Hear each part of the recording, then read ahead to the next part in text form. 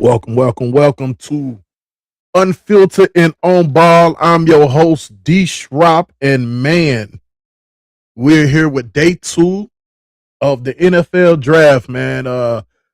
We starting a little early. We got a lot to talk about, man. We can recap, so we can go ahead and recap and talk about what took place yesterday, because yesterday had some twists and turns, man. So before we even get started, I want to make sure, hey, y'all make sure that y'all hit that subscribe button, hit that like notification icon, that bell icon, and make sure that y'all are here for every time that we go live or when we post the episode. We will be posting our first episode on Monday afternoon.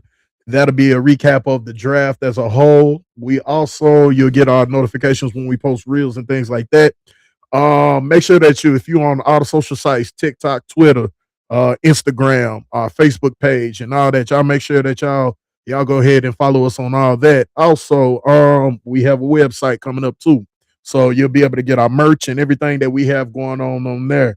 But yes. Uh, Yesterday was crazy. Last night was a wild night. As far as the draft goes, we got a lot to talk about and a lot to unfold, man. So let's go ahead and go back and look at first round, man. We started yesterday off normal as usual. We had Fernando Mendoza going first to the Raiders. I think everybody kind of knew that was going to happen. The interesting thing about this, and I think I brought this up to a couple of people, it's interesting that you take that first round. You think, hey, my first pick of the first round, this is going to be a guy that I expect to be a day one starter.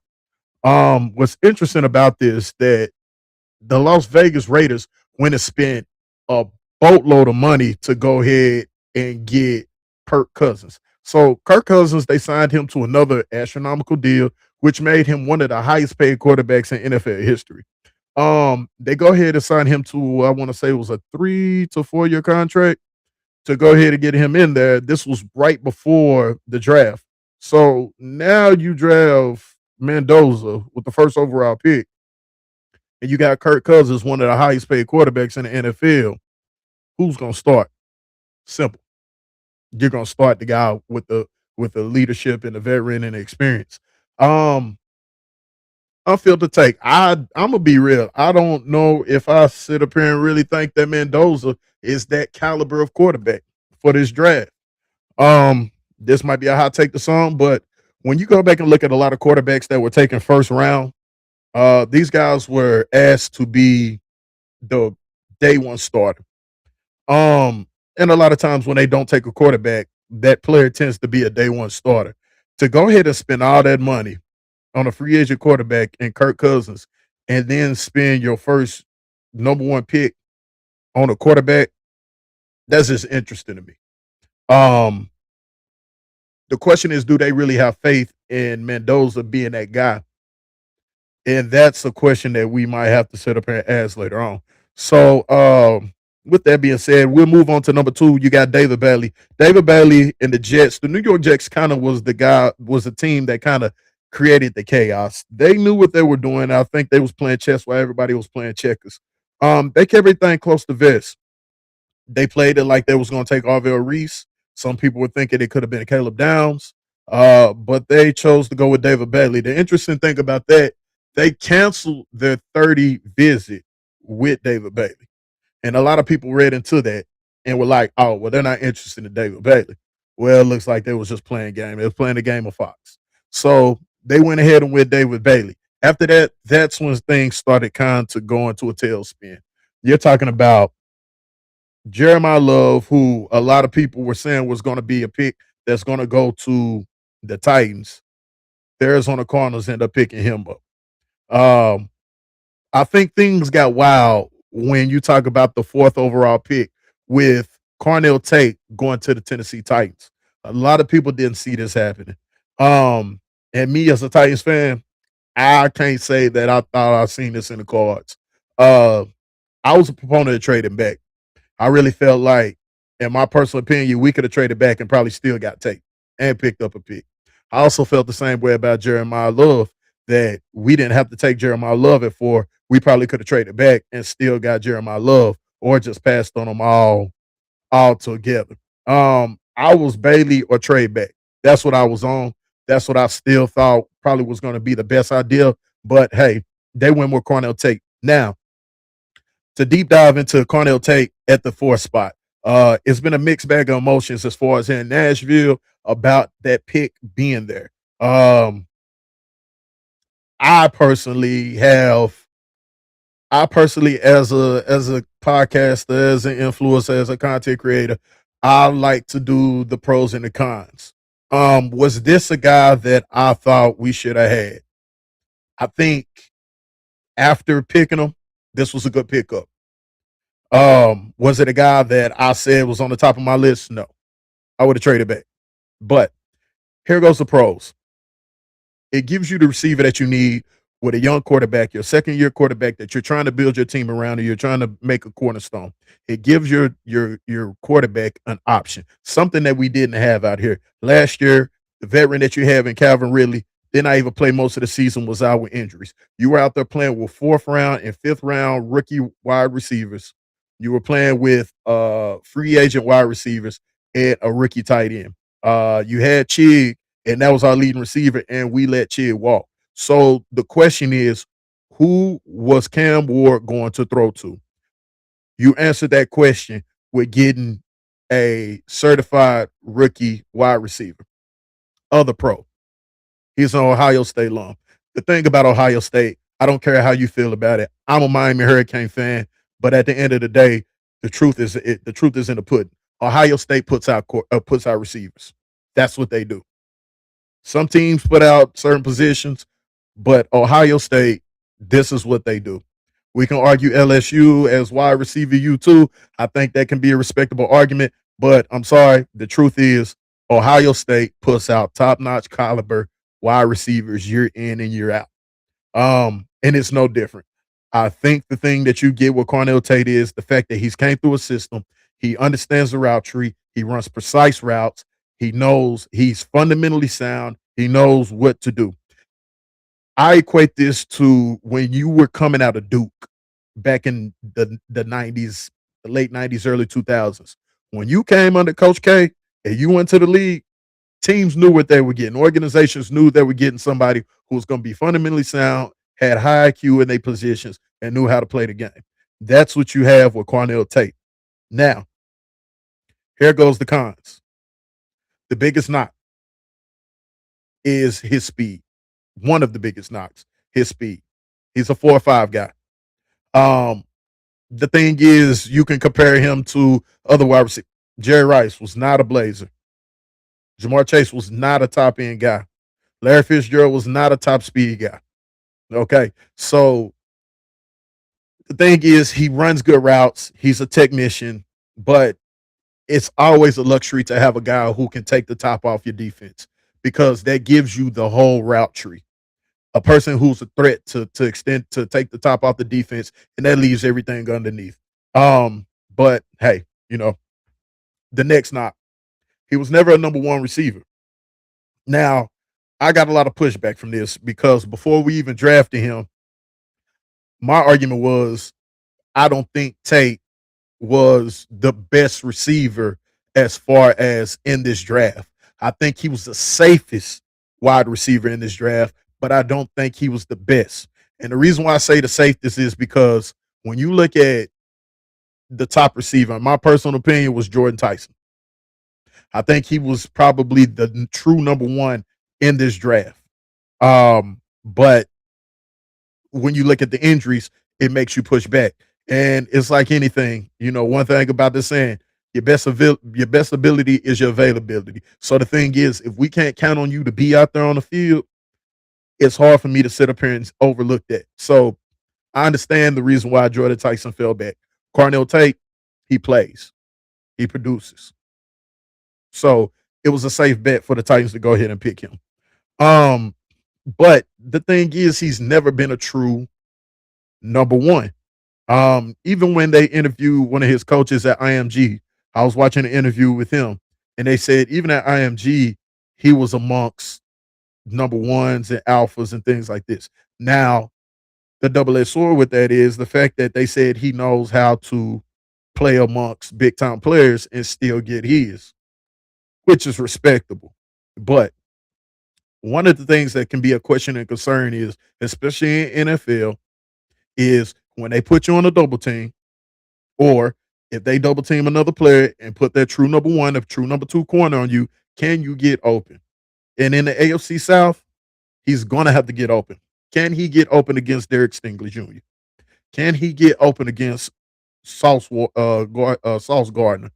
That's going to be the question that we have. The thing is, we got top notch corners in that AFC South. We got great defenses. So it's going to be interesting to see. I feel like he's in a situation where him working with Calvin Ridley, they said he has a major work ethic. I think Cornell Tate with Calvin Ridley is going to be great. I feel like they're going to get on the same page. He's working with a great quarterback in Cam Ward, who's a workaholic. So I think the future could be bright. You have Wan'Dale Robinson, who allows him to just be a true slot, and this allows some of these other receivers that rookie receivers that we had last year to kind of grow into their role, and they kind of, nurture each other. But moving along, enough about Tennessee. The next pick you had, number 5, you had Arvell Reese, who went to the Giants. I found this interesting just for the fact that a lot of people thought that Arvell Reese wasn't going to get this far. A lot of people thought mock Arvell Reese to go to the Jets, but obviously that did not happen. Arvell Reese going to the Giants is interesting just because the Giants have invested in their defensive ends for years. This is a position where they took Thibodeau, they took what's his name, Abdul Carter just last year. They have Brian Burns, and now they have Arvell Reese.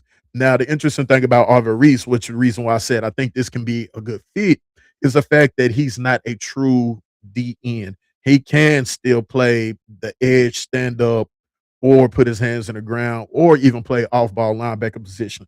So this gives that defense the ability to kind of be a hybrid. I feel like Thibodeau came along the latter part of the year. It's still questions about Abdul Carter. Hopefully he can get it together. Um, but they're going to have to make something happen, especially after losing the nose tackle. So that's going to be interesting to see how they operate that up there with Giants, especially with Harbaugh being his first year. The next pick, number 6, with the Kansas City Chiefs trading with the Cleveland Browns to move up. You had Mansour Delaney, the cornerback out of LSU. I thought this was a great pickup. I thought this was a need. The thing about the Kansas City Chiefs that I have to give them credit for, Kansas City never holds on to a corner for too long. When you look at Snead, when Snead had that great season, when they had that Super Bowl run, the following year they let him go, came out to Tennessee, he did not pan out. Injury prone, so on and so forth. Trent McDuffie had a great season. Had a great season last season, past 2 seasons actually. But when it was time for them to pay, they let him walk. So now they're bringing in Delane. And I think this is going to be another situation where it's just going to be plug and play. I think he's a day one starter. He played in high competition down there in the SEC. LSU is known for putting out good corners, so I don't think this is going to be anything different for him. It's not going to be too foreign. I mean, like any position with a rookie, you're going to have your bumps, your bruises, but I think this gives him the opportunity to get out there and get his feet wet. And I think this was a good pickup for the Kansas City Chiefs moving up to make sure that they got the best, not even arguably, but the best corner that was in the draft. Moving on to number 7, you had the Washington Commanders, who went and picked up Sonny Styles out of Ohio State. In my personal opinion, I feel like this was the best player in the draft. Um, the only reason why Sonny Styles was not a number 1 or number 2 pick is just due to the position that he was playing.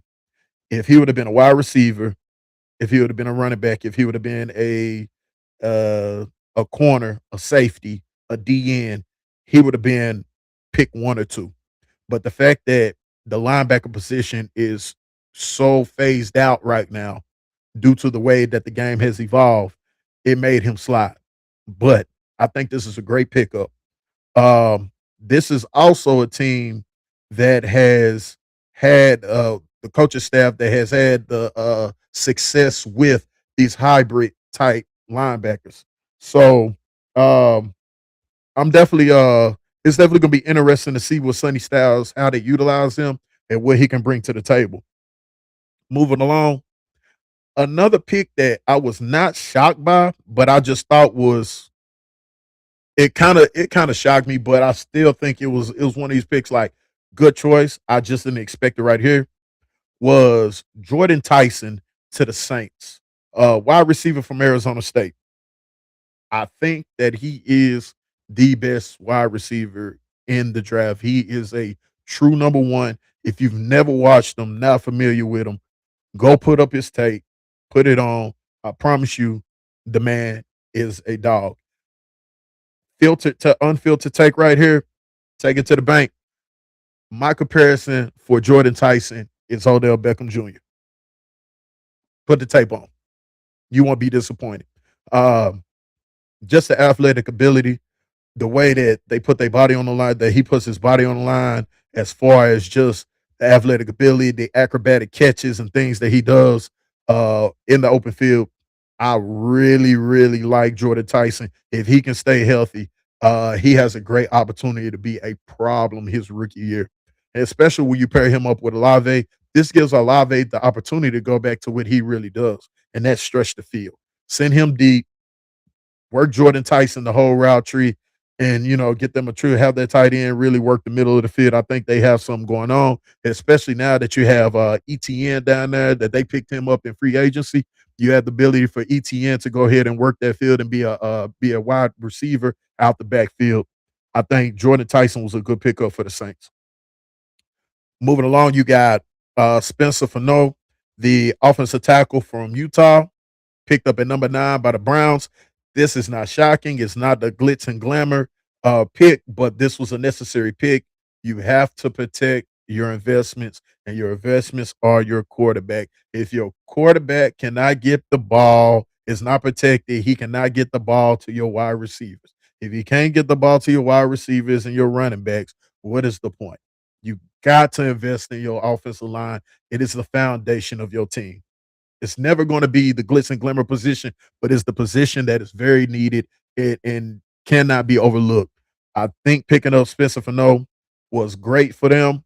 Whoever their quarterback is going to be, if they go with Deshaun Watson, or if they go with Shador, or if they draft another quarterback, whatever have you, you got to have your foundation taken care of. You got to protect the front and the backside. And I think this was a great pickup for them. This was also a draft where a lot of offensive linemen went off the board early. And mentioning that, at number 10, you have Francis Manoa, the offensive tackle, right offensive tackle out of Miami Hurricanes. Shout out to the U. End up going number 10 to the Giants. So the Giants had 2 top 10 picks. I think they did a good job.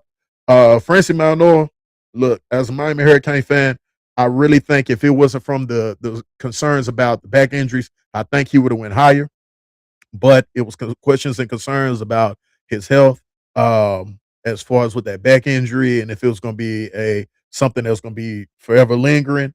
And I think they're saying that it's all about a threshold, pain threshold. So I think he slid just a little bit, but this is a great pickup. This is what the Giants need. Again, invest in your offensive line to protect the bag. Your bag is your cash cow quarterback. You went and invested in Jackson Dart. You're saying Jackson Dart is going to be your quarterback for the future. You went and got Scatterboo. Um, Listen, that's what you got to do. Moving along at number 11, you got the Dallas Cowboys, who went and got Caleb Downs, safety from Ohio State. I think this is a damn good pickup. And one of the things I said up here and told somebody earlier, I said it's just certain players that just seem like they pair very well with an organization. And this pick right here was one of those. He just seems like he fits Dallas. Um, and this gives them almost a veteran that's coming in as a rookie. He's coming in. This is a very polished guy. Came out of 2 prestigious colleges. He was at Alabama. When he transferred from Alabama, he went to Ohio State. So the thing is, the guy is very intelligent. And I'm sorry, you put the tape on. Look, you gonna see him. He pops off the tape. He was a dog when he was at Alabama. He was a dog at Ohio State. If you put that game on against Miami in the playoffs, he was probably the only player on that defense that showed up the whole day. And that's over Arvell Reese and Sonny Styles. I think Sonny Styles had a good game. Arvell Reese didn't, but Caleb Downs, it was not a question. He was forcing fumbles, forcing incomplete passes, breaking passes up. The dude is a dog. He's a day one starter for the Cowboys in their secondary. Moving along at number 12, you got Caden Proctor, the offensive tackle from Alabama. This was also a part of a trade where the Cowboys traded back, but or the Dolphins traded back, but Proctor, Alabama, uh, we know Alabama's known for putting out offensive linemen. I think this is a good pickup. This gives you somebody up front to go ahead and protect Malik Willis. You invested a lot of money in him. Uh, hey, let's see what he does. I think he's a guy that, as long as he can keep his weight under control, you got a damn good offensive lineman.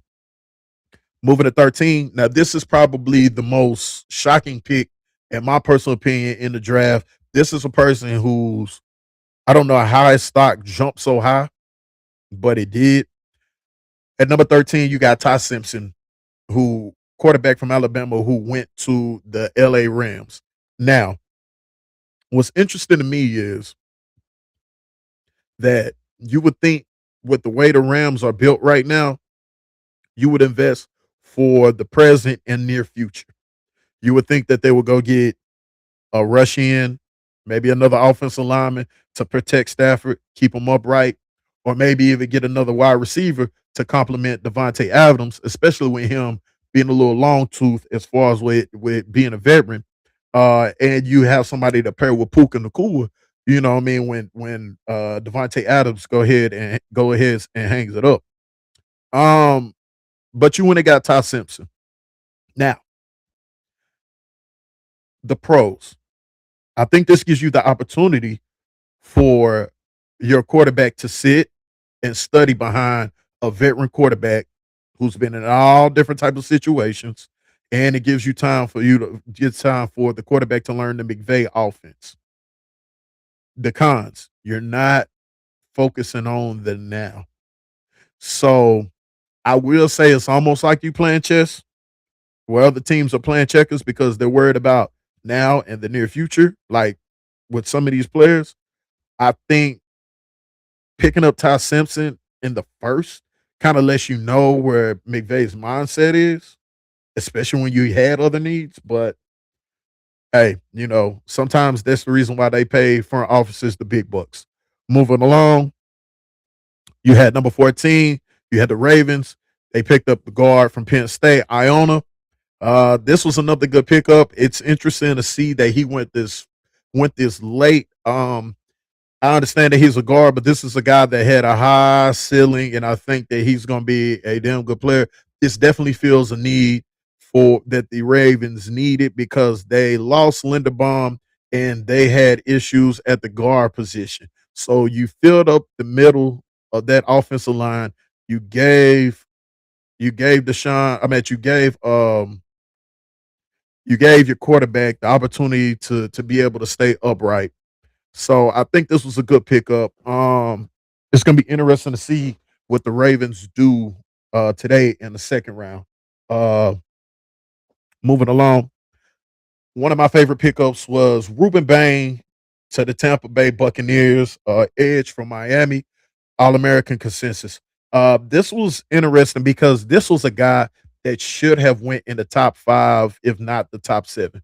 But due to the fact that some information leaked out that was already known was leaked out, it he took a draft hit and he took a tumble. But the thing about this is I feel like he's a perfect fit. It fueled him. I don't know if anybody watched it, but when he walked out from the back room where most people take that picture, put their hat on, pose in the mirror, he grabbed his hat and he walked straight to the field. I mean, walked straight to the stage, shook hands, and he's all business. And he pretty much said, "Look here, everybody who passed on me, y'all gonna regret it." And as a Miami Hurricane fan, when he says that, he means it. I think this is gonna be a day one starter for them. and they announced him as a linebacker. They run that 3-2-5 type offense down there in Tampa, or that it's like a 3-4. So he's going to be an edge rusher. I think this was a great pickup. Moving along, the Jets with that second pick in the first round, you had Kenyon Sadiq, the tight end from Oregon. Listen, you pretty much got a wide receiver and a tight end. That's literally what you got. The pros with this pick, I think this is a guy that has a high ceiling. I don't know who I really want to compare him to. Uh, he's probably going to be in a league of his own, but this was a great pickup. This gives him the opportunity to kind of get adjusted. He's probably going to have to work on his blocking just due to the fact that he wasn't asked to block a whole lot at Oregon. Uh, but the con is this: who's going to throw on the ball? Now you say Geno, and I don't think that's bad. I think Geno, he knows how to find the tight end because he had Brock Bowers out there at Las Vegas. But you don't want to spend too much time wasting this man's talent. You want your young players to get confident and be able to blossom. So they need to hurry up and get that quarterback situation in New York addressed expeditiously. Hopefully next year. We'll see. They're probably gonna do the tank thing and try to go get Arch Manning, but whatever. 17. You had the Detroit Lions. They picked up Blake Miller, offensive tackle from Clemson. I thought this was a damn good pickup. This is a guy that kind of flew under the radar just due to the fact that Clemson had a terrible season. Um, but I don't think it was a situation where he was so much the problem. I think the whole team as a whole was an issue, but he definitely was a player that stood out and was still, performing at a high level. And it's understandable why he was taken in the first round. At number 18, you had Caleb Banks, defensive tackle from Florida, going to the Vikings. I think the Vikings are addressing one of the needs that they have, and that's a need to plug that middle on their defense. Even though the Minnesota Vikings offense was lackluster last year, their defense was scary. I think if they go ahead, which they picked up Kyler Murray in the offseason and free agency, if they could go ahead and address that quarterback situation, hopefully Kyler Murray can be that address. Um, the Vikings have a chance to be a real threat in a competitive division. Moving along, you got Monroe Freeling, the offensive tackle from Georgia, picked up at 19 to the Panthers. The Panthers are a team I think are about to make a explosion onto the football scene. This is a young team that are picking up the necessary pieces that they have. They went in free agency, made some nice pickups. They went and got Jalen Phillips from the Eagles to go ahead and take care of that edge position. You went and got addressed the offensive line to go ahead and protect Bryce Young. You have an incredible young wide receiver core out there. I think this might be the year that you actually see Carolina make a real push. They went to the playoffs and they had a nice run and they were scaring some teams. But I think right now, next year, this is going to be the team to watch.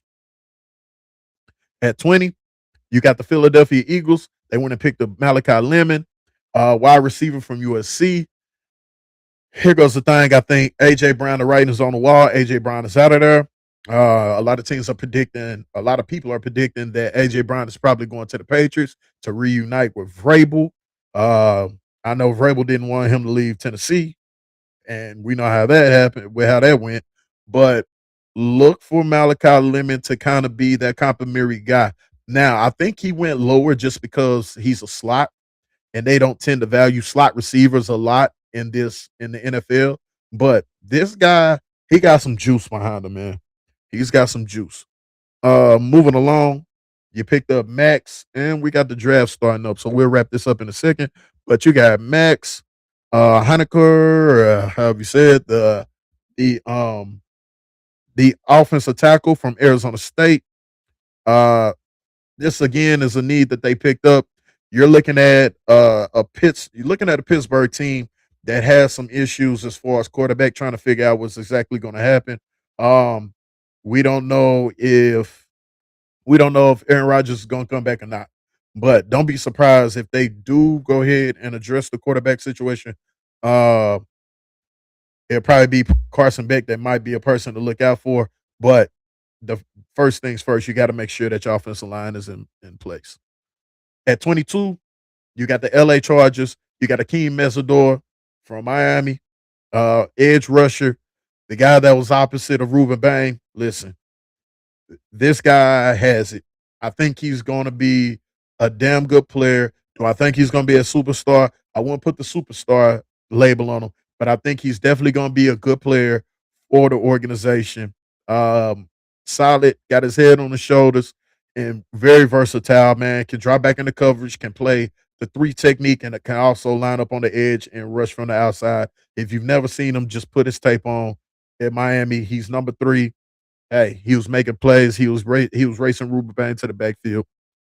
At 23, you got Malachi Lawrence to the Cowboys. Now, this was interesting because they needed a edge. A lot of people thought that the Cowboys were going to trade up and try to go get an edge. I know they were really infatuated with Bailey, but it looks like they held their ground.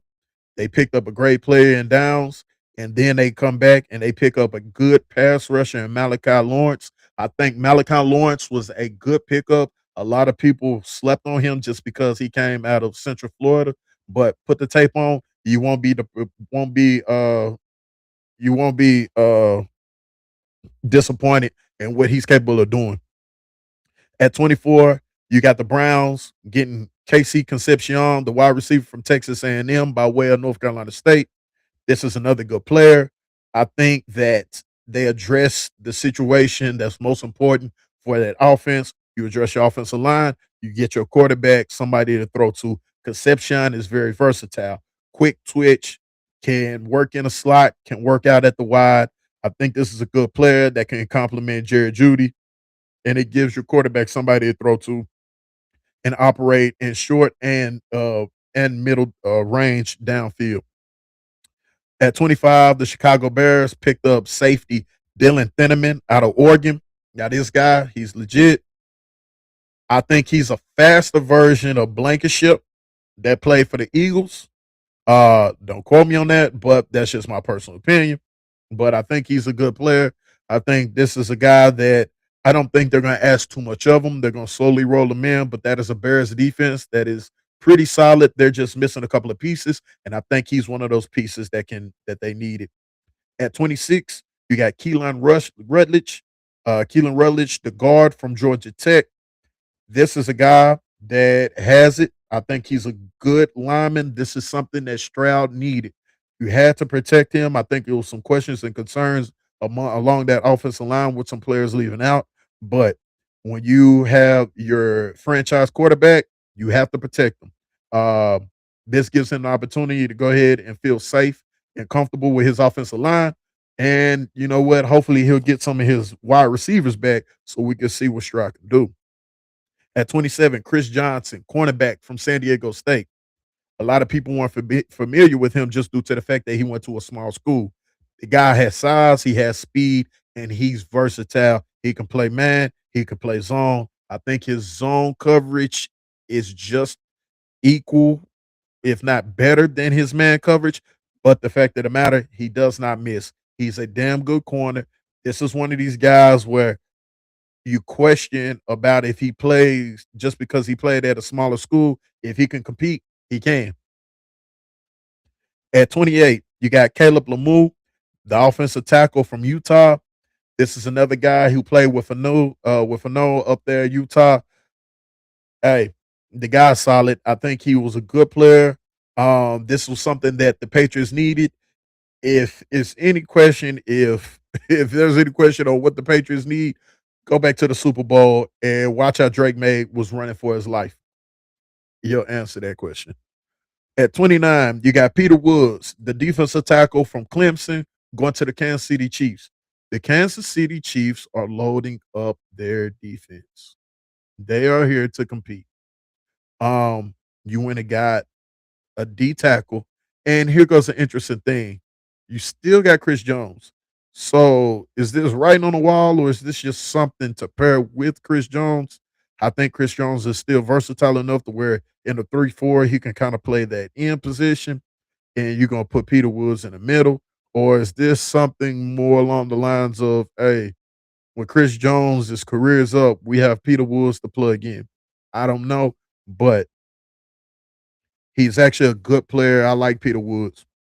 At 30, you had Omar Cooper Jr., wide receiver from Indiana, going 30 to the Jets. Again, the Jets are putting weapons out there for their quarterback, be it if it's going to be Geno Smith this year or if it's they're building for their quarterback of the future. Um, the Jets had a nice first round yesterday. They had a very nice first round yesterday. David Bailey, you went and got Sadiq, and you wrapped it up with Omar Cooper, who's a pretty versatile, solid receiver. So I like that pick.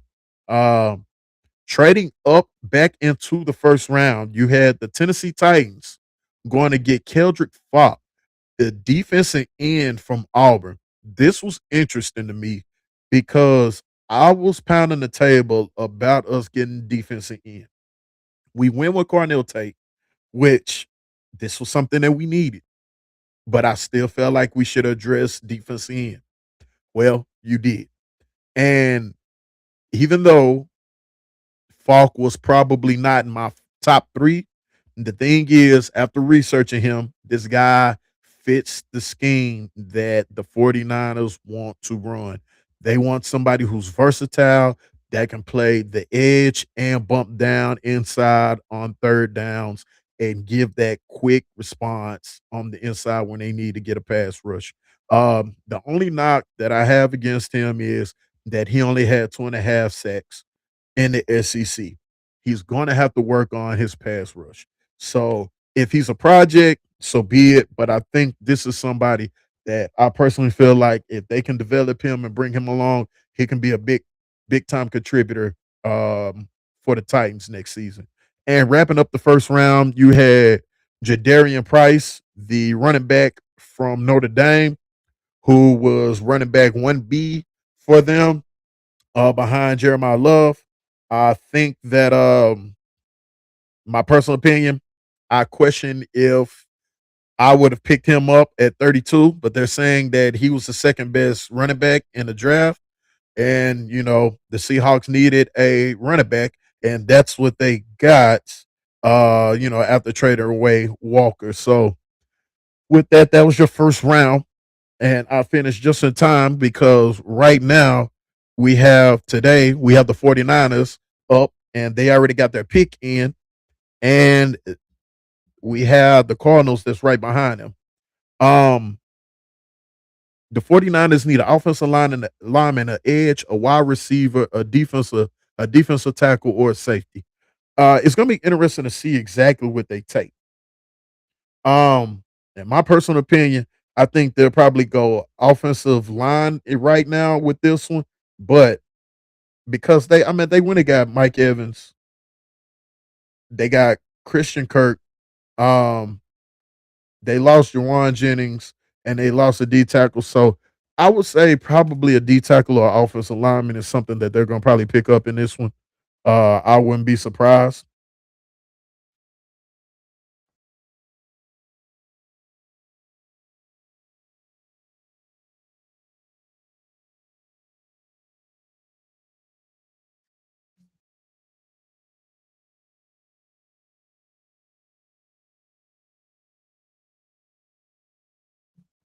Sorry about that.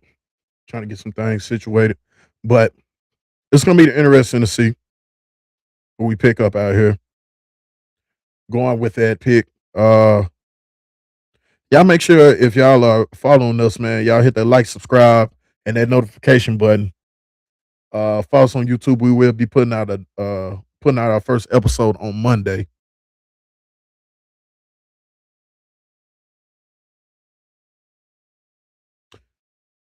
So with the first pick in the second round, you have Stribling's wide receiver from Mississippi from Ole Miss. The 49ers went with another wide receiver. And that is interesting to me because Do I think this is so much a need or best available? I think Striblings is a solid wide receiver, but I don't know if I probably would have picked him up with that second pick. I mean, with the first pick and in the second round. That's interesting to me.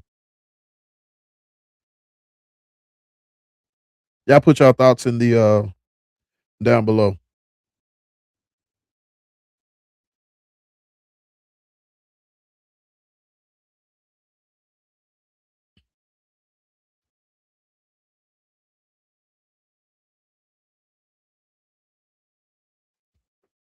Now, the thing about Striblings, I think he was solid wide receiver, 6'2", 207 pounds.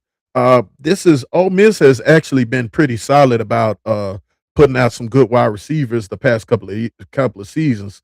This is a guy, he performed, he played well. He was amongst a good wide receiving core out there. And the guy, I mean, he runs the whole route tree. So I don't think this is bad. I think this is a guy that they could go ahead and work his way into being the guy that takes over for Mike Evans when Mike Evans goes ahead and hangs it up. Because I mean, let's be real. I don't know if Mike Evans has more than probably about 2 or 3 seasons left in him. Um, but this is a guy that you can go ahead and work into a role. Hold on, getting some things situated. I got a special guest that's gonna be jumping on with us.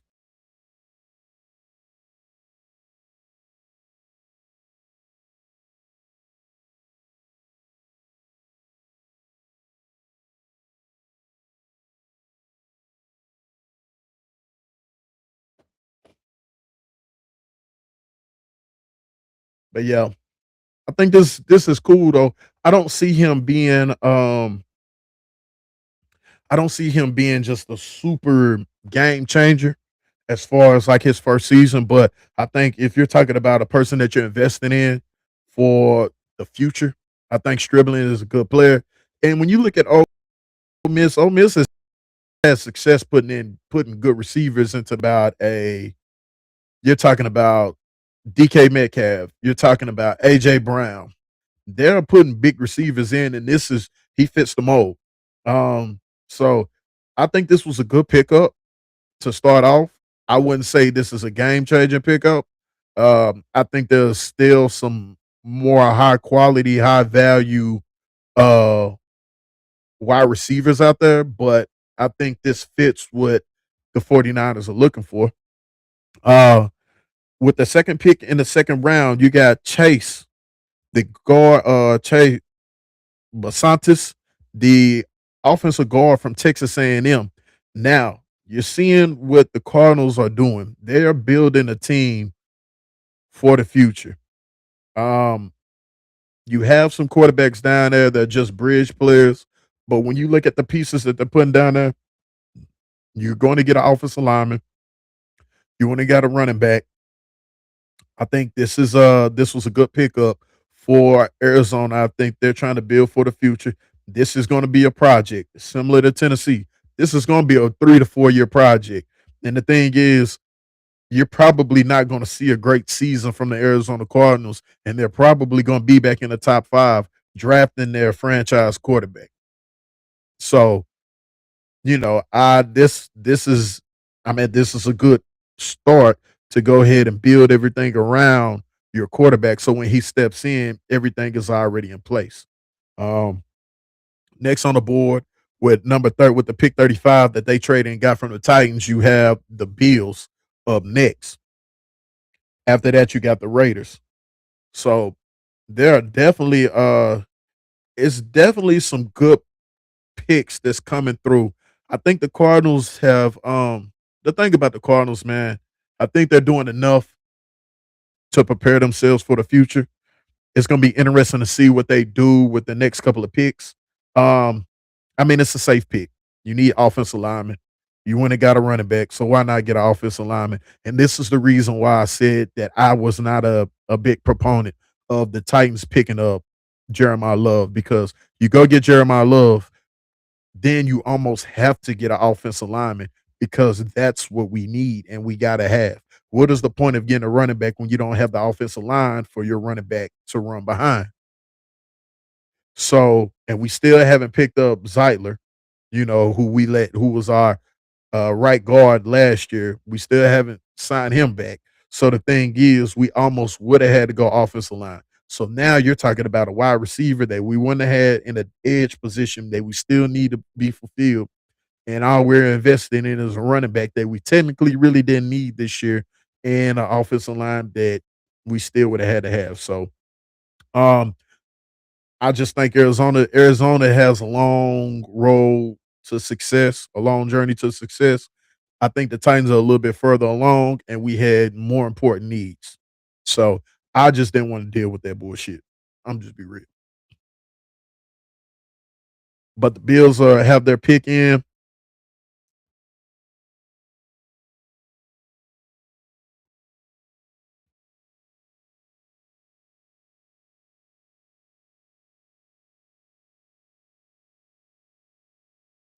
I'm interested to see who the Bills. So the Bills took edge from Clemson, TJ Parker.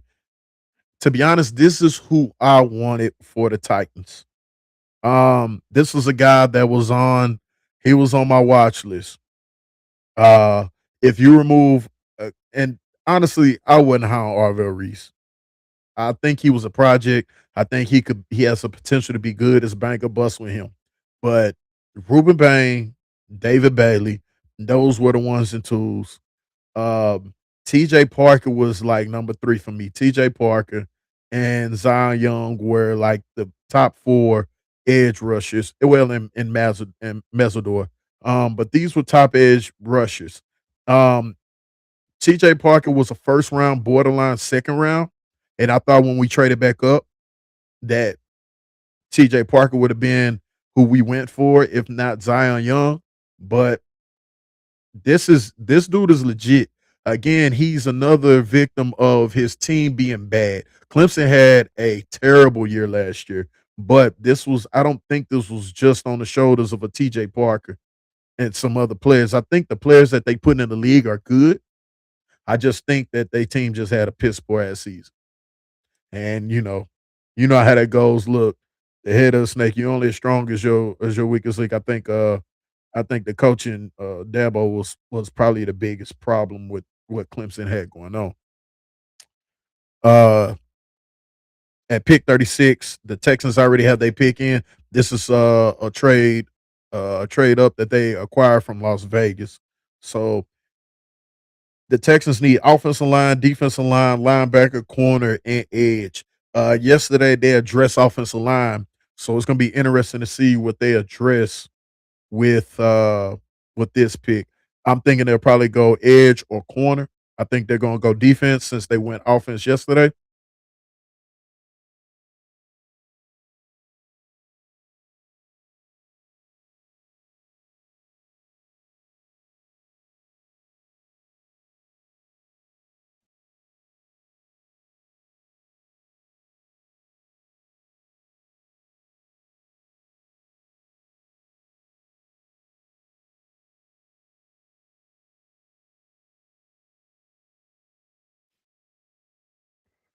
Got 6 minutes left.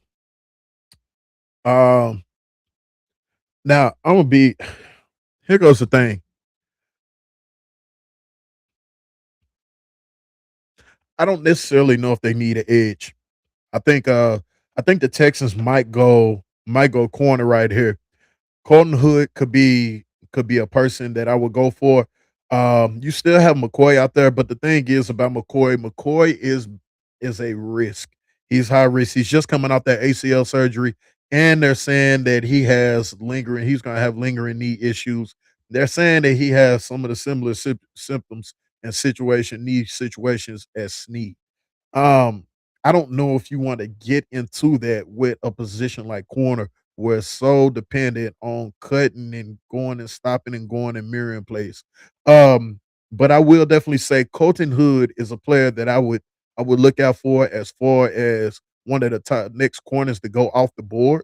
Uh, a damn good corner came out of Tennessee play opposite of McCoy. He actually was a predecessor of took over for McCoy when McCoy went out for his knee injury. So be on the lookout for that. I think that might be a player to look out for. You also have the Giants coming in. They got the 37 pick. They're right behind behind the Texans. I could see the Giants going for a wide receiver this go around. Uh, Today I see a lot of edge, wide receiver, and corner going off this board today. Yesterday was crazy because that was probably a record for the most offensive linemen going off the board in the first round in the draft.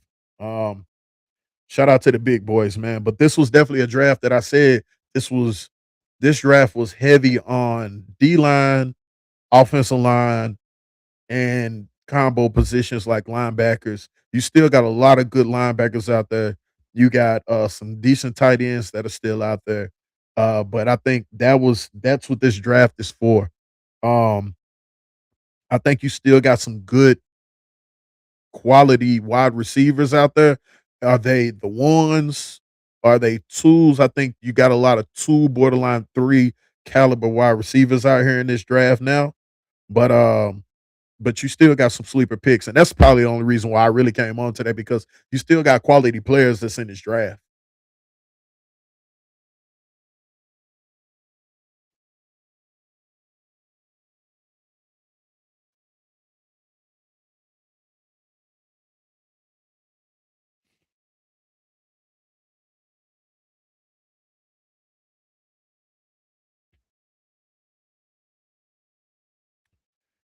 So at 37, the 36 pick, the Houston Texans take Caden McDonald, the defensive tackle of Ohio State. You know what? This isn't a bad pickup. That's something that they needed to complement Will Anderson and complement Daniels uh out there on the end. I think this is an anchor that they needed.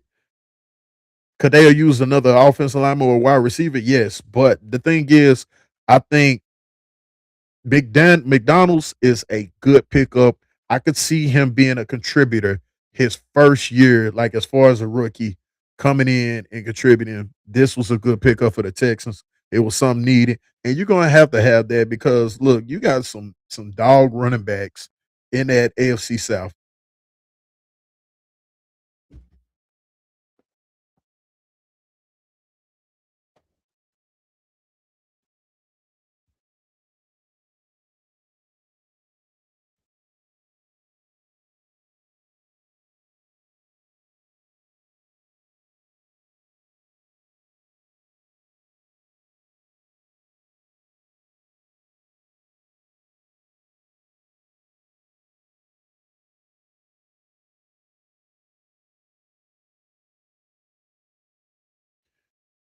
Katie McDowell was a first team All AP All American too. Um, Now I ain't gonna lie, man. The thing about him, he's a little bit on the shorter side, more of the bowling ball style instead of your the newer style, long, lanky defensive tackles that they're going towards. But the thing about him, man, he's good at stopping a run. He knows how to plug holes. I think it was a good pickup. Uh, it's gonna be interesting to see if he's gonna be impact his first season with the Texans.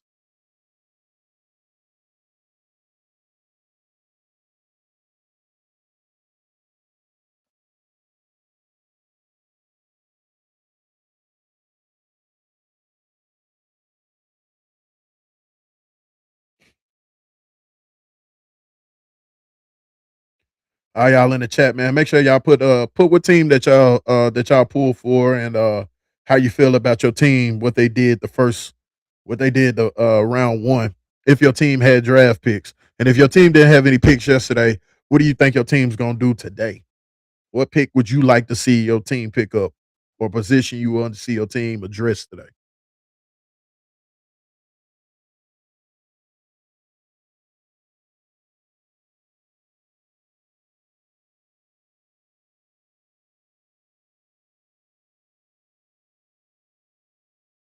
Giants have their pick in. After that, you got the Raiders at the 38.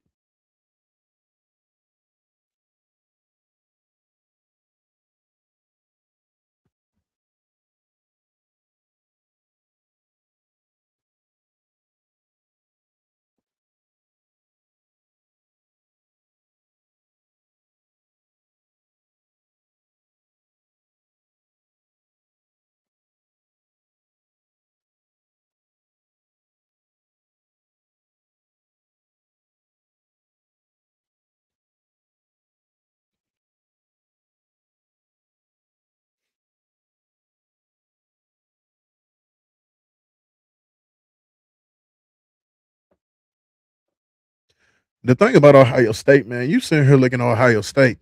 These boys have put out how many is that? You had Cornell Tate, you had Sonny Styles, you had Arvell Reese, you had Caleb McDowns. Now you got Caden McDonald. They've put 5 players within the top 40. Dude, these boys is say what you say, man, but Ohio State putting them boys out there in the pick in the draft.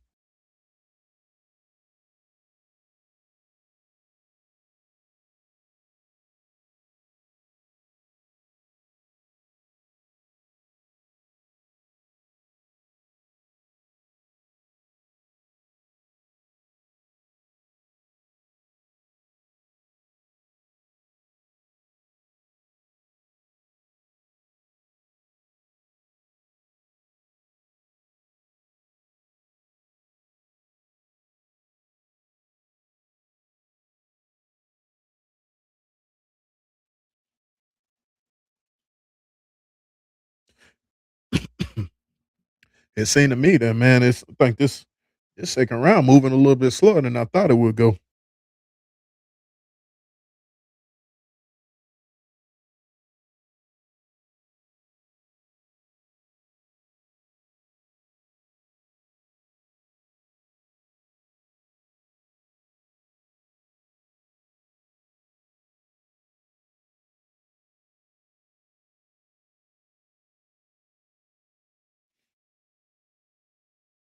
All right. So the New York Jets, I'm at the New York Giants with their 37th overall pick when it got Colton Hood, cornerback from Tennessee. Um, Though this was, I really thought he probably would have went earlier, even though we just getting this second round started. I thought he would actually went a little bit early. I thought he would have probably went to the Texans, but this is a good pickup, man. This is a corner that I feel like with them losing Flock to free agency, uh, that this was a good pickup and a good selection for the Giants to pick up. Carlton Hood came along strong, redshirt sophomore from the University of Tennessee. He did his thing. Um, it's crazy to see now, though, the way that McCoy injury is making him drop because, man, this dude, you talking about McCoy really probably would have been a top 5. But now to see him drop like this, it's interesting. You got the Raiders who back on the board already have their pick in.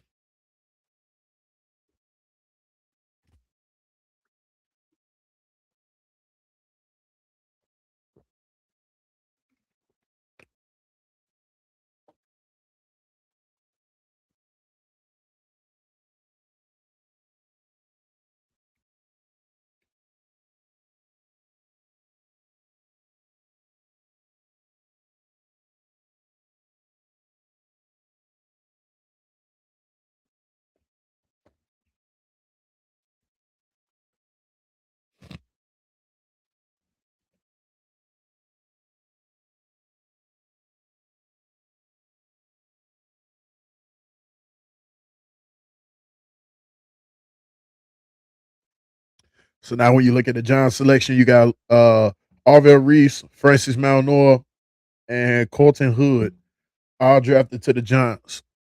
I think these are all good pickups. You address the offensive tackle need. You got your rush in, and you got your solid corner. I think the Giants actually are doing pretty good with their picks so far. Raiders have that pick in.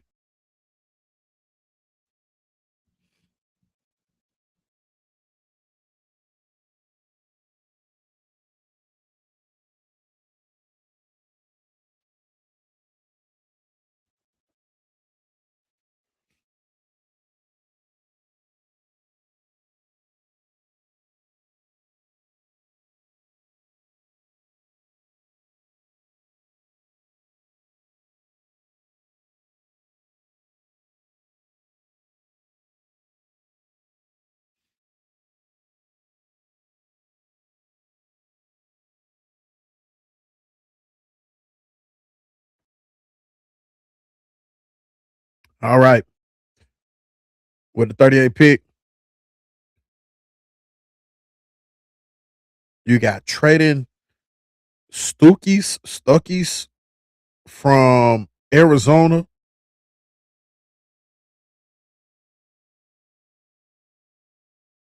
This safety.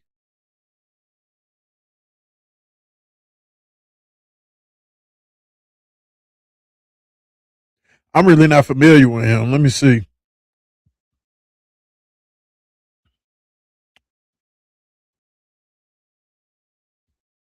Six-year senior and team captain went from walk-on to unprecedented leader on the defense. Combines affection and passion, hours of preparation allowing to play, communicates well in zone, and works quickly in route to route recognition. So I'm really not familiar too much about Arizona. I did not see a lot, but it looks like looking at his highlights, man, this guy's actually almost a dog. He looks like he plays the nickel safety position. Looking at some of these highlights, they blitz him a lot. He lines up in a slot. So this is more of a slot corner that you have right here. 52 tackles, 4 INTs, 6 pass breakups. I mean, it looks like you're building your defense. This was something that they need to address. So I think this is a good day two pickup. Now I'll tell you another person, if their slots are starting to go off the board, uh, be on the lookout for Keontae Scott, the the nickel cornerback that came out of the University of Miami. The Browns have their pick in.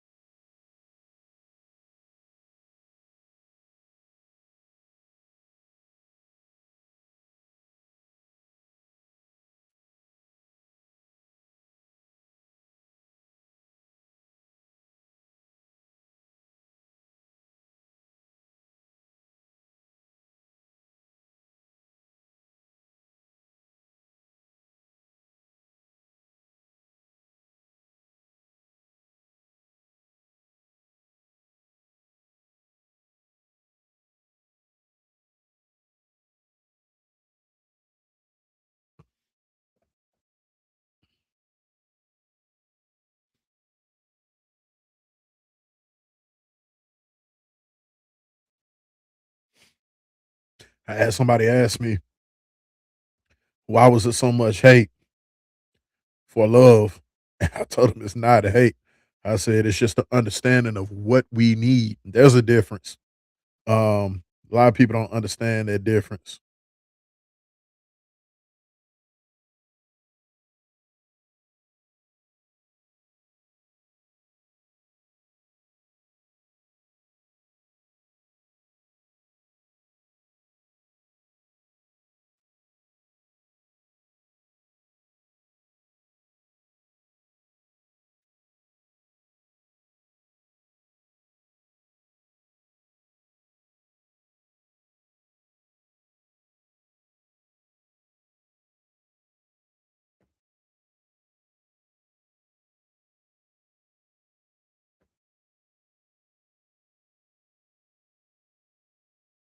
So the Browns are needing a quarterback, offensive line, wide receiver, cornerback, and edge. I can see them taking an edge right here to give somebody a compliment. Miles Garrett yesterday he took a wide receiver. I don't know if it's really a corner, especially with Colton Hood going off the board so early. If there's a corner, I really would take. Um, I don't know if they double back down with a wide receiver, but if they do go with a wide receiver, I could see Boston, the wide receiver out of Washington, being an option that could give you a big body, a big target for your quarterback. But I can see the Browns going edge right here. Still some great edges out there.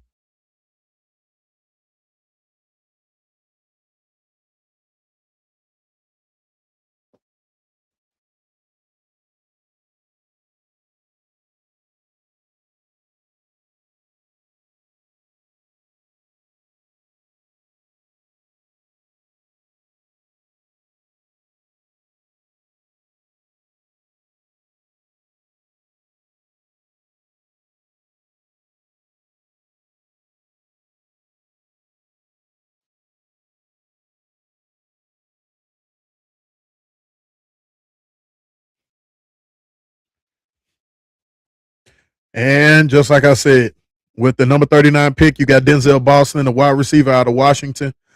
This is a big body.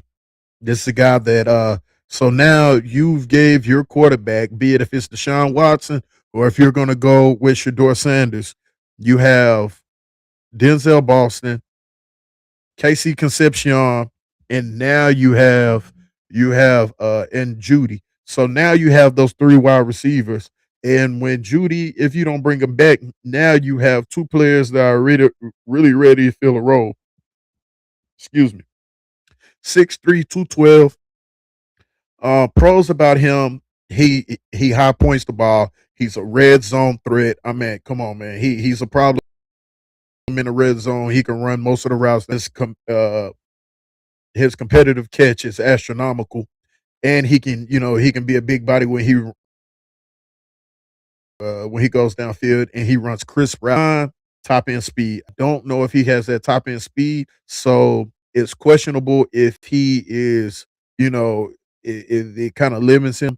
That's probably a reason why he did drop a little bit and why he went second round. He was a first round, borderline second round, but as you see, he went early. Um, but looking at it, you got Denzel Boston again. That gives you some complimentary receivers for your offense. For your quarterback. Um, you got the Chiefs who are up next. They're on the board. They have they pick in. They went corner. I could see them going wide receiver and addressing that need. I know they said that they tried to move up yesterday and pick up Cornell Tate, but the Tennessee Titans obviously wrecked that. So I can see them addressing the wide receiver situation.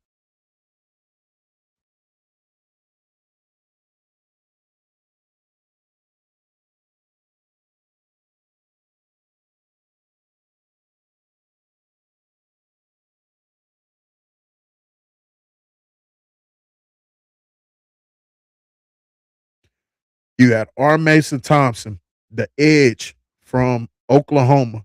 This is a good pickup. Now you slip and fulfilled your whole defensive front. The Chiefs have addressed the defense front. R. Mason Thomas rush in. This guy, he's going to be an edge rusher. He's undersized, but the thing about R. Mason Thompson, he gets to the quarterback.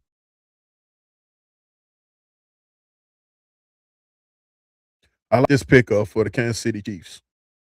They're addressing their defensive needs for sure.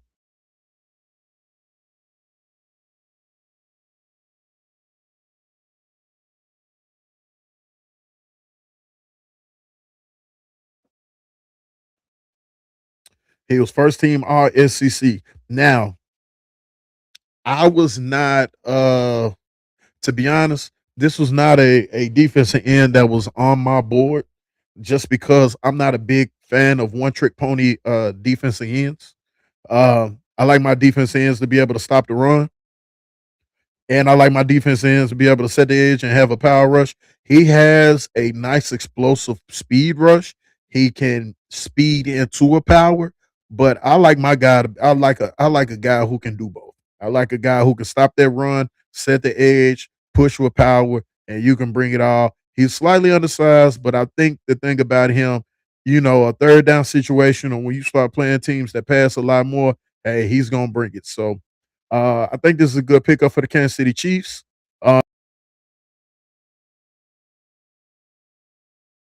It's gonna be interesting to see if he's gonna be utilized.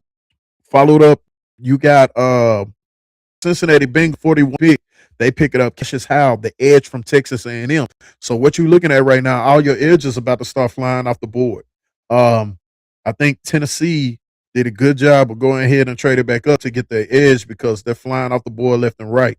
Um, be on the lookout for the Saints to go ahead and go edge too, because at the 42nd pick, they already have their pick in. It looks like all the edges are getting ready to go off the board.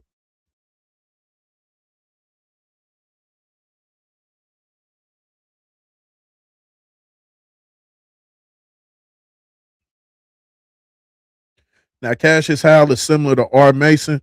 These are both guys that came out the SEC. They're power. I mean, they're more of a speed rusher, slightly undersized. But the thing about it, they have high motors. They're good at what they do. I think Cassius Howell is going to be a damn good compliment. You got to fill the void with Hendrickson, and he's not a Hendrickson. Let's go ahead and get that out the way. But that pass rush, and you're pairing two Texas A&M Aggies back up with each other with Shamar Stewart and also you got two play with each other on that defense down there at Texas A&M, and you're bringing them back together with each other in Cincinnati.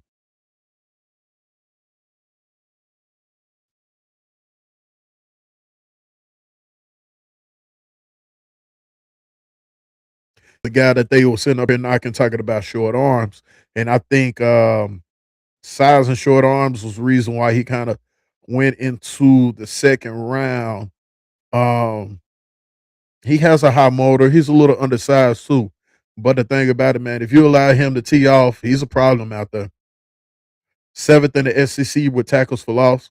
And contrary to R. Mason Thompson, Cassius Howell can stop the run a little bit better. Uh, at the 47 pick, I'm at 42nd pick. The Saints take Christian Miller, defensive tackle from good pickup. The defensive line front. Um, I think they might have went edge, but the thing is, you still got Cam Jordan, who they're kind of in the air with. They're not really sure if he's coming back or not. So the thing is, one of the needs that you need is a defensive tackle, and they're addressing that. This is a big body guy. He fills the middle, red shirt junior. Solid, good look for the Saints.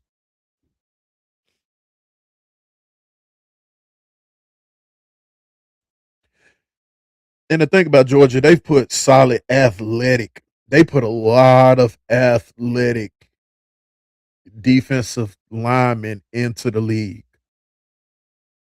Most of their defensive tackles and their DNs, they can play they can play in a 3-4 or can play in a 4-3. And this guy's no different. 6'3" and a half, 321 pounds. He fills the middle and he's athletic enough to get after it.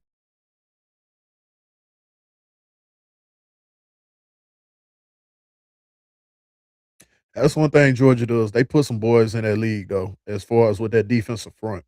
All you gotta do is just look at Georgia's defensive line.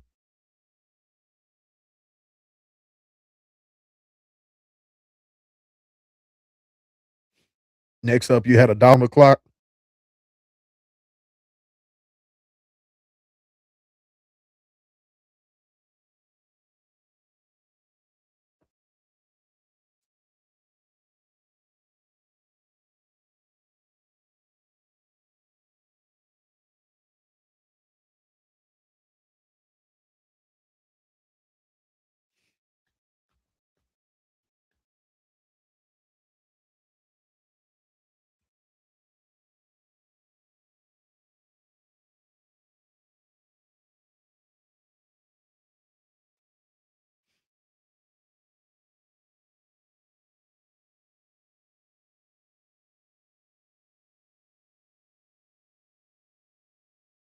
And the Dolphins had a pick in.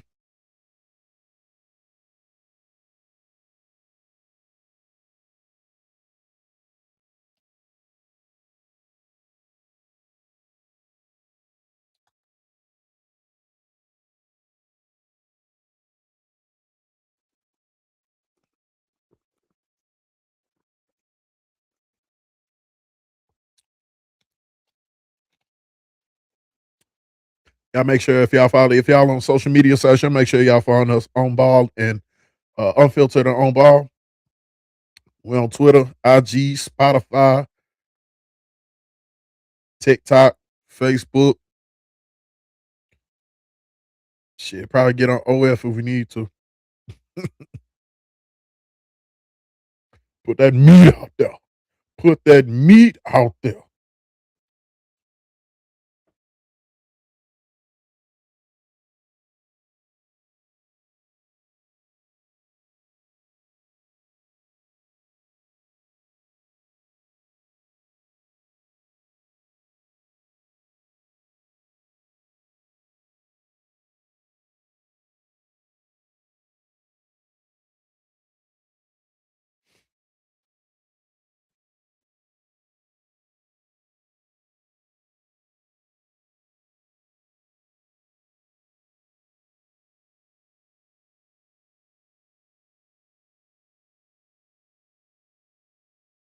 What's going on, Daniel?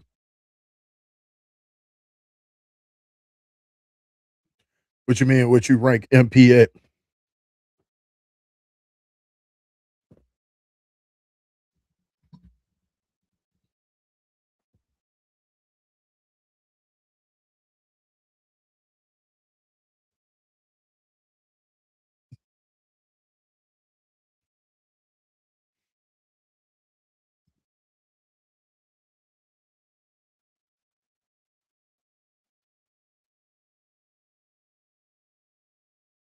I tell you what, man. In my personal opinion, I feel like this draft is moving a little bit slower than yesterday's draft.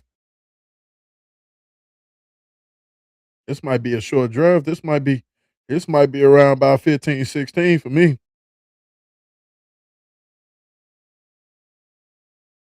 Especially with the Titans.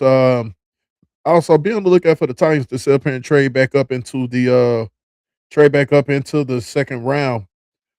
They traded out when they went and picked up that 31st. I meant to go to that 31st to go in the first round, but they might have a trading piece with Will Levis. So be on the lookout. Um, you know what? I think something just came across too.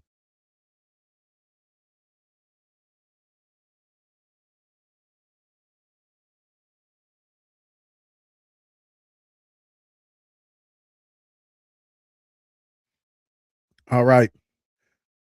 The Dolphins are in with the 43 pick. They picked up Jacob Rodriguez, aka Alize Rodriguez, the linebacker from Texas Tech, the used to be former quarterback. Um, former quarterback that turned linebacker. This is a good pickup for the Dolphins. I like this.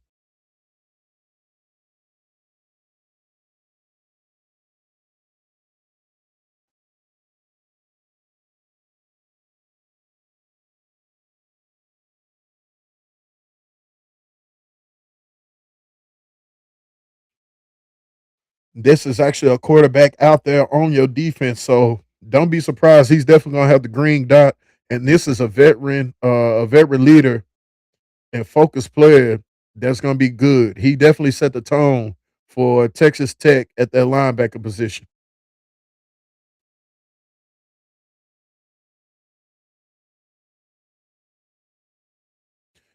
Next up at the 44, you got the Lions who are up next.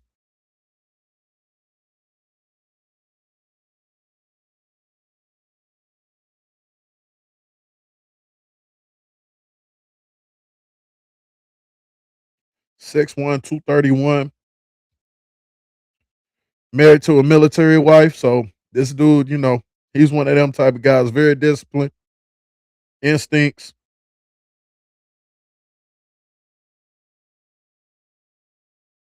Definitely a quarterback of the defense. You turn his highlight tape on, man.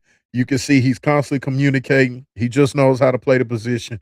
He's out there, man. The thing is, if you play quarterback and you move to the defense side of the ball, you know how to mirror and read things. The guy has the size. He's always going after the ball. High IQ. I think this is a good pickup for the Miami Dolphins. You can see that they're building their team a different type of way.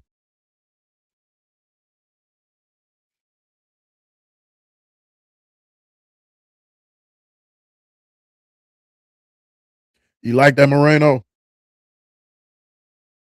I think this is a good pickup for y'all, man. Yeah, y'all got this gives you a leader that you need. With the 44th pick, um, you got the Detroit Lions. They took Derek Moore, edge from Michigan.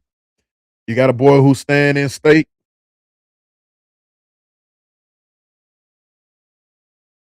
Now they starting to roll off the board.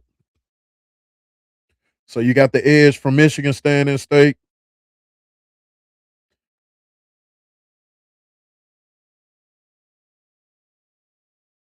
Now I think this is a good pickup. You got your hometown hero. The thing about this edge right here with Derek Moore,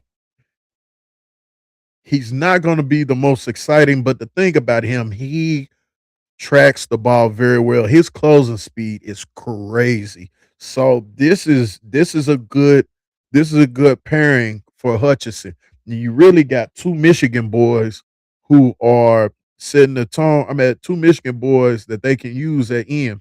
6'3", 255. The man's closing speed is crazy.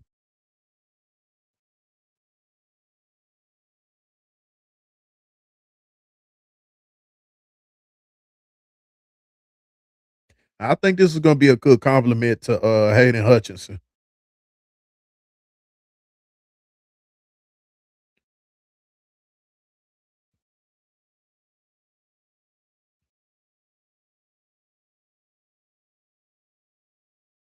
Yeah, Bartol, I like y'all pickup, man. Y'all been drafting pretty good. I think y'all with Chris Johnson Jr. I mean with Chris Johnson and then picking up Rodriguez, that defense is gonna be solid and that gives y'all offense something to lean on. One thing you don't want Malik doing is having to pass a lot. But y'all give it, y'all got the opportunity to sit up here and work and build on that offense a little bit more. I like both of those pickups for y'all yesterday.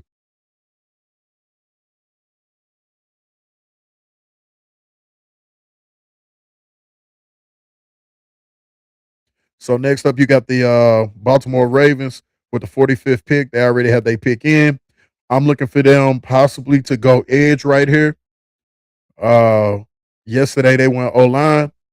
Let's see what they do with the second round pick.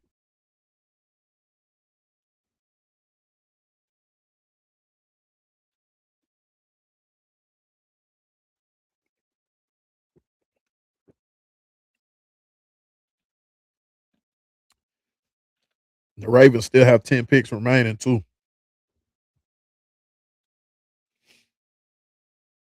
Now they got Trey Hendrickson, but are they going to bring somebody in to pair with Trey Hendrickson to go on that other side? Also, they could go D tackle. There's still some good D tackles out there. They only had two D tackles that went off.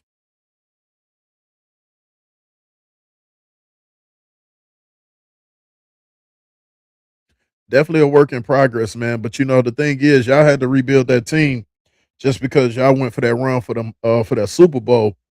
So y'all had to tear that team down. But I think y'all got opportunities to sit up here and make some splash plays. I mean, still pick up some good players.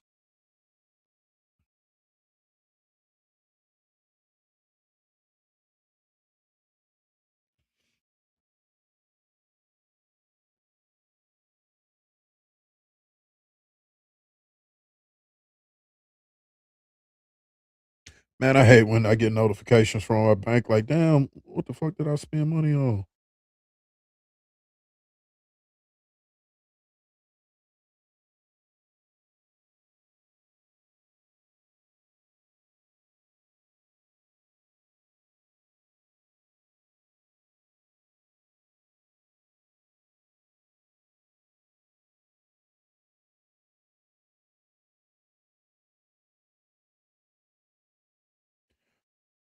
Atlanta's finally about ready to make a pick along with the Colts. Them boys been MIA.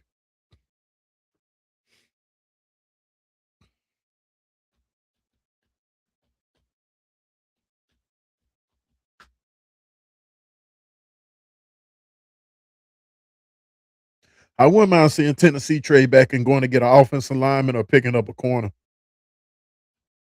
I wouldn't mind seeing Keontae Scott go to Tennessee.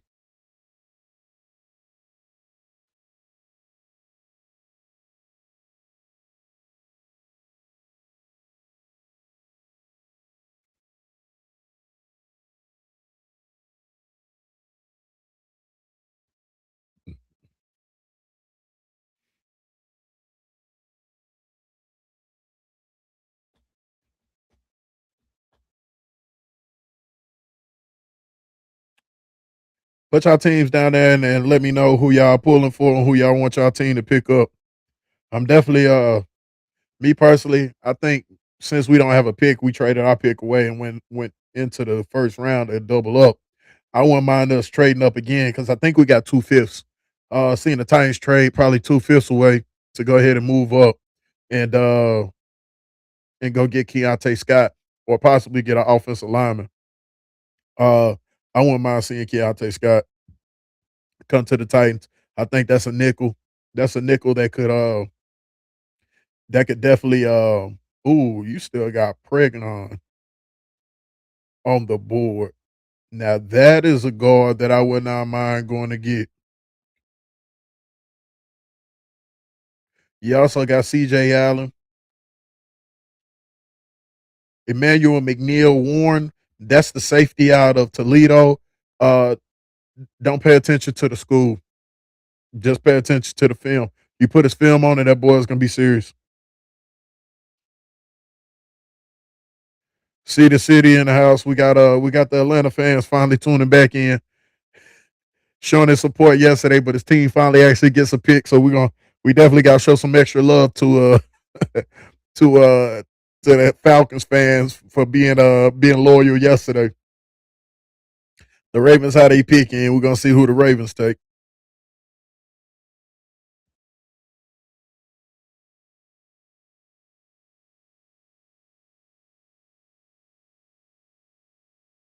I just feel like this draft moving a whole lot slower. Maybe it's just because I'm doing this solo, but it seems like it's a lot more commercials today.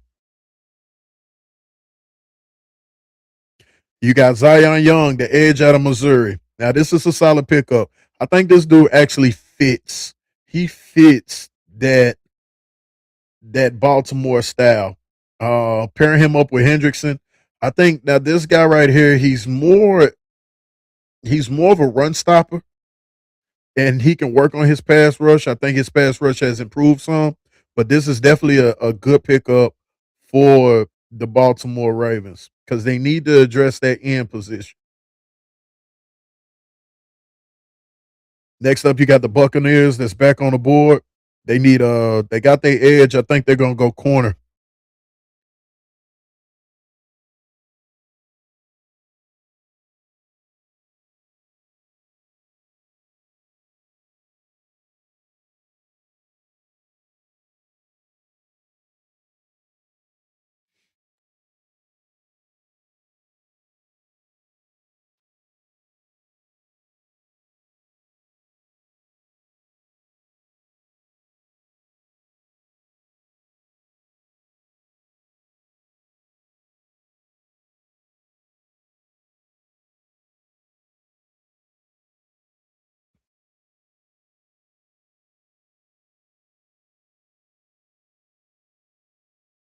Yeah, going solo. I was supposed to have a special guest, but I don't know where he's at right now at the moment.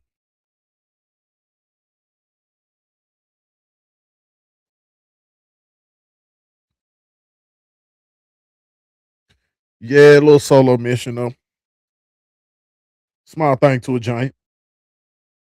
But yes, I definitely like Zion Young. He was actually to be on my board as far as a second day pickup. When they were having the whole Jeremiah, everybody was obsessed with this whole Jeremiah Love thing. This was a guy that I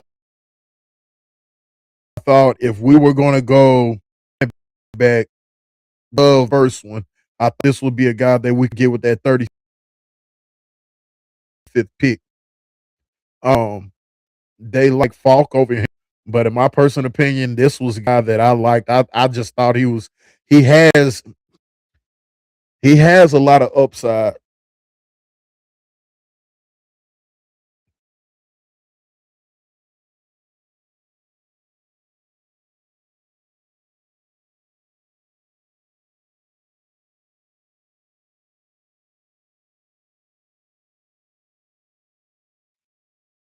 All right, the Buccaneers got their 46 picks. They went ahead and got Josiah Trotter, a linebacker out of Missouri. So you had two Missouri boys go back to back. Now Trotter, if you remember, if the name sounds familiar, this is Jeremiah Trotter's son. So this is a guy who comes from lineage. You talking about a good player. Um, the Missouri defense. The thing about that Missouri defense has some hellified players. And that was the reason why people are so high on him. But this guy right here, I like him. I didn't think he was gonna go this high, especially in front of CJ Allen. But this guy, he has good cover skills.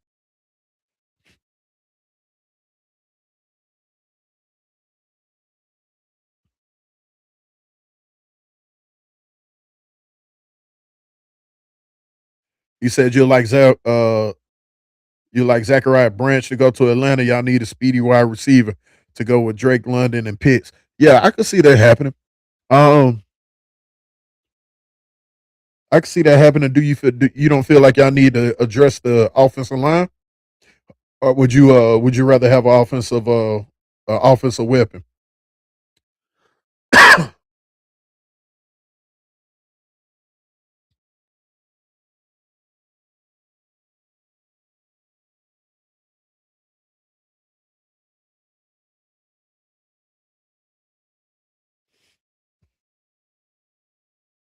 You got the Steelers up. They're up with their pick. You got the Falcons on deck. Steelers how they pick in.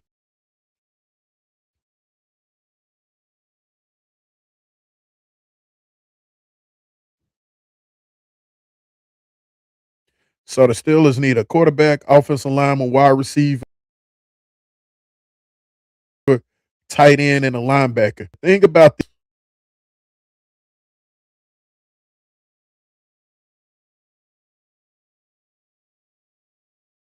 I wouldn't be surprised if the quarterback here.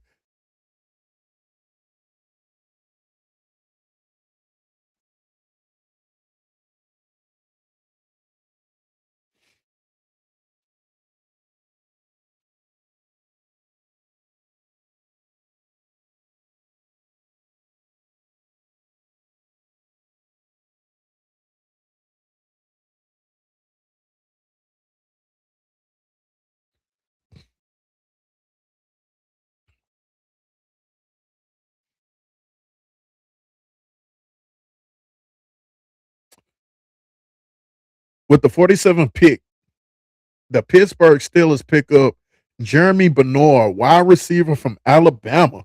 That's interesting. So they went with a skill player. So it's interesting to see. Um,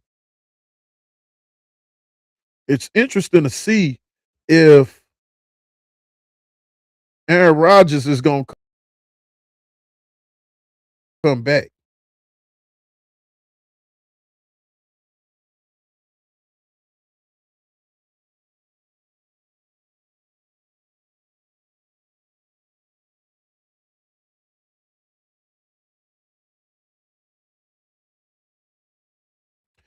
6'1", 206. So what y'all feeling about yeah, I didn't see this coming. But the thing about it, they're putting weapons. They went and picked up Pittman. From they went and picked up Pittman from the Colts.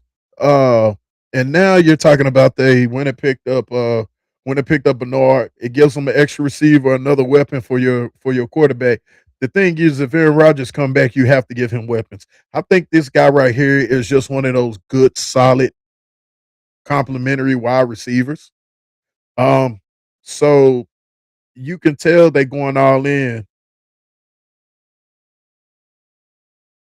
You can tell they're going all in on offense. You when they got an offensive tackle, you double back up and went offense with a wide receiver. So you're definitely putting the pieces around your quarterback.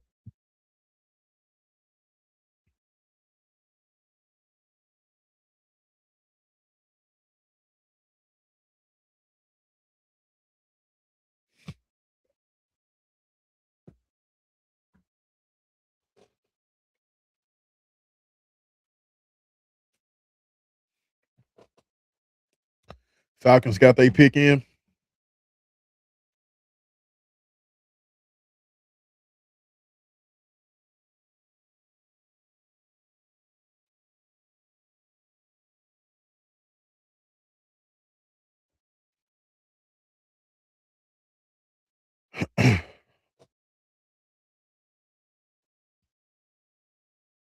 We got a Falcons fan in here. So Cedar City, you said you want to see Zachariah Branch,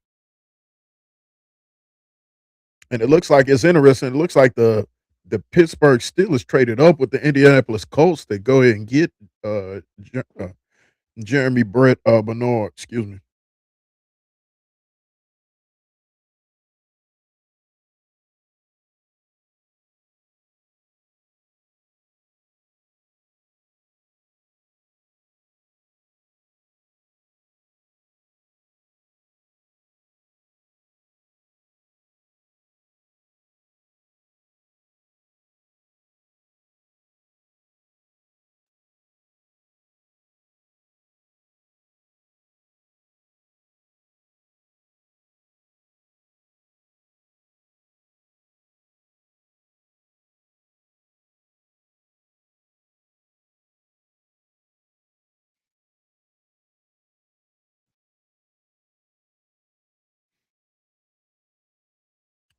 It's been a lot of willing and dealing.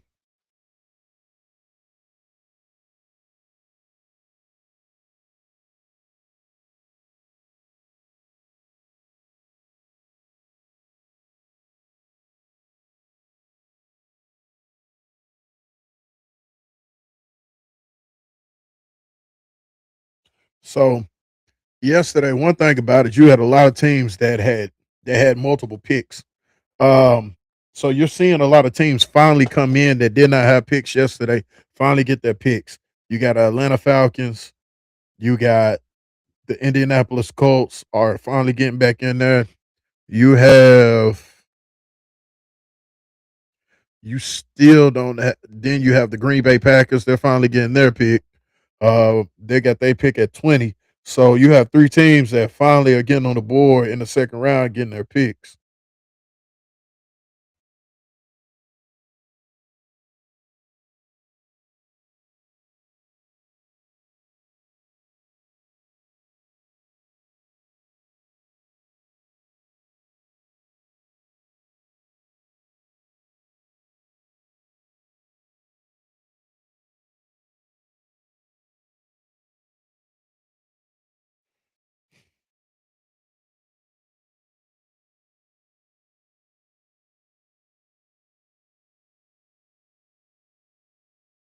Falcons taking their time.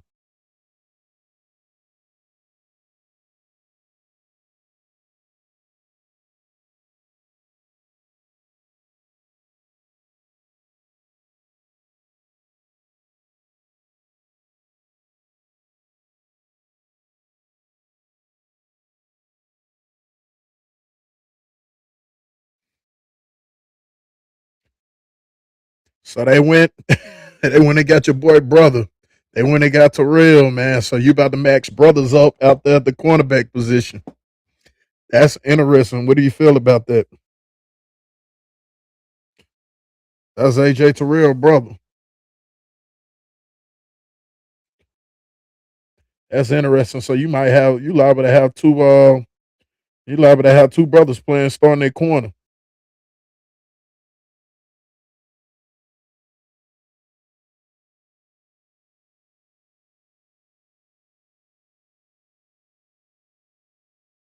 I think this is a solid pickup. This is something that y'all needed.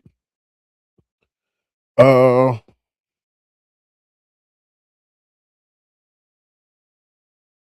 It might not be the most glamorous, but it's definitely a good pickup. And he's a solid corner, a little undersized, but dude definitely is a solid corner. Look at him. Him and his brother playing in Atlanta together. That's gonna be crazy.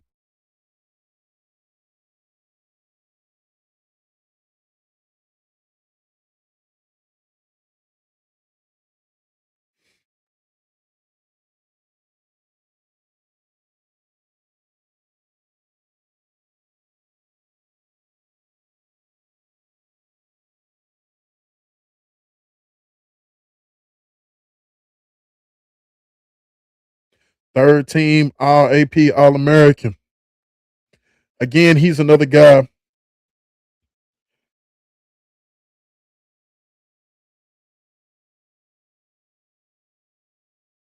Yeah. And the thing about AJ was a dog. Um Avion, he's a lockdown I mean, he was a good corner in the conference, a little undersized, but the thing is he played with tenacity. I mean, he was a known corner in the ACC.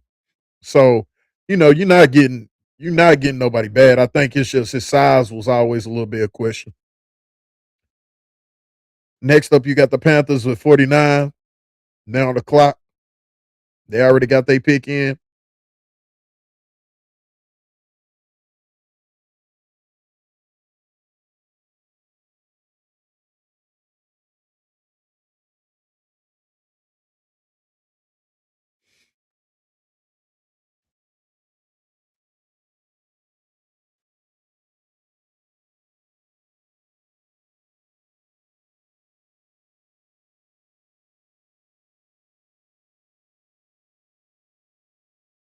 It's gonna be interesting. Have we ever had a situation where you had two brothers in the secondary starting that corner? Hey, somebody in the chat, let me know if that's something that has happened before. I know we've had two brothers on the same team. I mean, I know we had brothers in the league, the Barber brothers and stuff, but they played on the opposite side of the ball from each other. Have we ever had two brothers that played in the secondary together?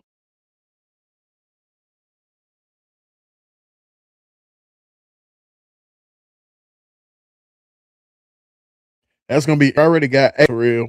You got Avion Terrell. So what is it? What you gonna put on the back of the jerseys?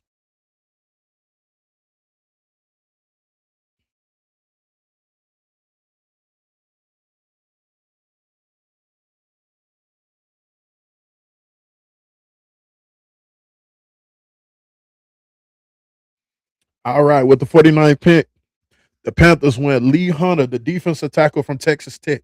This is a good pickup. The Panthers continue to go ahead and build that defensive front, something that was in the question that was questionable for them last year. The defense in 2025 only had 27% quarterback pressure. So the thing is they're picking up the needs that they need. Um, I like Lee Hunter. I think this guy was he was a competitor. He was aggressive. He played on that Texas Tech team that was loaded full of good talent. You know,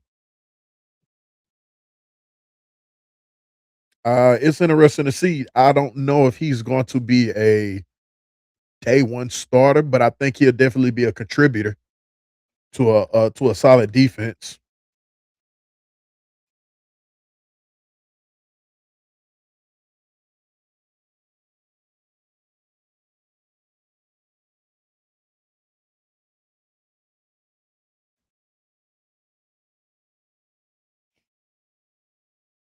6'3", 218. He's solid.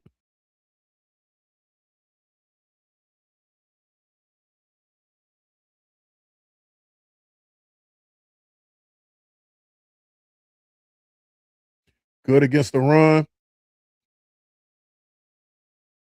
It's gonna be interesting to see, man. I'm telling you, I like what these Panthers doing. I think the Panthers is gonna be the Panther. This Panthers team is gonna be a team that I'm telling everybody to watch out for, especially in a division.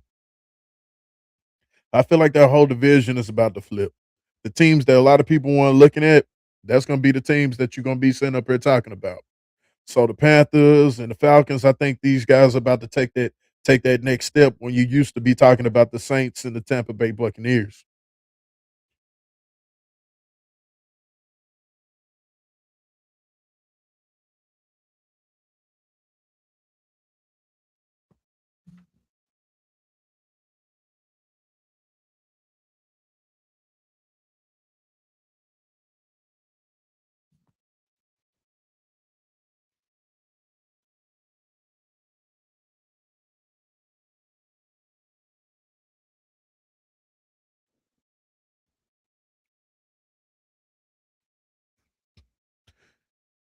Next up, you got the Jets that's on the clock.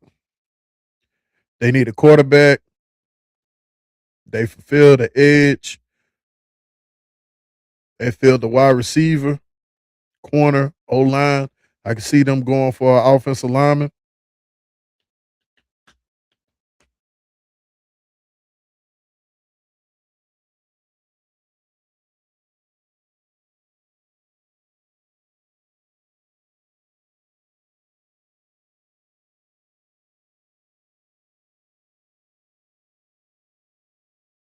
And the Jets got they pick in.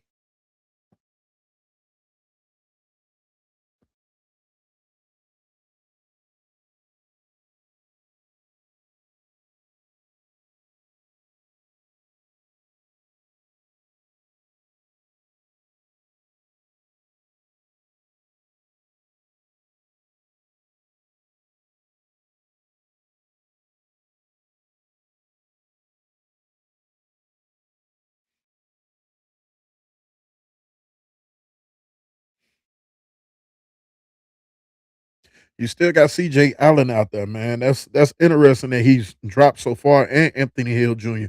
Both of those are top notch, or what people would consider top notch corner. I mean linebackers. Um, and you still got McNeil Warren out there. Dude, there's some solid players out here.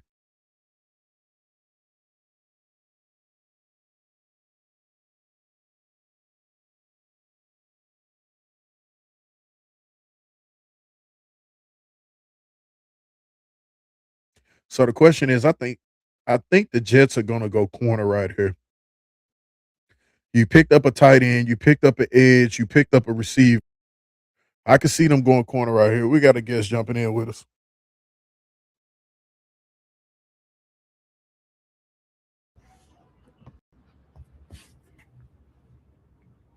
Devin, what's going on? Not a whole lot. How you doing, sir? Hey man, I'm good. Sitting over here, just doing the draft. Wondering which way it's gonna go. It's a whole lot calmer than it was yesterday. Needless to say. I I was shocked to see the Colts traded right there. So we traded back like about 6 spots and picked up a fourth round pick and moved ourselves up in the seventh round in a swap of sevens too. So that it feels exciting to me. Yesterday was it wasn't very exciting. We didn't have a pick. Right. Yeah, it's never exciting when your team doesn't have a pick, man. Yeah, for Never sure. exciting. So since I got you on here looking at the draft yesterday, what were your opinions about it? Just the first round in general. Yeah. Yeah, so first of all, my number one opinion about the round one of the NFL draft in 2026 is that the Rams are playing chess and everybody else is either learning or playing checkers because I feel like they're thinking years ahead when everybody else is thinking right now. And I think the Rams just set themselves up for years. So that's interesting because that you have that take because I had somebody else whose take was that that was probably the dumbest pick of the draft. I'm sure. I'm sure that's what people think. That's like I said, people are playing checkers. People are just learning the game of checkers. Uh, what I think happened yesterday is the Rams have the reigning MVP, Matthew Stafford, right? He's Yeah. getting to the end of his career.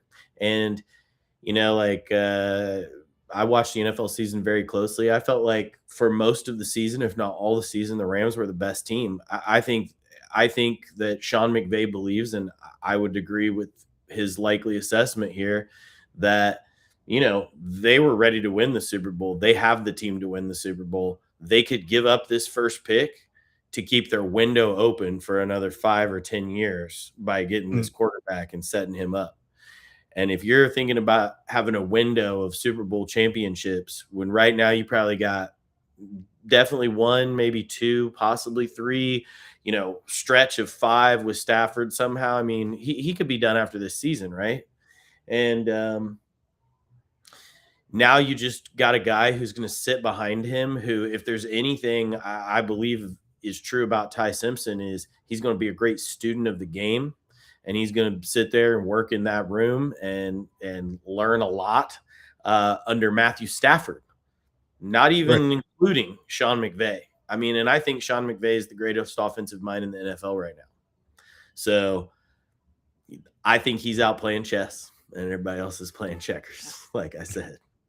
All right. So while you were explaining that, you just had the Jets with the 50th pick go and pick up D'Angelo Pons, the cornerback out of Indiana. So now you're talking about the Jets team that has went and picked up two Indiana players Mhm. with their last two picks. How do you feel about D'Angelo Pons coming off the board? I mean, I think it's great for IU football, and I think that the Jets right now are trying to change culture, and the culture that they're trying to change towards is something like IU has going on right now, and I think this is part of their plan, not necessarily to pick IU players, but to pick culture guys who are going to fit there and try to put together what they've got. I think they actually have a really great coach in Aaron Glenn, right? Like, I think he is going to over time build a team, but it's a culture thing for him. He's going to have to find that offense to that right offensive coordinator to match with him. But I think otherwise, he's building something there. I know what happens with hopeful Jets fans, but this is the first time I've thought they've had a chance since Brett Favre started at quarterback for them. In my personal opinion, after looking at yesterday and looking at what they're doing, what they've done so far, also with the 51st pick, you got the Vikings picking up linebacker Galladay from the University of Cincinnati. Uh, that's interesting that they went linebacker, and they picked up Galladay. I'm CJ just Allen I'm just string of line. and They've been coming off the board. yeah, CJ Allen, Anthony Hill Jr. were highly touted linebackers, and it's interesting to see that they're sliding down. And I wonder if if there might be certain some situations that's unknown with them. Not to say these guys Galladay and Jeremiah Trotter weren't good, but you had were highly touted. But to get to talking about the Jets, um, after seeing what they've done the past day and a half as far as these two drafts, I think this is a team that has drafted to build around these rookies. They're going to take their lumps, but this is they drafted for now production.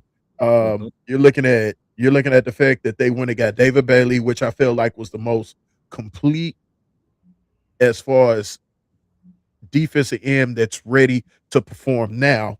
Ready to play now. Yep.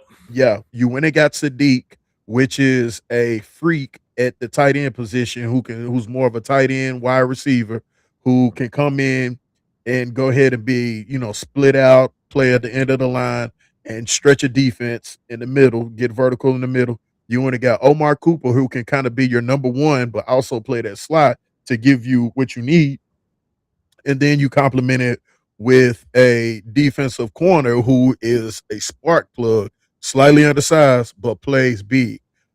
So the thing is now the question I really have is, are they going to draft the quarterback next year? Do you see this team going ahead and tanking, probably tanking and being back in the top five next year and going to get that quarterback?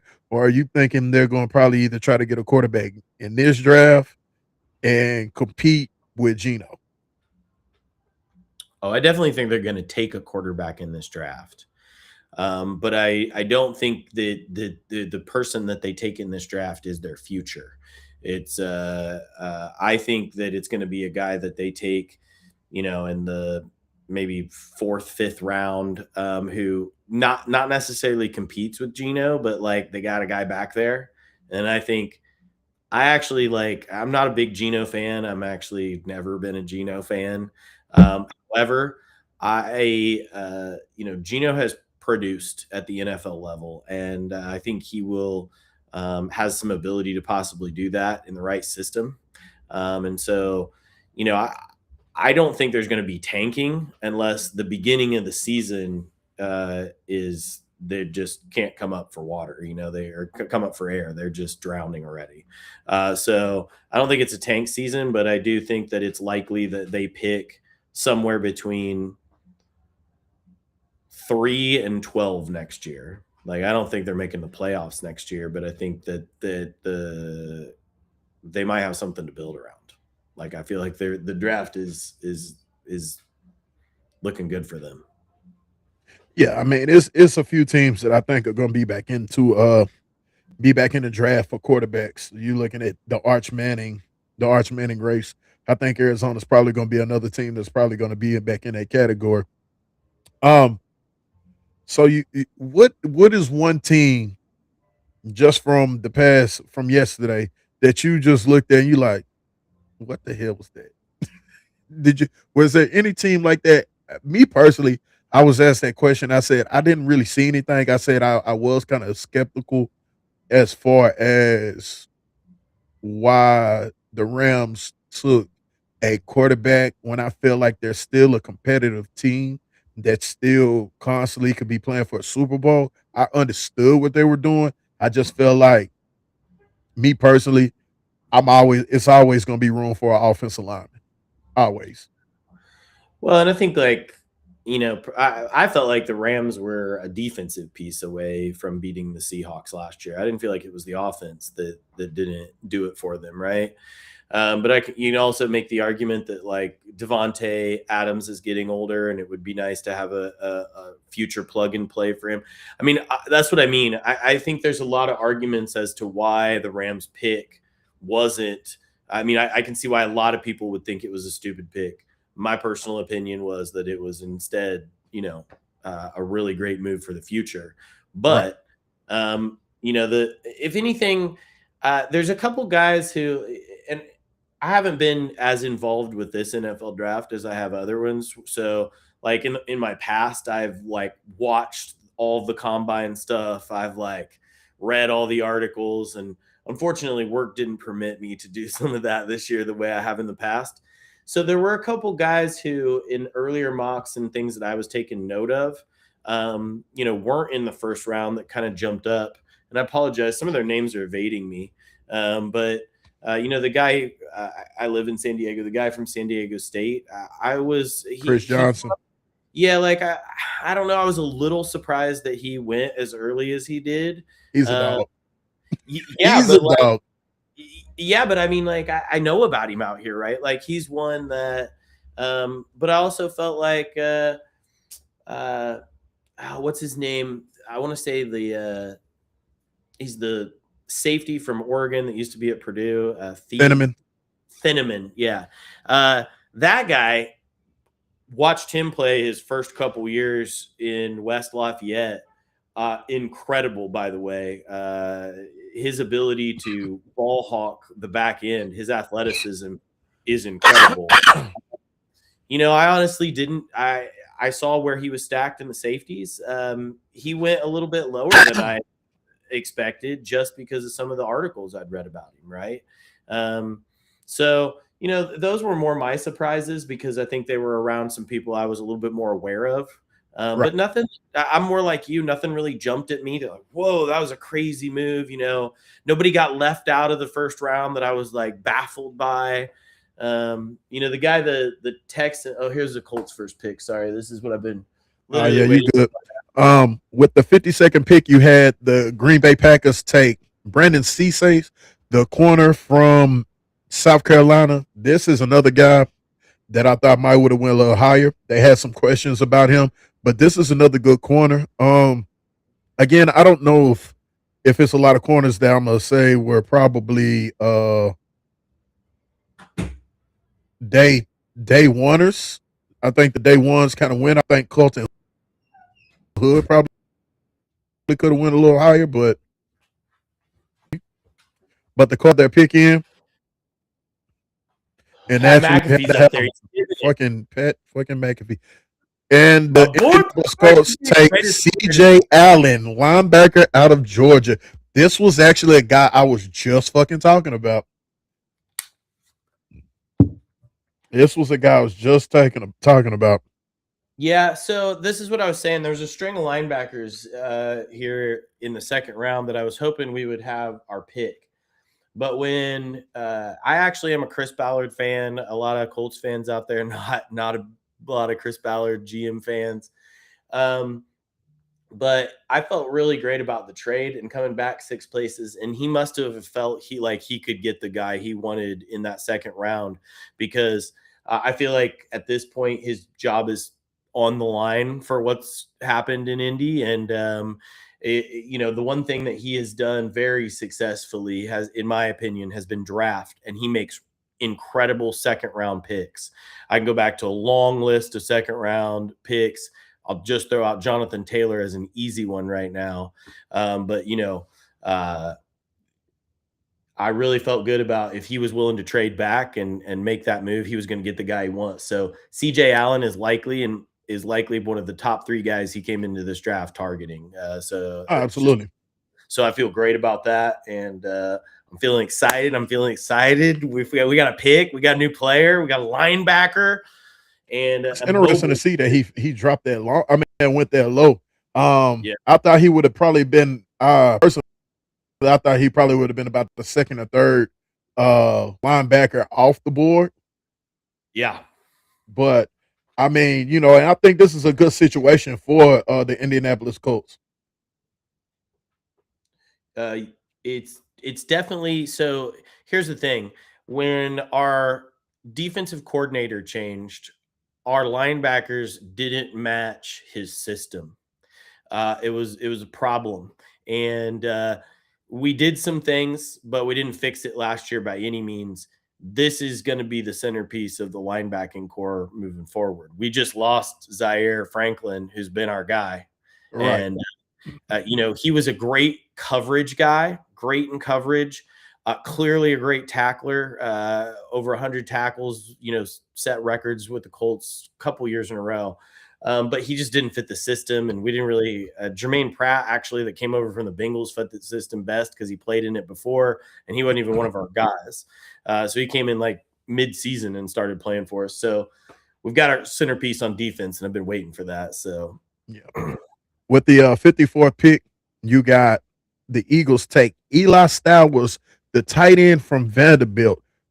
This guy, being down here in Nashville and kind of being familiar with him, watching him the past couple of seasons, um, he put himself on the map last year when him and Pavia played against Alabama and they upset Alabama in Nashville. This is a guy who was converted from a quarterback into a tight end. And when I tell you this guy has legit skill, I think he is going to be a great piece for this team. Damn sure. He's going to be the athletic receiver type, and they're giving the Philadelphia Eagles the receivers that they need because AJ Brown is going to be gone. can we talk about it? I apologize. This just threw me onto another thought. Can we talk about the 49ers and what they're doing? What do you Like, like? What are your thoughts about him? well, I'm just really shocked at the wide receiving that they've added this year. They added Mike Evans and Christian Kirk, and then they just drafted this guy in the start of the second round. I can't think of his name right now. I'm sure you got it in front of you. Um, I think was he out of Old Miss? Yeah, Striblings. Yeah, yeah, and whew, they are adding pieces out there, and I felt like their pass game was pretty impressive already. You got Ricky Prohl out there. Who else they got right now? I guess they lost a couple, didn't they? That's why They they lost. just Well, yeah, they lost Jawan Jennings, and you got to realize they really didn't have anything. They're now bringing back IU. So you're talking about you're talking about receiving core that was really like demolished. They didn't have anything. Um, so but Brock Purdy was really out there throwing to he was throwing the backups. Yeah, but because For, of that offense, they were still putting up numbers, and that's what I'm saying. Like, I'm just shocked at the amount that they've put of investment they've made into their wide receiving core this year because Ayuk is coming back, right? And he was their considered the I don't know if they'll bring Ayuk back. I don't know if Ayuk has expressed he don't really want to play there, and I don't know if I'm not sure if the feelings are mutual. Obviously, most organizations don't say that unless it's just sure. a complete shit show. But I'm not sure if Ayuk's coming back. If he does come back, the thing is, it's going to be what Ayuk is coming back. Yeah. Um, Yeah, I'm not a fan. I don't think he's the guy I would want. I wouldn't be ecstatic if he was coming to the Colts. we had Olander say that he loved that actually. And he said it's going to be weird seeing Mike Evans wearing number 5. That is going to be interesting. He said that was his high school number though.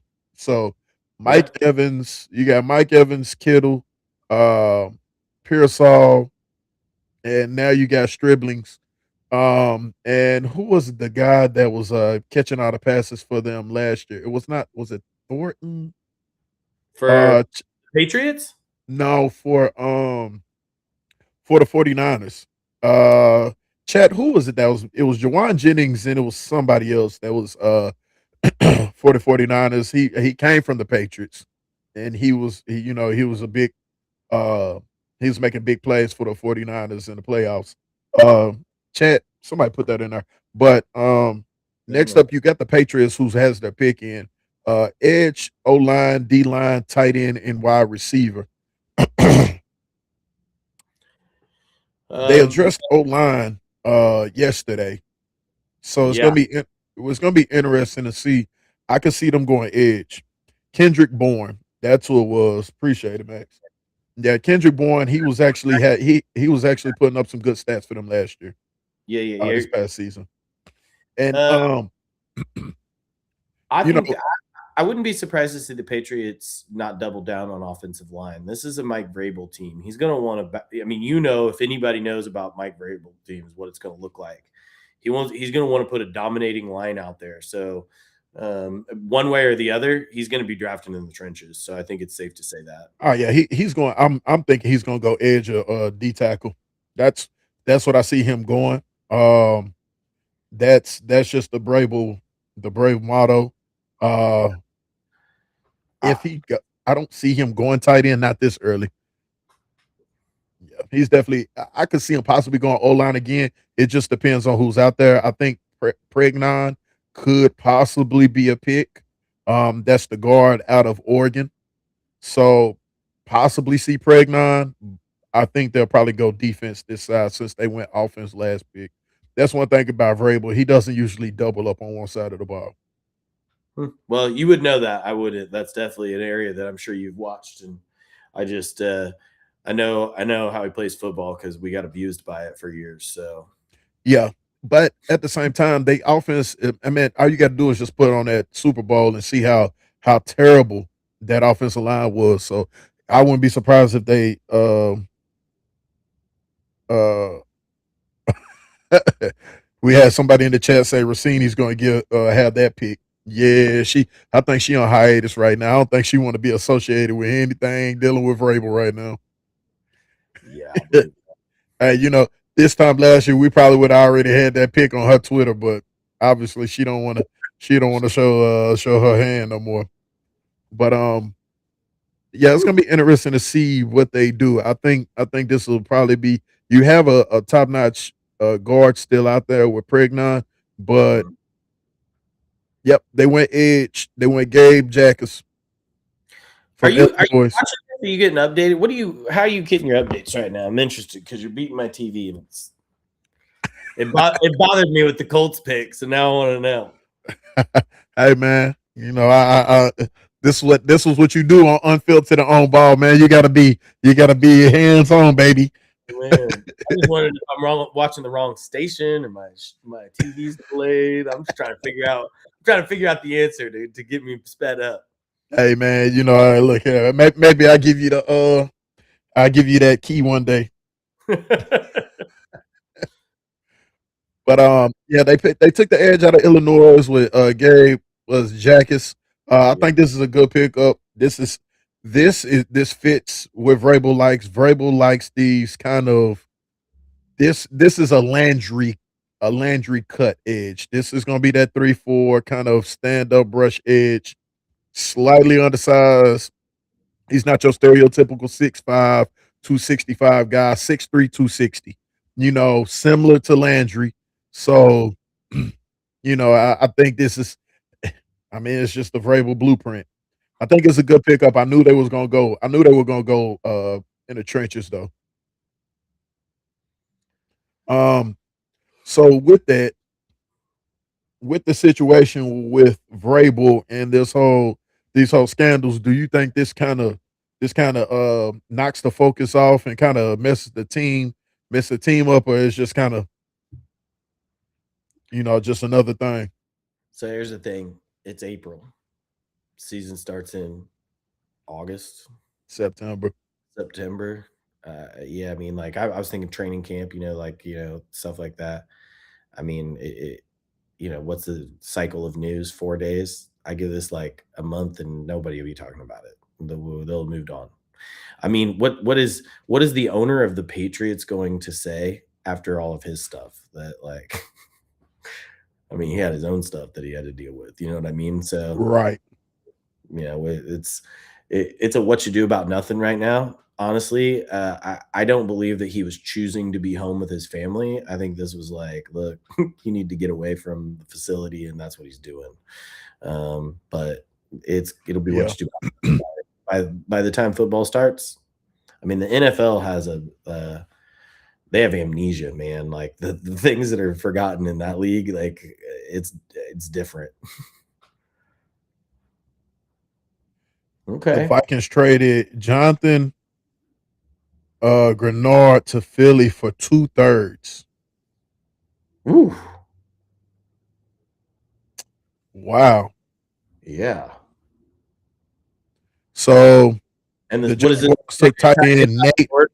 Yeah. Yeah, the Jaguars just took Nate Brockenshire, the Texas A&M tight end.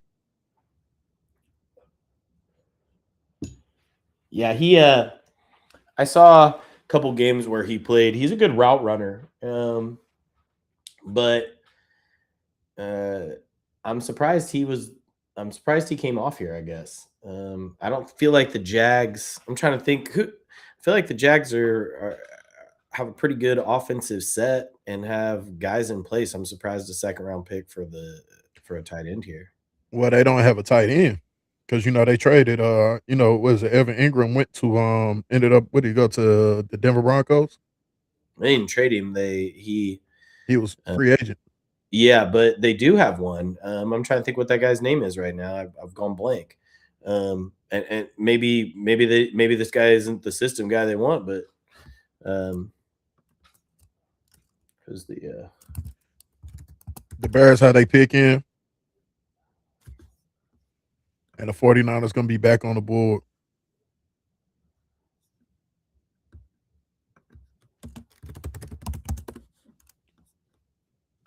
So the question is, who are the Bears going to take?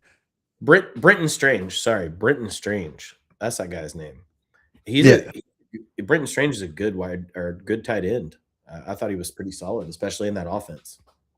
I know because I picked him up in fantasy and watched him all season.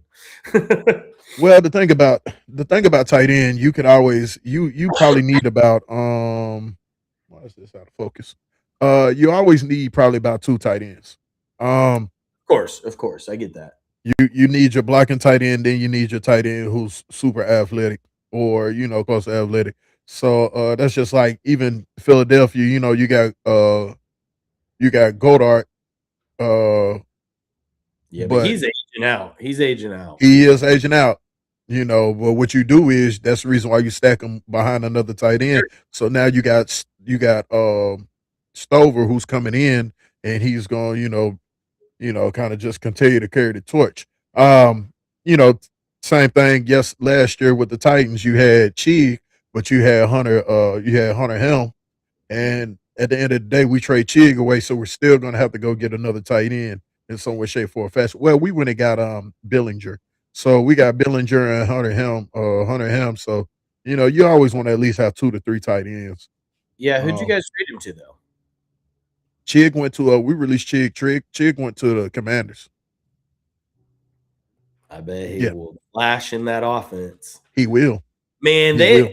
hey, that's a team that I watched yesterday. I like their picks. Like, Sonny man, Styles. yeah. And here's the thing: I don't have a lot of comments on feelings on why they lost last year the way they did, but I think that team's like they've. I love their coach. I love their quarterback. There's some dogs out there, Washington, and I think that's going to be a culture thing too. And I think that's a team to watch because he took that Hawks, the Atlanta team, to the Super Bowl. Look what he did with him in first year last year. I mean, it's going to be a team. Well, a lot of the issue with that team last year was injuries. Yeah. They didn't have a real running back. They was running back by committee, and either those guys got injured. Starting quarterback kept on was in and out, injured. Debo was not panning out. You missed the first half of the season with Scary Terry. So they had a lot of issues, and they just couldn't get everything Yeah. together. About time they finally started catching a stride, it was the back half of the season, and you're talking about you're in a division where you know, the Giants were kind of finding themselves. So a game that should have been just we can win that was not a just we can win that. You had the Eagles and the Cowboys every once in a while could pull one out the hat. So it just won a division for you could where you could just suffer injuries and be playing with Marcus Mariota and win. Um, so I think once they get healthy, I think this could be a team that they can compete. They add a couple of more pieces. I think they still need to get a true number one running back. Um, that running back by committee shit is. I think you can do two, but you start getting into 2 or 3 running backs that are all the same. It just doesn't work out, and I think that was their problem. They didn't have a variety in running back. You know what I think the biggest problem with having more than two running backs in the backfield system is that for me as a coach, I can start to key on what are the plays that these guys are running and zone it down and have a better idea of what I'm facing. You know what I mean? If certain guys are coming in, because those aren't full exchange things. They're running certain plays that they know are melded to those guys. You know what I mean? That's how offenses run. So like once you get past the second running back, you're doing that. It starts to tip the defense and make it harder for yourself anyway. Right? Yeah. All right. The Bears on the board. They got their pick in.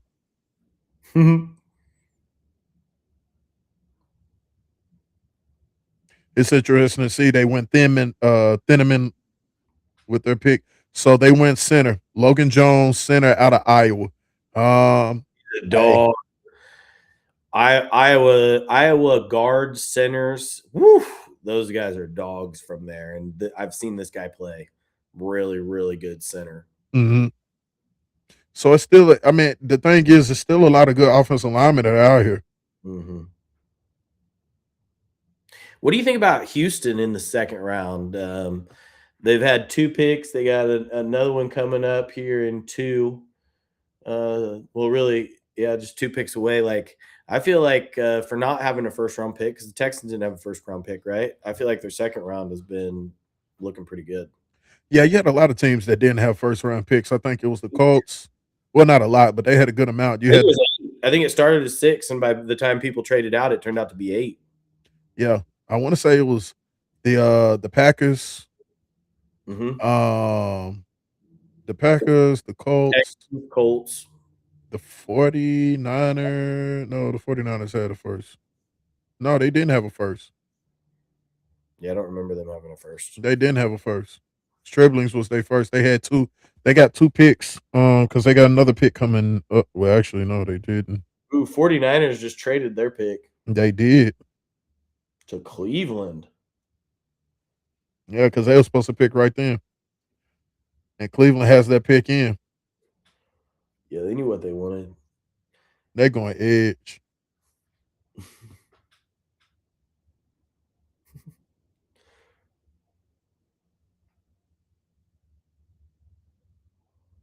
Sometimes the suspense is just too much. I want to know who they picked. When it Who says the was pick, that? I just want. Oh, you talking about the Browns? Yeah, I just mean in general, like the suspense sometimes. Browns took safety Emmanuel McNeil Warren. This is a damn good pickup. This guy is a sleeper. I think he slid just due to the fact of the school that he played at. But when you look at his highlight tape, this guy's that. Um, he reminds me of he's similar to Chris Johnson. I think both suffered from going from smaller tier schools. But if these guys would have played, if McNeil Warren would have played at Ohio State or played at Iowa or played at Wisconsin, this guy would have been in the first round. Mm. In my personal opinion. Yeah, I mean that I feel like that's a common theme though. Like guys who end up playing in lower leagues that dominate those leagues aren't viewed the same as the guys who were second, third tier guys in the top league. I Mm-hmm. think that happens a lot. So, I feel like a couple times I've seen that with some really standout players in the NFL that they were just overlooked because of where they came from. So I think you're Right. probably right with that. 6'3", 201, rangy, ball hawk, and he can feel, he fills holes. This guy legit, man. I wouldn't he's one of those guys like if this was my team, if this was a team need for us, I would take it. I mean, look at the highlights, man. This man is clearing shit. Like this is what he does, and he gets to the ball. So, how sometimes you can watch a player when they play on the lower tier team. Mhm. Um, they're better, but it's not that big separation. He jumps off the screen, and it's not even close. You can tell he shouldn't have been playing there. Well, you never know why a person ends up someplace, right? Like, Oh, uh, 100%. could have been a family reason, could have been like lots of things. I have no idea, but it is interesting now the way things are set up in the NIL for them to be coming from any of the lower leagues. You know So what I the mean? Tennessee Titans just traded back up into the fucking second round, and we are on the board. The tech The Titans, and our pick is in. Did the Texans trade their pick, or did you trade it with Chicago? Traded with Chicago. Oh, gotcha. That's how delayed I am, man. I need to know what is. I need. I'm gonna try to see if I'm behind. So this trade went from Buffalo to Chicago to Tennessee. I think we go O line.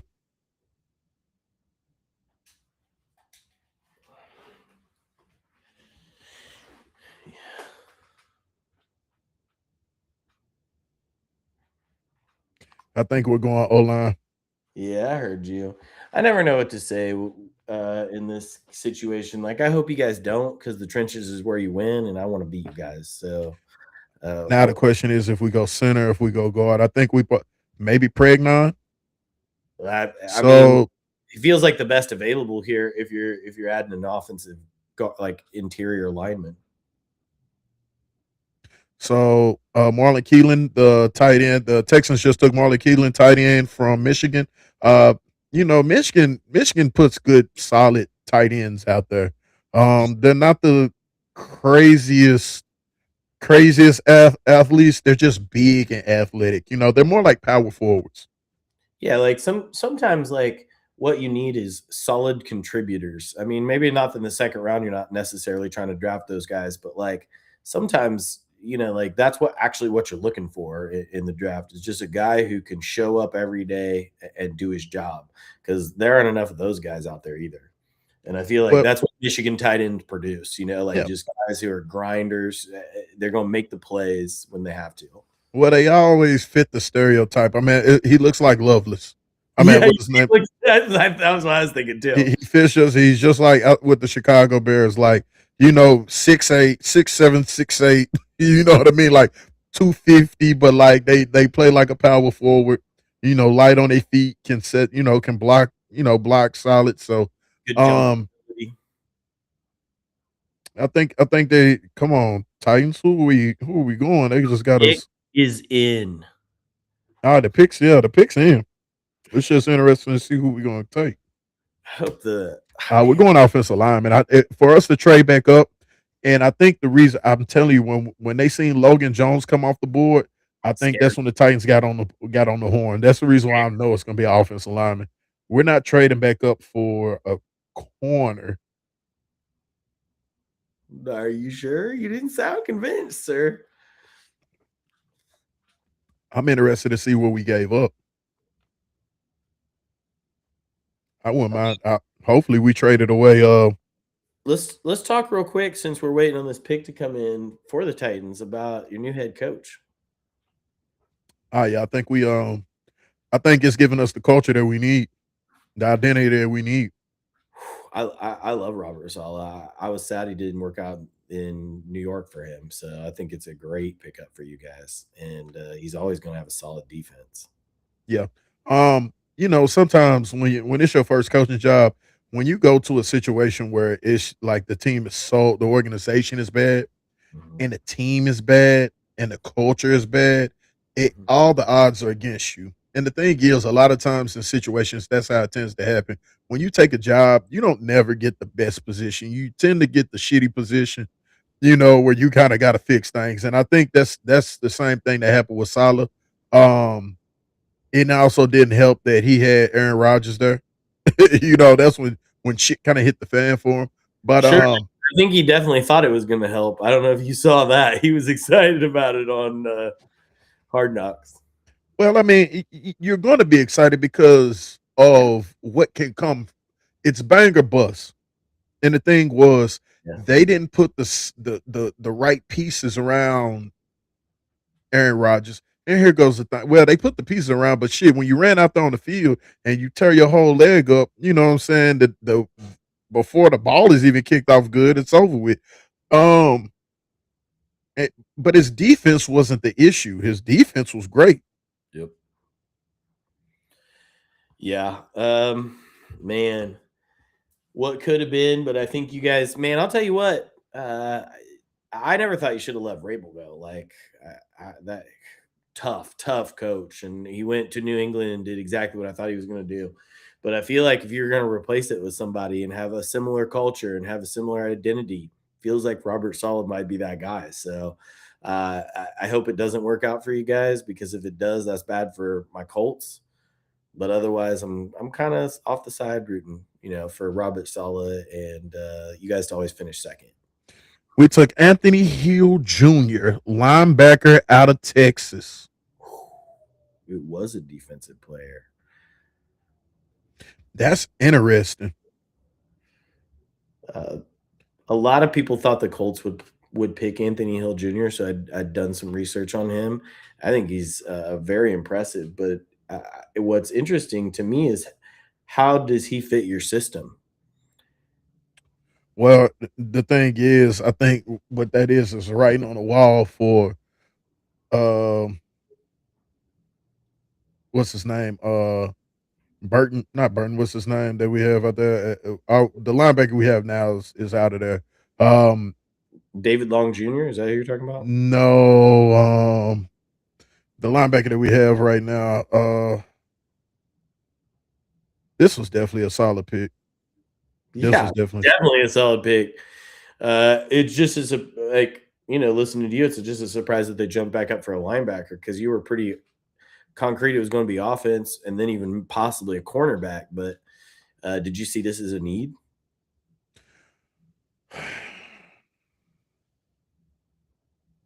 I think it was a need, but I don't. I thought we had other glaring needs before in front of this. Okay. The thing is Salah. Salah was gonna go get. Yeah, he's smiling ear to fucking ear. Yeah, that's what he wanted. Oh my god, yeah, this is what he wanted. Hey, that's bad for us then because he plays well with different pieces on the board. Well, you got Cedric Gray, Mhm. who's already who's already a dog. Then you follow it up and pair him with Anthony Hill, which this is going to be more of the athletic guy. So I mean, you got your drop back linebacker and you got your downhill linebacker with Gray. So I meant the defense is going to be solid. I don't know how I feel about trading back up for him. I don't know what we gave up, so I'm interested to go ahead and try to figure that out. Yeah, that's something I don't like about the coverages is like if they say something's traded, I feel like I should have a good idea of what was traded and not sit around and wait for it. I wish that was something they posted. Uh, the 61st pick of the Rams tight end Max Clare, absolute stud in my opinion. Not a good thing that he went to the Rams because, like I said, I think they're loaded. And if they did have missing piece, it was a tight end, but I don't see him as like a NFL game changer. So I find it interesting. Second round here. Right. Well, this draft is not just the deepest for tight ends.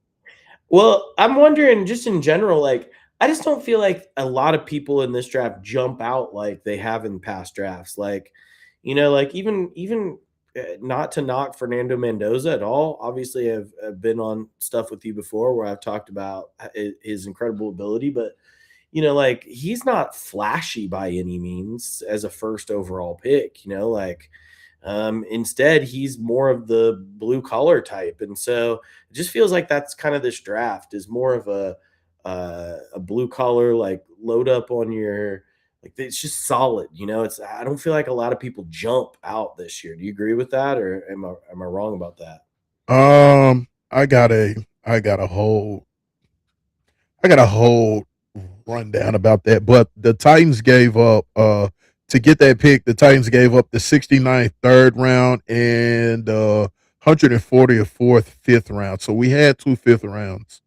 Um we had a fifth round to play with. So I mean we just won't have a third round and we'll probably trade up again. But so here goes my oh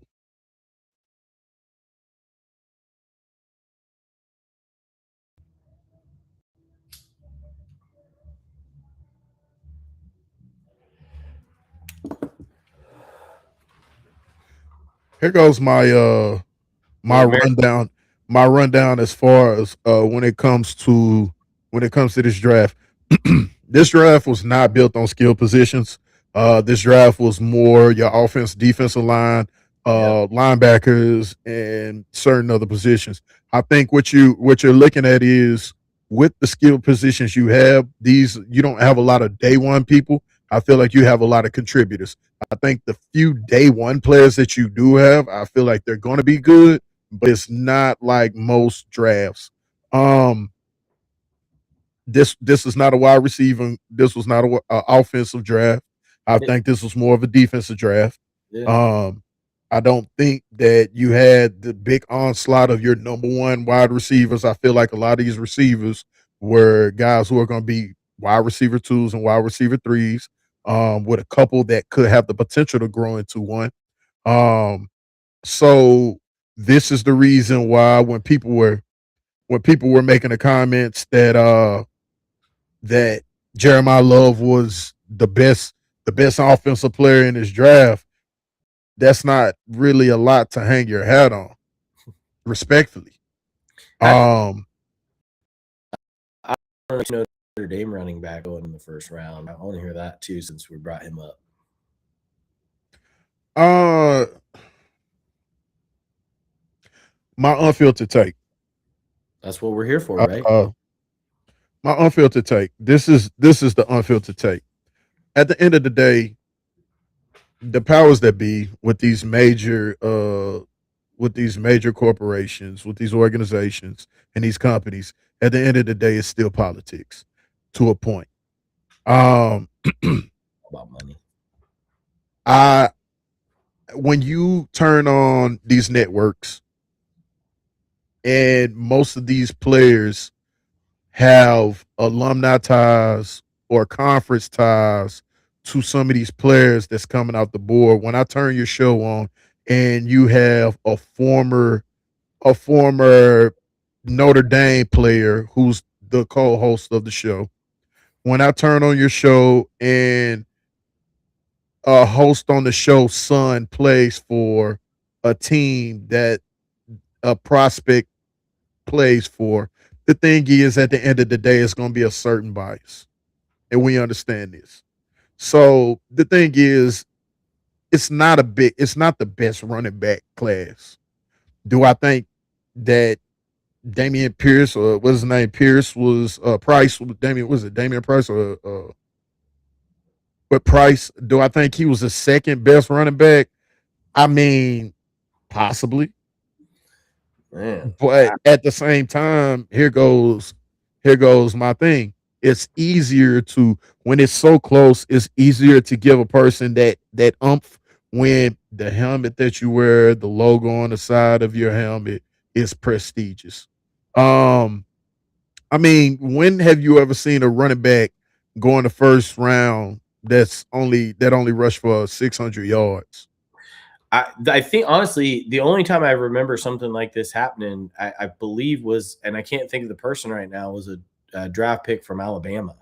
It was like the Alabama had a number one and number two, and I think he went in like the second round. The number two did, and I can't remember their names, but I remember thinking like how shocking that was. That like you're telling me that like of the top five guys going into the draft, two of them on the same team. Like it just that's so strange to me. And like how do teams even like the evaluation process? They got to be going more off the raw skill set than the game tape. There's just not as much out there. And here goes the thing for me. I, even if also the Bills just took Davison and Big Ichabod son, the cornerback from Ohio State. This is a good pickup. I think he's a solid corner.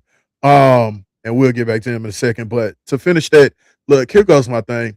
Um, when you're not even in the top five, when you didn't finish the season in the top five rushing, it makes me question things. Then people are talking about share carries. Look, the NFL they share carries all the time. It's a two man system. And the thing is this, like, look, I'ma say it, and I know I piss people off when I say this. I don't even think that I don't think that Jeremiah Love is the best running back in this class. I know you feel that way. You've been feeling that way for a while. No, what my biggest opinion was, true opinion was, I don't feel like Jeremiah Love was worth being taken in the fifth round. That was In the that fifth, was what my rundown was. I don't in feel the fifth, like, huh? I mean, you said. in the top five. I'm sorry. Oh, I I don't was feel like like in the Jeremiah. fifth round. No, I my was like, bad. we're real No, no. far off on that. I don't feel like Jeremiah Love was worth being taken in the top five. Got you. At least for the Titans. Let, At let least me for ask the you Titans. let me ask you this question because I keep hearing so many people comparing him to Saquon Barkley, and And I hate it. I don't see it. Like I highly disagree with that. As a person who my favorite part of watching football is watching the run game and how all that works out. I've really struggled with that because Saquon is such an elite talent that to Correct. honestly have anybody mentioned in his name, I haven't seen anybody who could do what he could do Correct. since then. So like I've really struggled with that. Like I think you and I were going back and forth, and James Conner is a and David Johnson. I think you and I were having comparisons of, and that's honestly where I see him falling. And in that range, like eh, I don't see him as honestly like maybe low end first round draft pick, high in second round pick because, and I say that respectfully because Jonathan Taylor, who I consider one of the best running backs in the NFL, and not just because I'm a Colts fan, but because I think he's that good, he was a second round pick.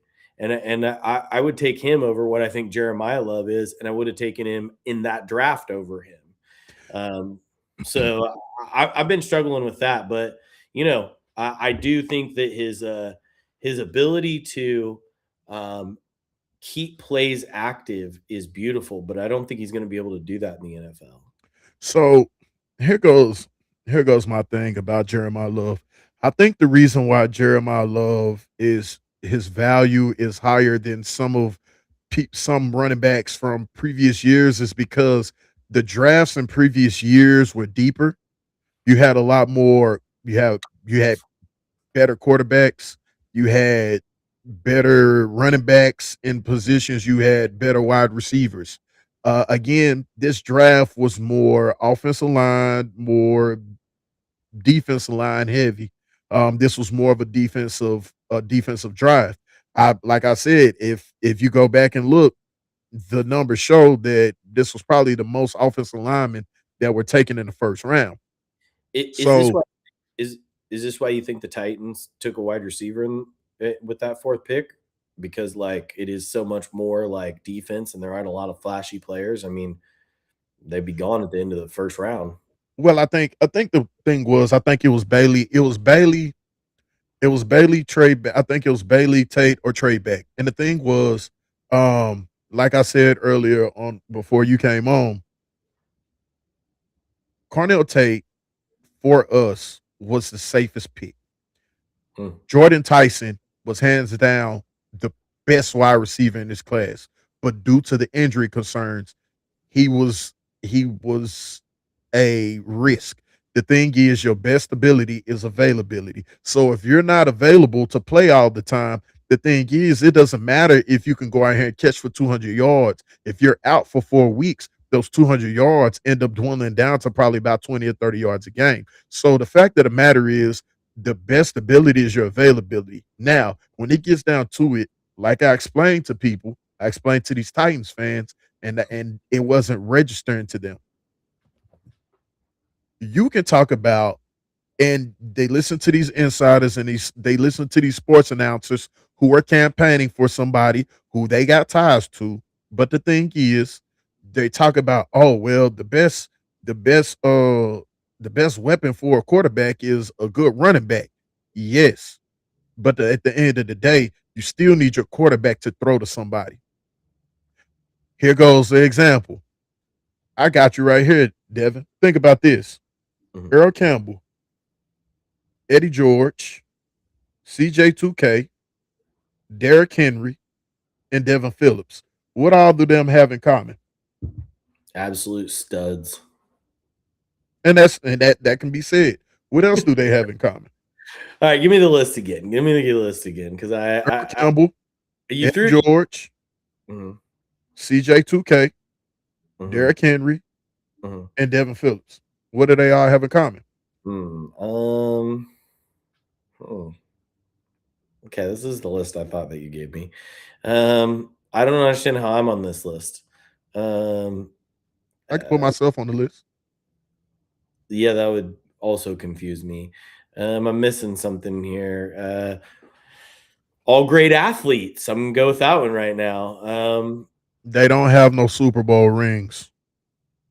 Oh, well, that's sad just because Eddie George was on the list. The rest of them, that's all right. So the Uh, fact of the matter is, the point I'm getting at is, all these personal accolades are great, but at the end of the day, the thing is, it still comes down to what a team needs and being able to build a team that can compete for the ultimate goal, and that's to go for a Super Bowl.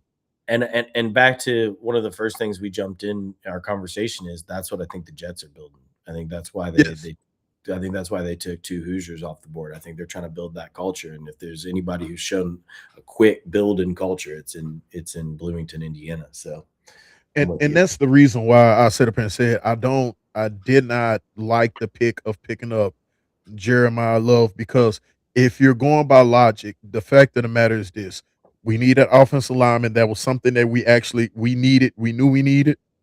We needed wide receivers. We needed a defensive line, and we need corners.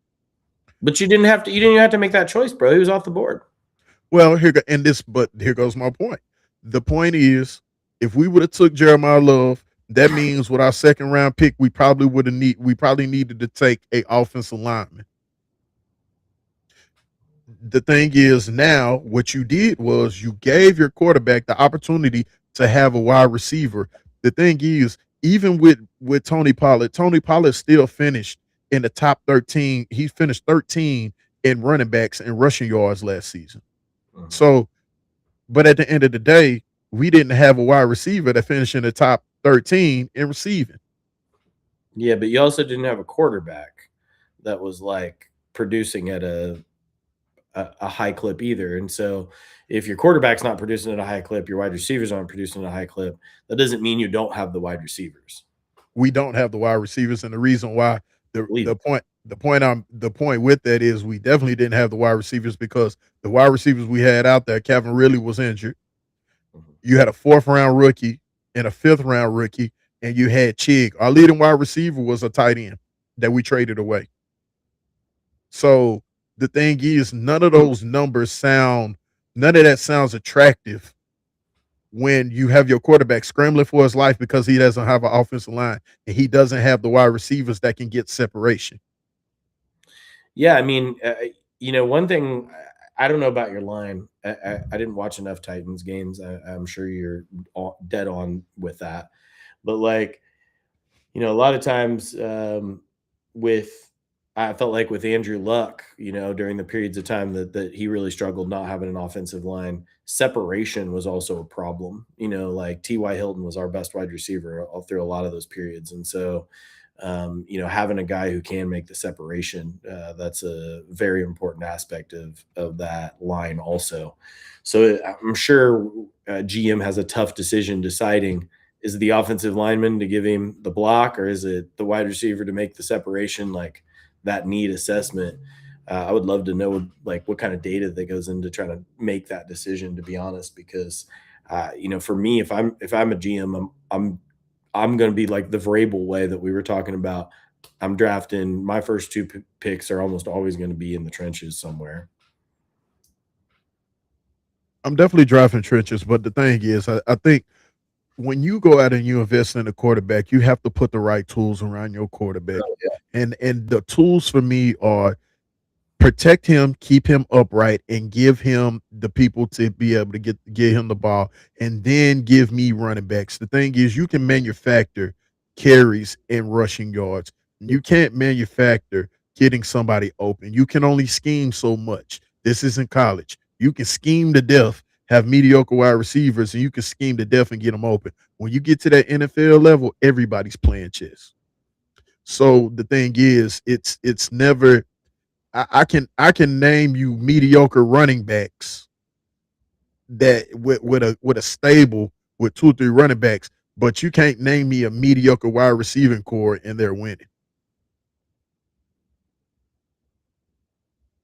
I mean, you What about, have I'm gonna throw some out there. What about the Chargers? the Chargers still have a the Chargers still have a legit one, and they still have some decent twos. So that's not a mediocre group. The Titans didn't even have that. Well, no, I hear that. I hear that. I was more pushing back on your point that um, you don't know any mediocre groups of wide receivers that Not are not like not a team that's making a real push. the That's 49ers. The 49ers, our discussion earlier. That's a the 49ers made their run due to they schemed so much. And that's one of the rare things where Kyle Shanahan, he can do that, but you still had a Jawan Jennings who was a 2. You had a Ricky Parcell who's a 2. You had Bourne who's a 3. You had Kerry Kittle who's a 1. every one of the 49ers receivers, I think, is a two. That's what I think. And I think Christian Kirk, two. Mike Evans is the first number one that I think they've had on their roster. But I you would say since Debo Samuel, but I don't actually. I'm not a Debo Samuel fan. I'm not a big fan of his game, and never saw him as a number one. I think for me that team is built also uh with the 65th pick, the Arizona Cardinals take Carson fucking Beck. Nope, his name's Carson Beck. I'm gonna leave screen so you can talk about that pick because I know you got a lot to say. Carson Beck, quarterback from the Miami Hurricanes. I think I'm not saying this is a future. I'm just saying I think this is a guy that they could who can compete.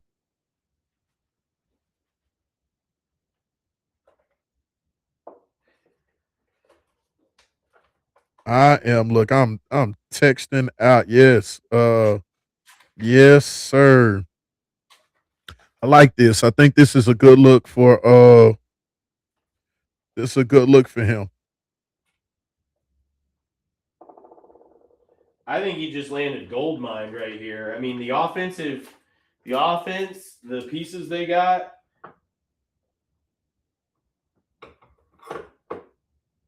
That's interesting.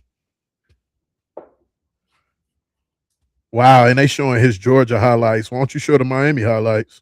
You know why? Oh, you talk about the Miami hate? Yeah, it's crazy. There you go. There you go. Show the Miami highlights. There you go. I think this is a good pickup. You know what? In the third round, the beginning of the third round, you go out, you get you a quarterback.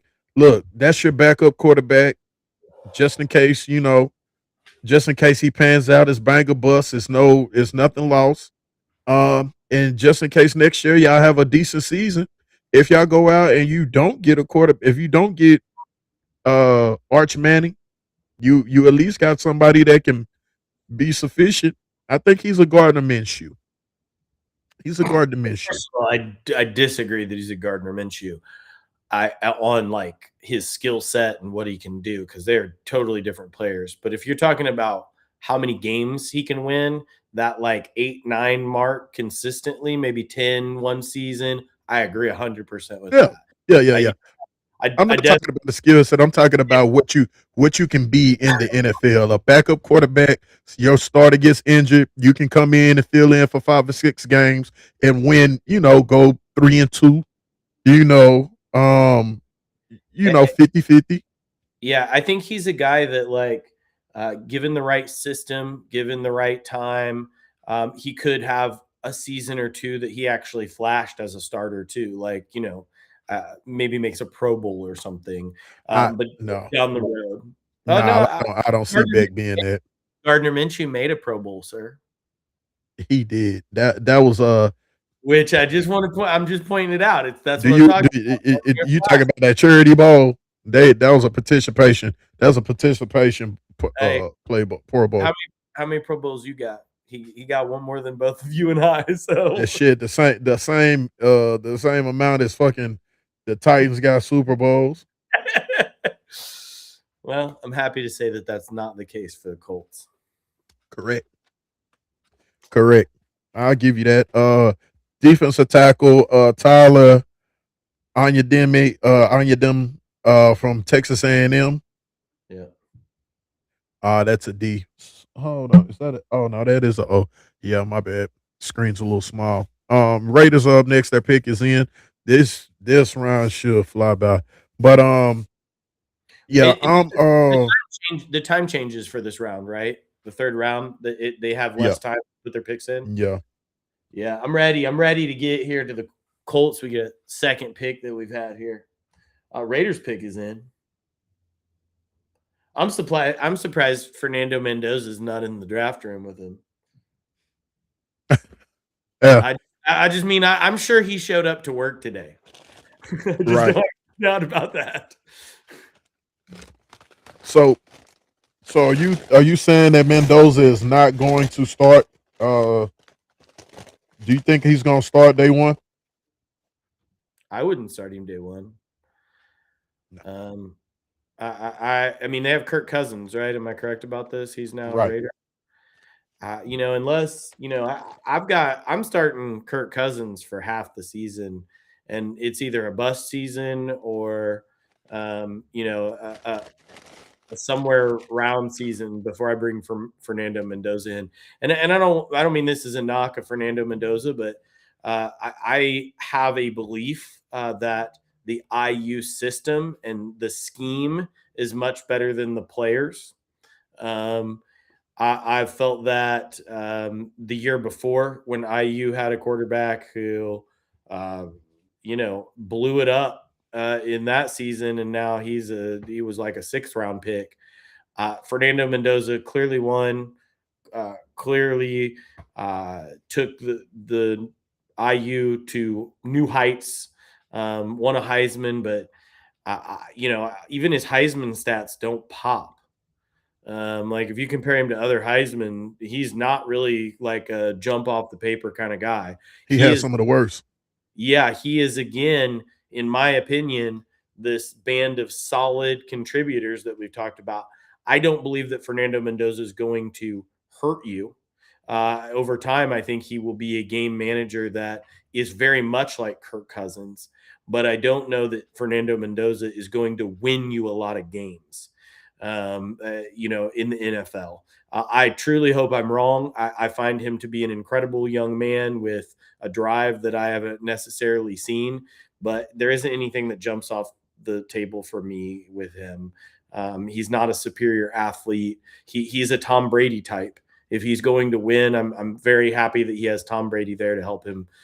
I'm not a Tom Brady fan, but I also clearly that man knows how to win.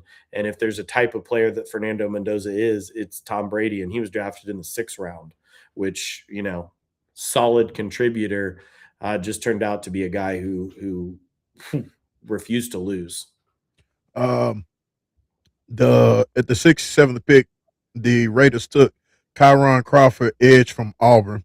Um, here goes the best comparison for me as far as for Mendoza. Mendoza reminds me of Daniel Jones. Hmm. Um, you kind of wonder, like, damn, what was the purpose of this? And with with the So I've wondered that myself. like, Thanks.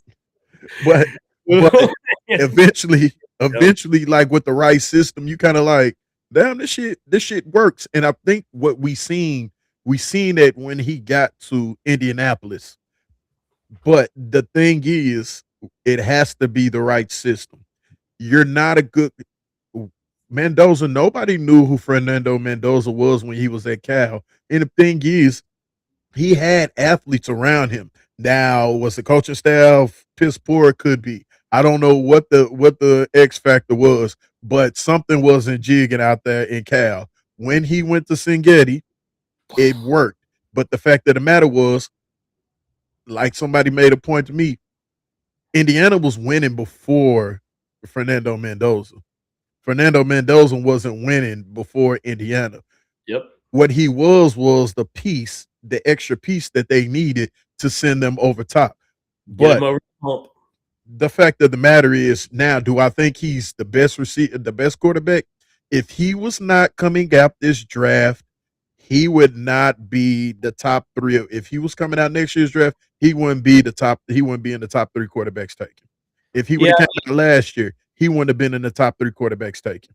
no, and I hope for all the Raiders fans out there, because it does feel like treachery to watch the Raiders fans out here. I mean, they are everywhere and they are sad all the time.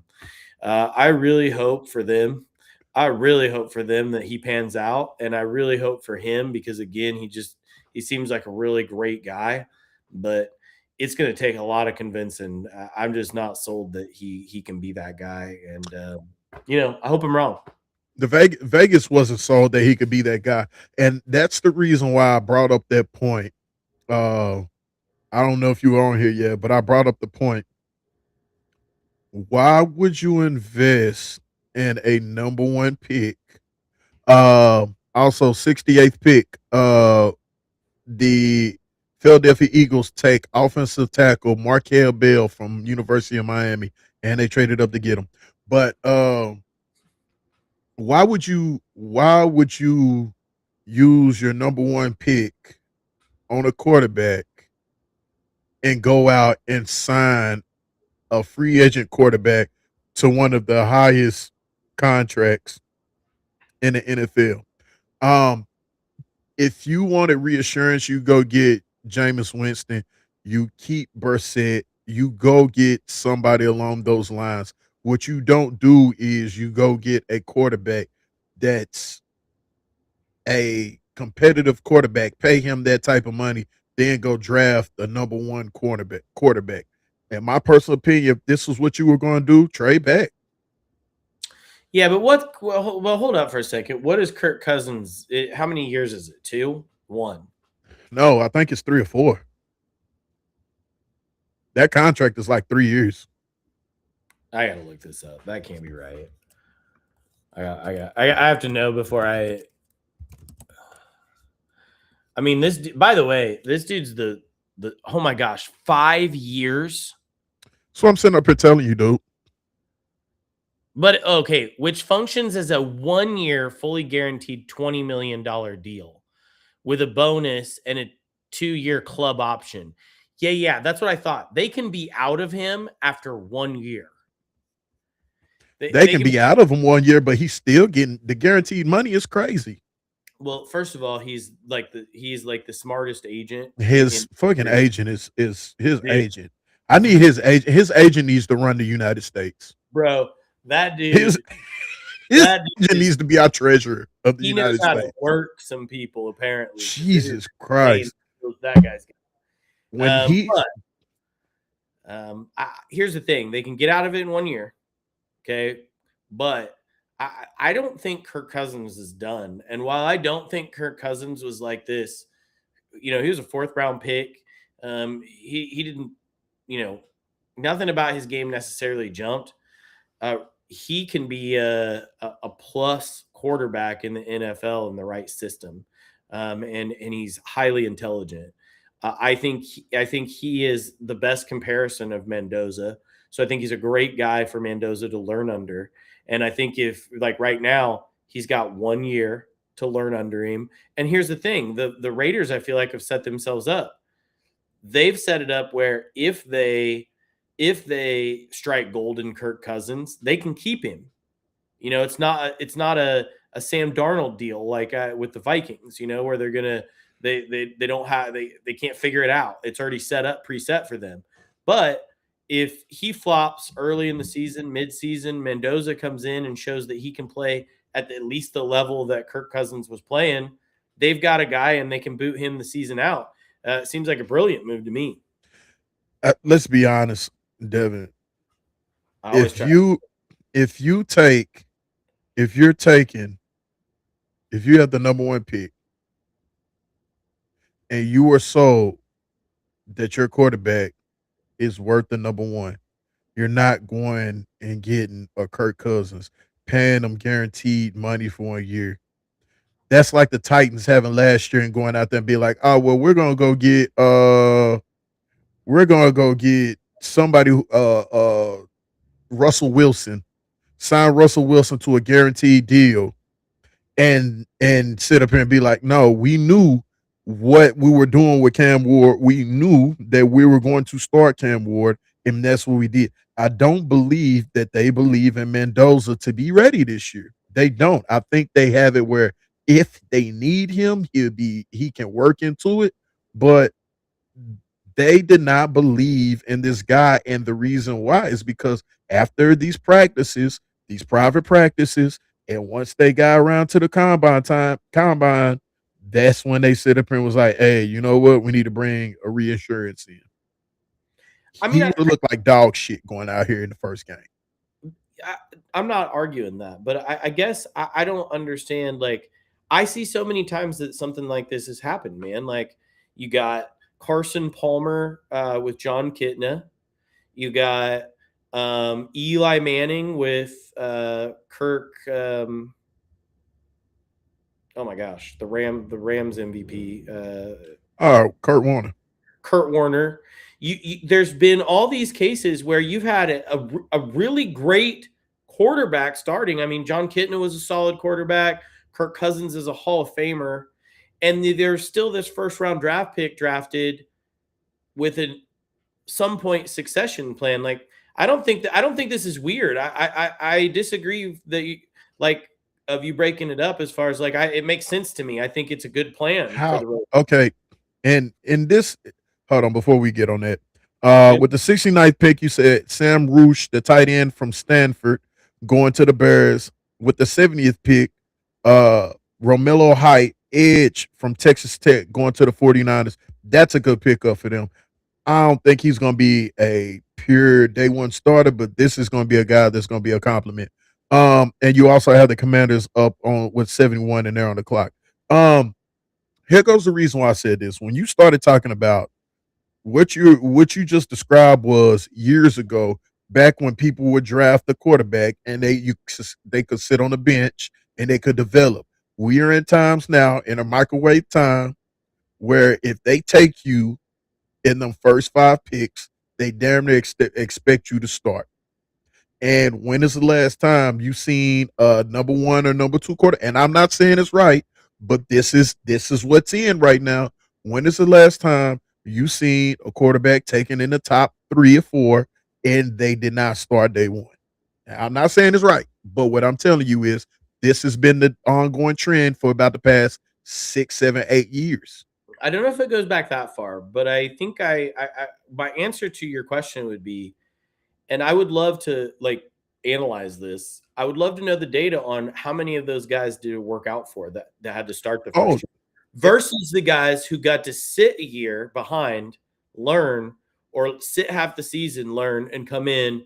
What is the difference in that data? Because I bet if we looked at it, I'm just I would be willing to bet on it that we're going to find that the guys who get to sit half the season or the full season and play after that, way better success rate in their first, 4 games in the NFL or whatever that number, eight games in the NFL, because I bet they'll have had time to understand and develop and get closer to the speed.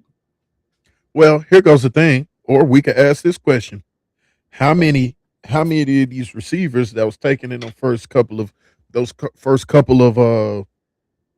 of drafts, how many of them have been a hit rate compared to the ones that are taken in late first or early second, third, or so on and so forth? How many of them have had a hit rate? I I mean, the don't. thing is, the ones that have actually finally panned out, you look at a Sam Darnold. He was in the Super Bowl. But the fact of the matter was, when Sam Darnold came in, they threw him to the Wolves, and that boy was ass. Matter of fact, how many teams did he bounce around to before he actually started looking good? He finally got to the Vikings. He looked good there for a hot second. Then he went to the 49ers. Everybody looks good in the Kyle Shanahan offense. Then he finally understood the game and it slowed down for him. And he went to another team that used his strengths and it worked. But when you sit up here and talk about your Kyler Murrays, you talk about your Daniel Jones was in a similar situation. These were guys who were drafted early and got thrown to the Wolves. And how long has Daniel Jones been in the league? I don't know, dude. I'm just 7 or 8 years. still shocked that he's our quarterback. So I'm just reeling And the from. thing is, but here goes the shocking part. He fucking sucked when he first got in the league. He goes to Indiana, and nobody. We even talked about it on the previous podcast, uh, that we don't discuss. But on that previous podcast, you even said it. You did not expect that from him. I still don't. I mean, what did we start off 8-0, and dude. If the injuries wouldn't have happened, dude, I don't know. I don't know. I also think it's possible Sauce Gardner is like cursed because he was on the Jets. They trade him over. We lose basically the rest of the season out. Like that dude's record in the NFL is terrible. I wonder. everybody who goes to the Jets is cursed. Hey, give me 1 second. Let me go with my gotta grab something out the fridge. Oh, good. I'm gonna take a break too. I'm gonna grab something real quick.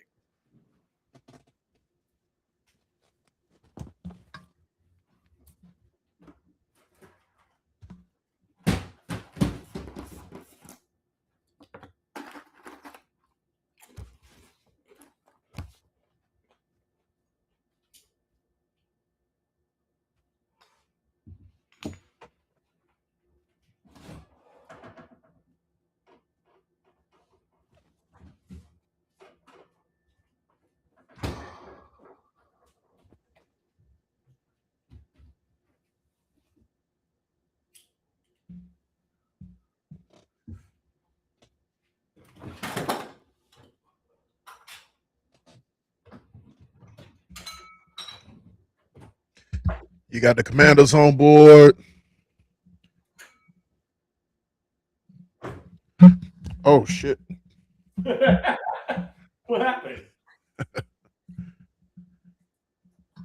Well, unfiltered. Gotta get that back on. I gotta get another on.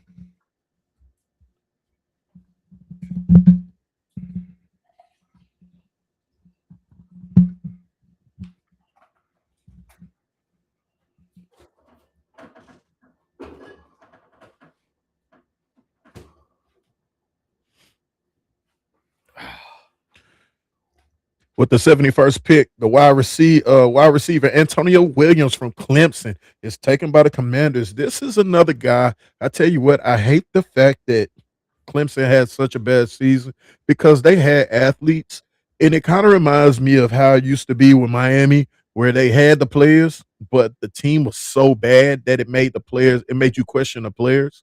Um, Coaching. TJ Parker, TJ Parker, this dude Williams, Antonio Williams. I'm gonna tell you something. You might see flashes in him this season coming up. I think he was a top notch wide receiver for Clemson before this past season. Well, I you were think this is saying, I mean, Scary Terry, uh, slightly injury prone. Love that guy. Debo didn't really pan out. So it makes sense that they would take a wide receiver here and try to fill some of those holes. absolutely. I like but Antonio Williams, I think this is a solid pickup for them. Nice size receiver. He's long. Um, got good speed, great route runner. Um, Hmm. Sorry, I just watched a highlight. He caught a pass and just mauled over a guy and ran through it. It was really impressive. mm-hmm. Nah, he's legit. He's a good player. He's not 6 foot, so you No. know one thing that's been interesting in the game and how it's evolved recently is it is getting to be a much quicker game, and I feel like the wide receivers have gotten shorter. Like because they're more speedy guys, and a lot of times those guys aren't the tallest guys. Well, you have also the Bengals just with the 72nd pick, the Bengals just took um Taco Davis. So interesting about that. He actually used to play for Miami before he transferred. Um, but Taco Davis, corner from Washington. Um, what it is I think you have uh more guys that could create in space. You still have your big wide receivers, but you're Mhm. starting to have more of a lean more back towards those slot All this, receivers. yeah. Wes Welker, I feel like really brought back the slot position and has made it like after him, it was like there's always a couple really good slot guys who can just make space with their speed. Mm-hmm. Taco Davis. Cacario, is that his how you say Yeah. it? Tecario is his real name. He goes by Taco. I can definitely see why. At looking at his name. So the interesting thing about him, funny story about him, he was at Arizona, transferred to Miami, was not going to play, and transferred to Washington, and now he's in the draft. And he probably got paid doing it. Ah, I mean, Man, um, NIL just it's changed. I know we've talked about it many times, publicly and privately. NIL's just changed it, and I think it's also going to change the draft in different ways too. Just like well, it's going uh, to make players are going to come out older. So that whole knock against players being 24 and 25, it's going to change it. Also, a lot more in college. yeah, 73rd pick. The Saints take Oscar Delp, the tight end Stud. from Georgia. He is a stud. I'm not gonna lie, I would have liked to have him Me too. on our team.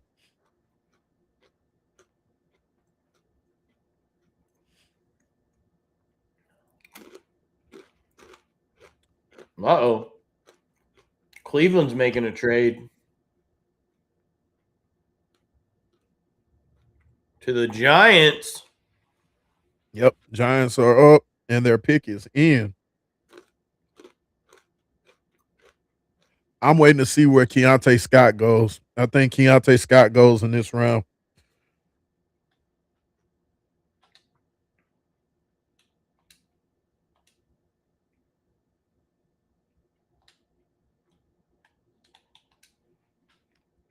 Yeah, Yep. I bet the Saints room is happy. I feel like look, they've added two guys from Georgia. Like I bet they're feeling real good about. Oh, we got another trade. No, you still got the Giants up. You got the Dolphins right behind that. Oh, okay. The Steelers, the Dallas traded with Pittsburgh for the 76.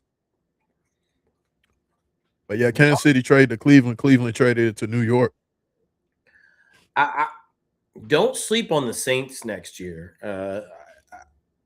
They might not be too shabby. If it's all about what The quarterback. mm-hmm. I don't know if I believe that he was real. The thing is, it's cool to be good. It's cool to be good halfway through the season and finish the season. The thing is, when teams start actually scheming for you, can you still do that? When teams actually got film on you and see how you operate, can you actually change up and adjust? Because when you start getting defensive coordinators that start seeing what your weakness is and start scheming towards that, then well, Yeah, that's what I mean. Like I don't know if he's real or not. If he comes out and plays at a similar level, for the first half of this upcoming season, I will be highly impressed because I did not expect him to be the guy who kind of jumped at the end of the season. Uh, with the 74th pick, the New York Giants take Malachi Fields, the wide receiver from Notre Dame. I was kind of hoping he'd end up as a Colt. I really like him, and it's not because of the helmet he wears. Well, it is to a point. You got those Indiana ties.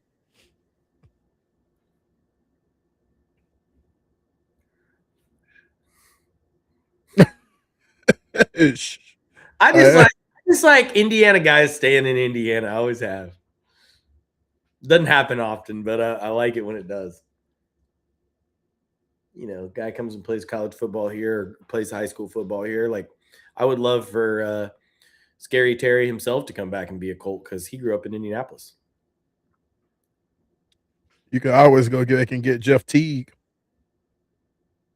Well, West Side Nap. yeah, we got a lot of basketball players. Mm-hmm.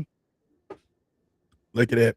Arvell Reese, Minor, Colton Hood, Malachi Fields. It's not bad. No, the Giants have had a nice draft, and they have a new coaching staff and a new culture. Oh yeah, that's hardball for you Yep. Oh man, Colts are 4 picks away. for right now. Touche. I get nervous.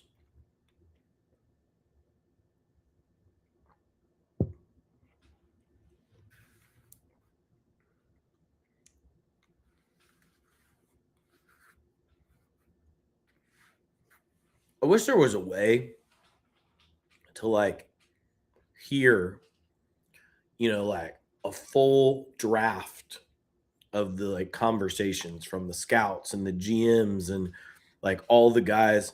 Like I've seen like episodes of like Hard Knocks and things where you see glimpses of those things and you see, maybe 10 minutes or something like that. But Mm-hmm. I would love to just see the whole conversations and like as their picks coming up, like, how many guys did they got on the board that they're like, we're 5 picks away. Who's our 5 guys, no matter what, that this is, we're going with one of these guys. Like just those conversations and like, if these guys come off, who do you pick? Like, I just wonder how in depth it goes. And because they're I always guess right. it gets deep. That's what I mean. I'd love to be able to hear those conversations and understand the thinking as like a fan, understand like, wow, this is why our GM made this decision. You can hear him Right. explain in the meeting or in the draft room. Like I would just love the ability to do that. I'd probably be obsessed with watching it, to be honest. It's a lot of work. A lot of work. Well, it's a season's worth of work, you know, all culminating in one place. It's a lot of moving pieces. A lot of people too. Do you feel like Malik Willis is the real deal?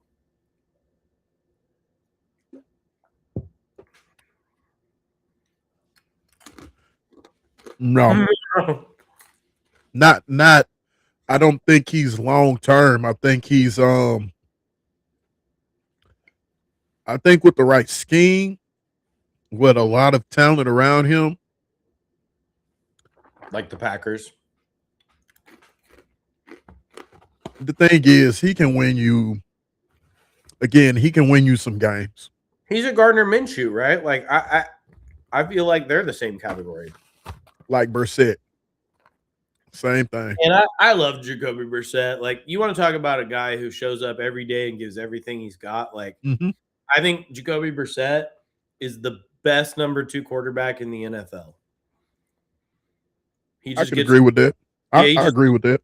he just gets to start because, like, somebody, like, because there's a number 1 overall draft pick sitting behind somebody someplace. You know what I mean? And somebody else is getting to start. Well, the thing is, the thing that separates some of these people is the fact that you don't have a lot of flaws. With the 75th pick, the Miami Dolphins take Caleb Douglas, wide receiver from Texas Tech. He was all right. Nothing. That was a great endorsement. It's all right. He's Are we getting to he's that one. stage of the draft where it is just all right moving forward, or Hey, he's all right. Not shabby. The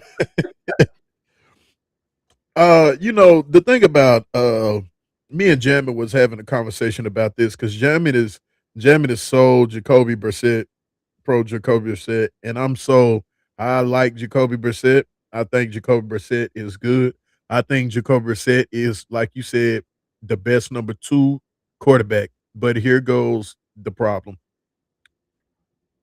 You have quarterbacks that can play that too, and they look good for week 1, week 2, week 3, week 4, whatever weeks they play. But eventually, once it's enough film on them, they get put in a box and they fuck the game up. Marcus Mariota, he's in that category of a great, arguably one of the best number 2s. The fact is he was a number 1. But the fact of the matter is right? huh? Number 2 overall pick, right? Yeah, but the thing is, the scheme, the system made him look good in college. He got to the NFL and he didn't have the tangibles. He had a terrible situation with the Tennessee Titans. I, you know, then he had to go sit on the bench a few times. Now, he's with the Commanders and he doesn't look bad. Same thing with Jacob Brissett. Jacob Brissett, when he was when he went up there to New England and he got thrusted in after a couple of those injuries, and he looked good. When he went on to go play for other teams and he got a starting role, that shit wasn't looking good because after so long, it doesn't work. And that's the same thing that happened down there in Arizona with Jacoby Brissett. He had good games. He would throw for 200 something yards, 300 yards. But then it got to the point where it's like, okay, well, yeah, you threw for 120 yards and had 3 INTs. Well, I think I think Jacoby Brissett, he's a guy who he's not going to win you a lot of games, but he has the skill set to not lose you games too. When he's asked to win you games, he's going to lose you more than he's going to win you. He is a good bridge quarterback. He can get you through. If you rolled your ankle and your starting quarterback can't play, he can get you through 3 or 4 weeks until your quarterback gets by and your season's not shot to shit. Also, Look, 76 pick, the Pittsburgh Steelers take Drew Aller, quarterback from Penn State. wow. Yeah, Aaron Rodgers is coming back. Yeah, Aaron Rodgers is coming back. Fuck, like you you would have got Drew Aller, dog. Man, Drew Aller, man, I've watched a lot of Penn State football. in his career there, and just disappointing is the word that I feel like comes to mind when I think about him and watching him play. Because there have been so many times where he could have been the man, and he just could not step into that role. So I don't ever see him making it as an NFL quarterback. Drew Aller would be a practice squad quarterback within the next 2 or 3 years. Well, He doesn't look like, respectfully, he doesn't look like but hey, look like a what? he doesn't even look like he doesn't look like he commands the lock. I mean, commands the huddle. He reminds me of what's his name? The Broncos drafted him like maybe 12th overall. Brock Osweiler. Remember that guy? Brock Osweiler I liked Brock Osweiler. But he and Drew Ayler to me are they going to be the same player? Brock Osweiler was big as hell. So's Drew Ayler. What's his size? 6'5", 228. Yeah, Osweiler wasn't Osweiler like 6'6", 6'7"? I think he was 6'6", but that's what I'm saying. You got this. They even kind of look and stand the similar, and I think they wear. I think didn't they both wear 15? I mean, he's always kind of reminded me of him a little bit. But I also would. He ain't even standing up. Like, he ain't got off the couch, bro. Like, get up. Like, dap your homeboys up. Like, shake hands. Like, give me some. You don't even command your den. Stop, bro. You don't know what's going on behind the scenes. He doesn't command his den. You supposed to be. I also don't think the Steelers are that excited about drafting him either. Like, that's all fake too. They're like, "Oh, the cameras are watching. We just drafted Drew." Look at the claps. Look at the claps. The claps don't even look. It's not them with golf claps. Look at. Come on, bro.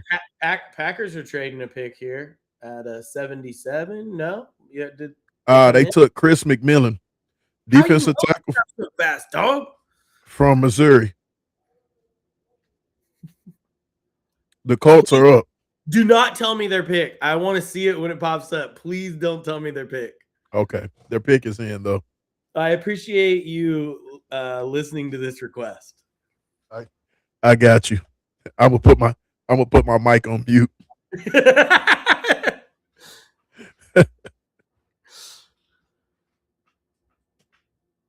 Oh man, I get so nervous. That man nervous in the third round is crazy.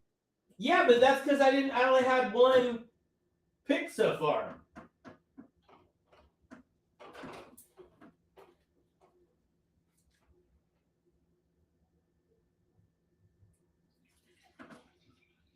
Wow, did you see the Eagles traded for Grenard? You don't remember me saying that earlier? I do remember you saying it, and I didn't process it. It didn't make sense to me. I didn't process it. Wow, that's a great trade for them to add him to their. Dude, the Eagles' ability to like gain masterful pieces is always shocking to me. Like, I feel like they're like, oh, who's the best players? We can just add them real quick. Like, them and the Rams, their ability to just go out and get people baffles me. The Eagles always go get a phenomenal defensive end too. Colts pick is in. Oh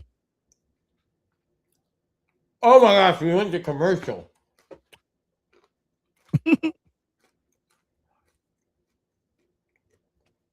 Oh, it's going to be live. I think Pat McAfee's going to come out and announce it again. Nah, it ain't going to be Pat McAfee. I think he was doing the second and third round. I really think it's going to be him. Oh, my God. Shout out to Pat McAfee. Do you like Pat McAfee? I love that man. He's an acquired taste. Have you acquired his taste?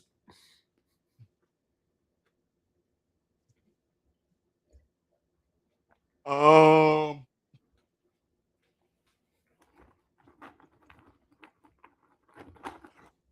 I understand it. I wouldn't say I acquired it. I understand it. Well, he is the captain of the Carmel swim team and always will be.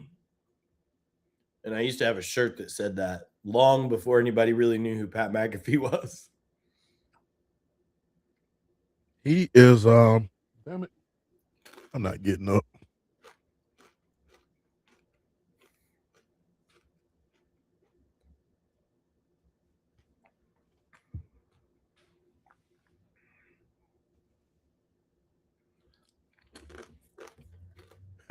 It's crazy. I'm sitting up here, look, Saquon Barkley commercial. I'm just thinking about what you said. I'm just like, bro. I just can't. I'm just baffled by the comparisons. When they said Jamar Gibbs, I was baffled by that.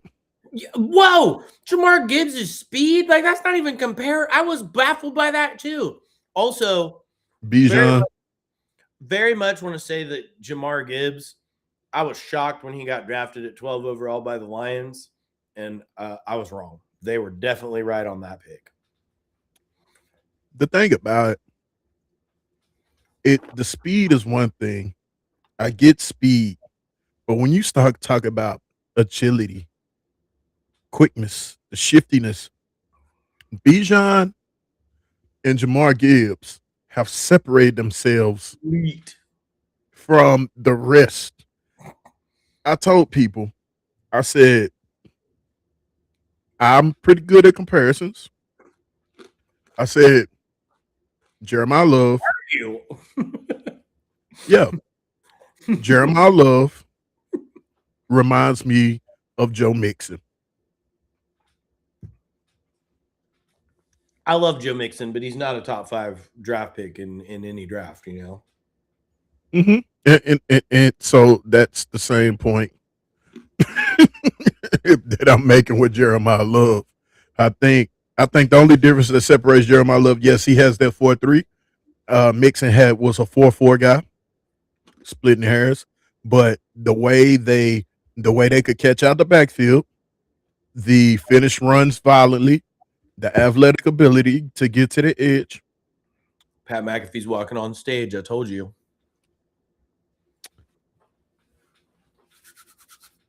I'm gonna find out who we picked soon. Look, don't tell me. Don't tell me. I'm not even gonna give you my facial expressions when they pop up. I'm gonna cover my face. I appreciate it, brother. That's crazy.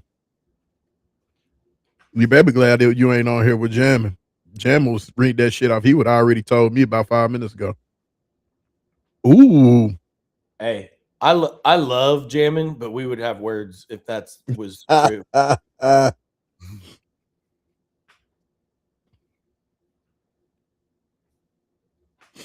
Oh, Colts this year. Tell him, Pat McAfee.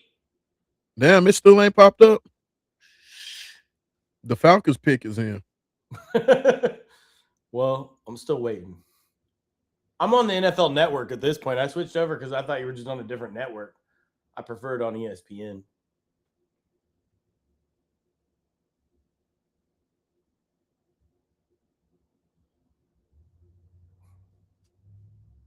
I want to watch the Pat McAfee show tomorrow, so woo! Baby, woo! I like it. You like Halsey? I do like Halsey. I like Halsey a lot. And here's the thing. This is what I've been wondering. I've been wondering if they were going. So we lost Pittman Jr., right, in a trade with the Steelers, which I didn't really agree with getting rid of him. I think he was a very valuable piece. I think they're going to rely way too much on the separation of I just went blank. Who did we give all the money to? Number 14 from Cincinnati. Pierce. Yeah, Alec Pierce. Yeah. I think we're going to rely way too much on him and then Downs in the slot. But we don't have that mid-range guy that Pittman, who I feel like he was a difference maker. He's the guy, to me, that got everybody else open. And losing big body receiver. Yeah, losing him was very. I feel really that's not a good thing for us, and I really thought that the Colts would be drafting a wide receiver early, but I felt very deeply that we needed to focus on defense, and the fact that we've added a linebacker and a safety tells me that I'm agreeing with our GM that the center of our field is what needed to be worked on. So, whoo! There you go. Cedar City, you got Zachariah Branch in the third round. So I had to turn a light on. It's getting pretty dark here. What time is it where you're at? 9:00. Ooh. 7, but the sun's starting to go down. Yeah. Yeah, Zachariah Branch. This is also a good pick here. Yeah, it is. I had a Atlanta Falcon fan that was in here. My buddy, he's a Falcon fan. He wanted Zachariah Branch in the second round. Got him in the third. That's even better. Yep. I was thinking about the Ty Simpson pick, and I wondered when he was drafted at 13, how many teams after him were disappointed. Like they thought they were going to have a chance at him. I'd be really interested to know that because I've also wondered if the Rams could have possibly gotten him in the second round or later in the first and like traded back. I think they definitely could have got him in the second round. Yeah, I mean, that's the only piece with that is my question mark is could you have traded back and gotten a little bit more draft capital and still got the guy you were after, you know? Right. They said they didn't they called Stafford the morning of the draft and told him that they were taking him at 13 if he was there. So they maybe hadn't made that decision until then and didn't, have a plan like that to try to drop back picks.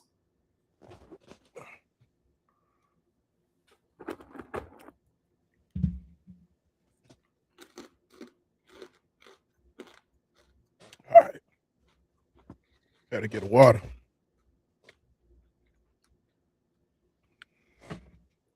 Hey, did you see the story about Zachariah Branch? About him being arrested? He got arrested. He got arrested for not moving on the sidewalk. What do you mean not moving on the sidewalk? Like the police told him to and he didn't?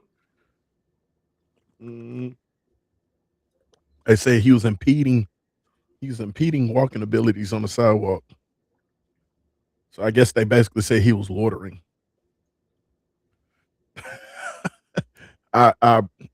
If let me see if I can pull the article up.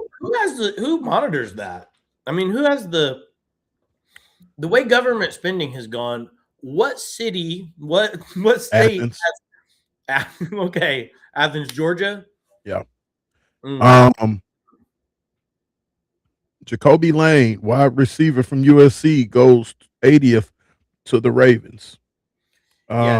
This is a guy that I was hoping would end up on the Colts. Have you seen this guy play? Yeah, he's nice. He's real nice.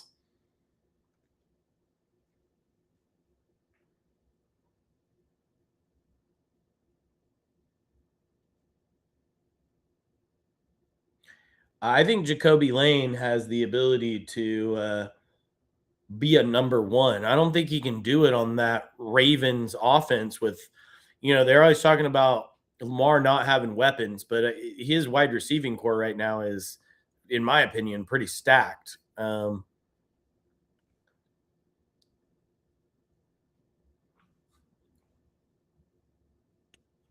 me see if I can pull that article up.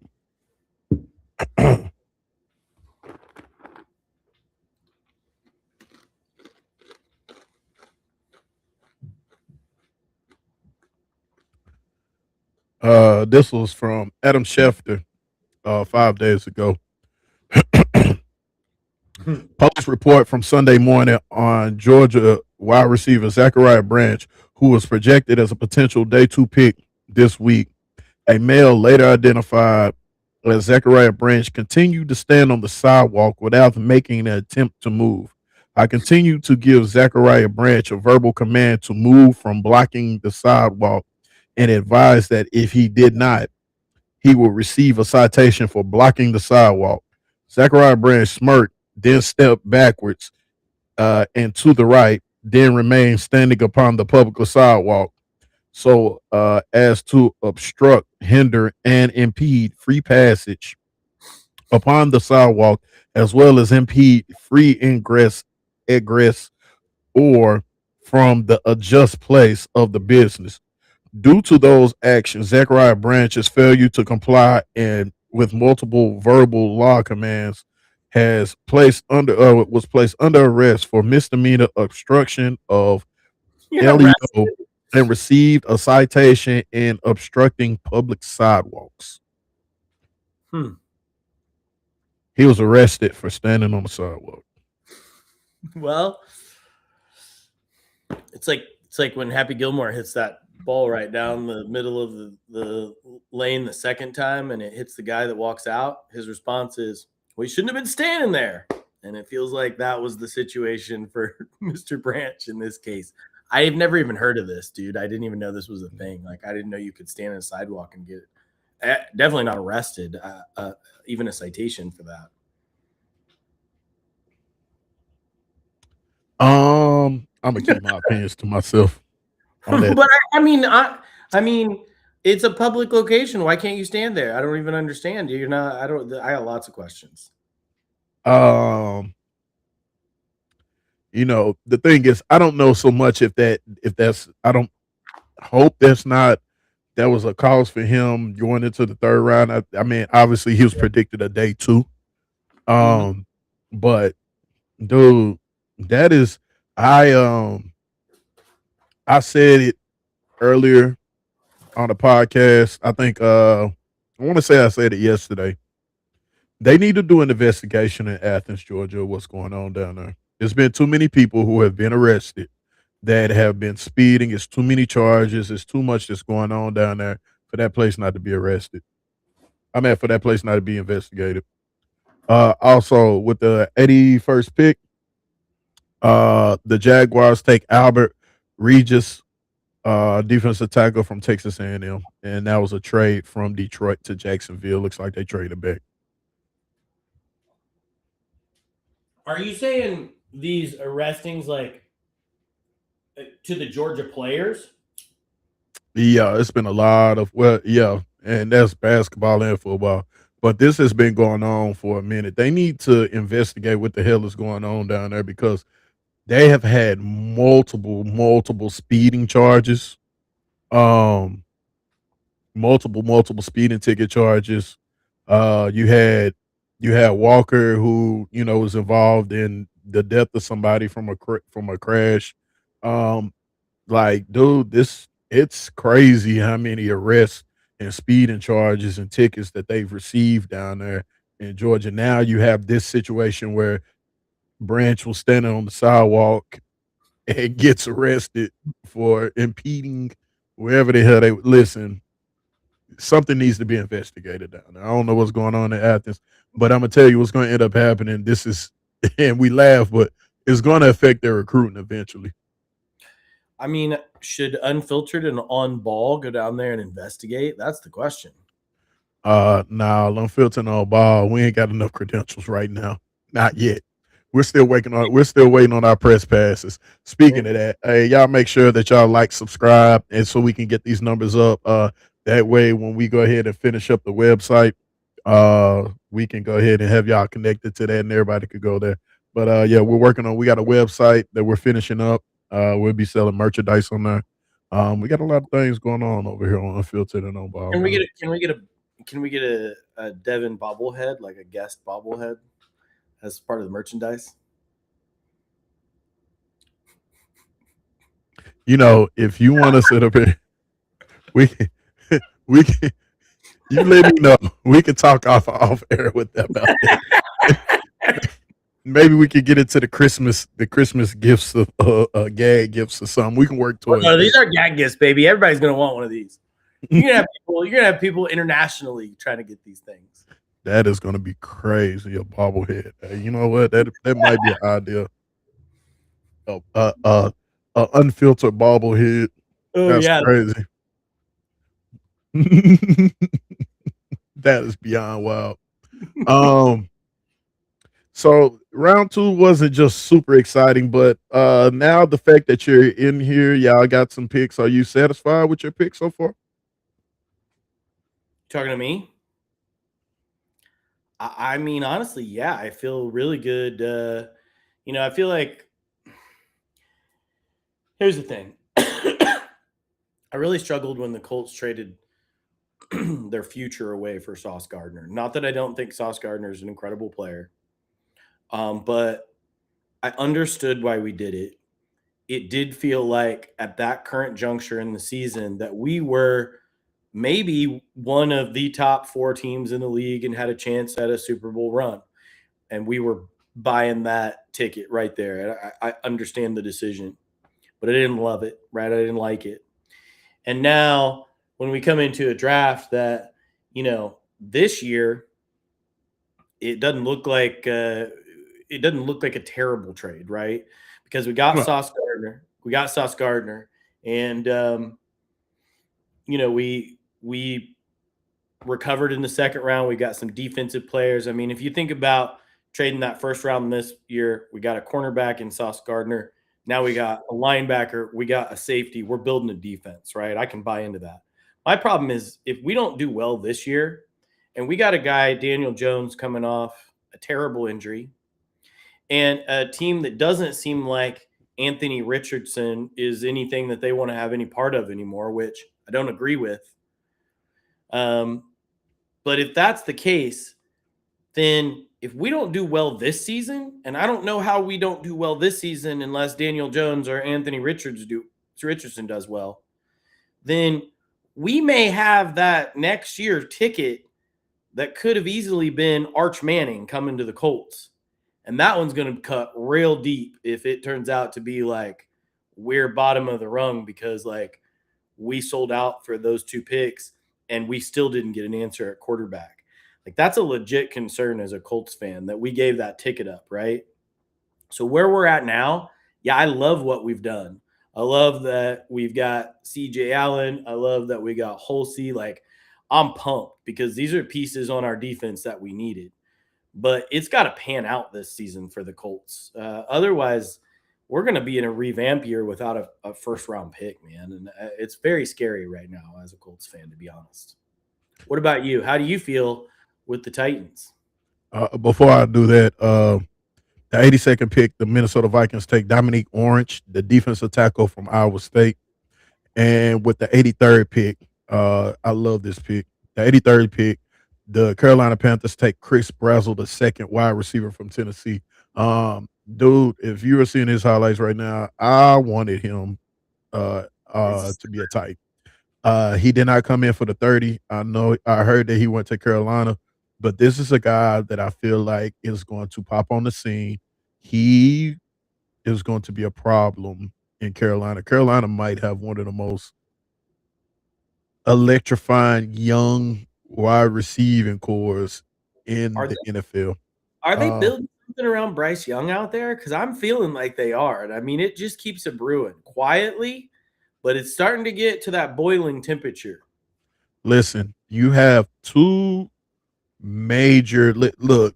Chris Brazzell 6'5", 6'3", 6'5", 6'4" to 6'5", 200 plus pounds, ran a 4.3.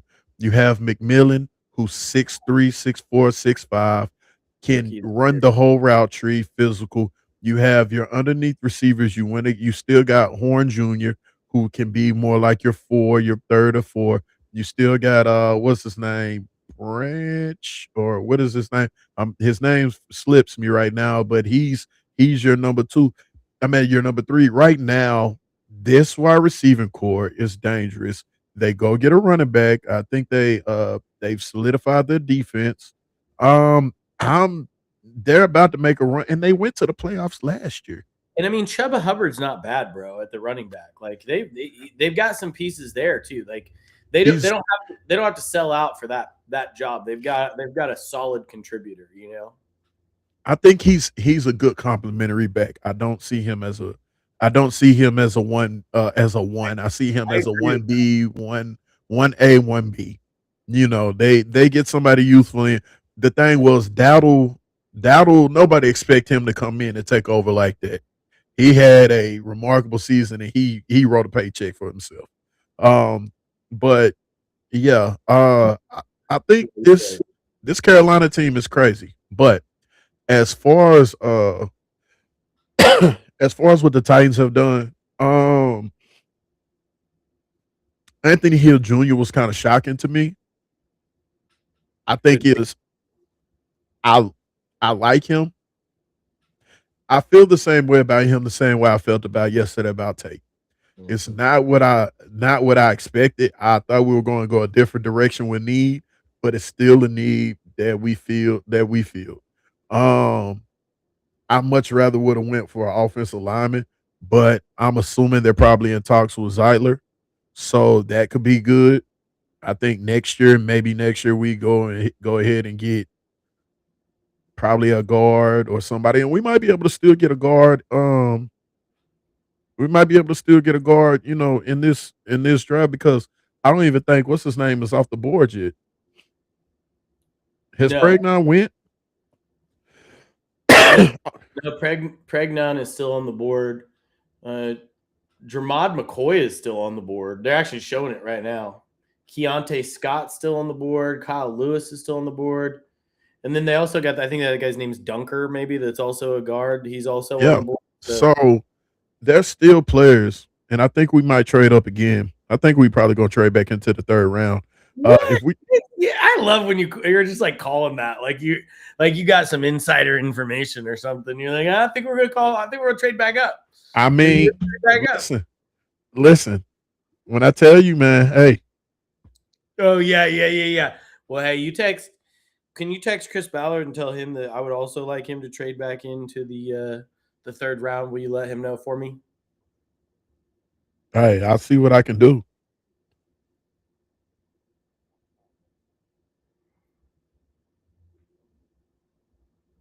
Okay, okay. I'm up here talking. I'm texting. I'm texting Mill right now.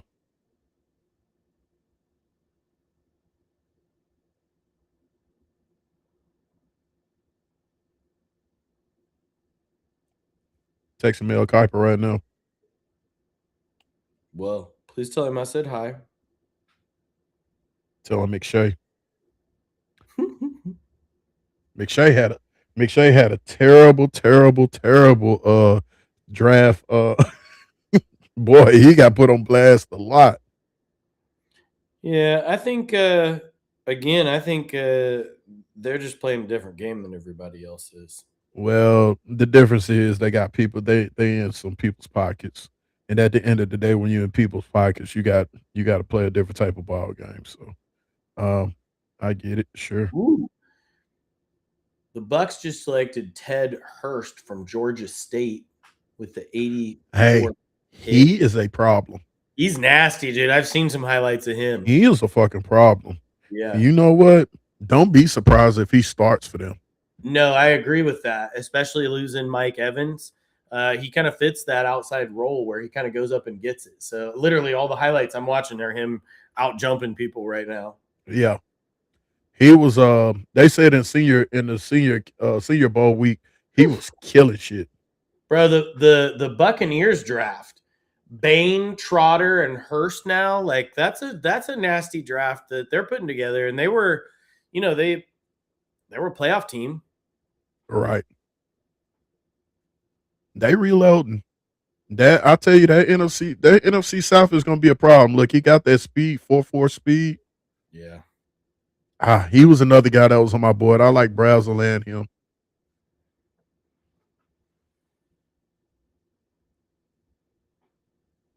Yeah. They got a nice that's not a bad looking class right there. No, I think there's a couple teams for their drafts. They've put together, a solid draft, but it appears like, their first round all the way to their third round right now are like about the same level, kind of that same thing I've been saying. It's just like these solid guys. There's not anybody that just jumps on anybody's list, really. I mean, even when I look at the Cardinals, and I feel like they've had a decent draft here. Like they've added Jeremiah Love and Carson Beck and whoever they got in the second round. Oh wow. With the 85th pick, the Pittsburgh Steelers take Dylan Everett, cornerback from Georgia. That's a nice pickup for him. That's a nice pickup. I like Everett. I'm surprised he fell this far. That's what's kind of shocking.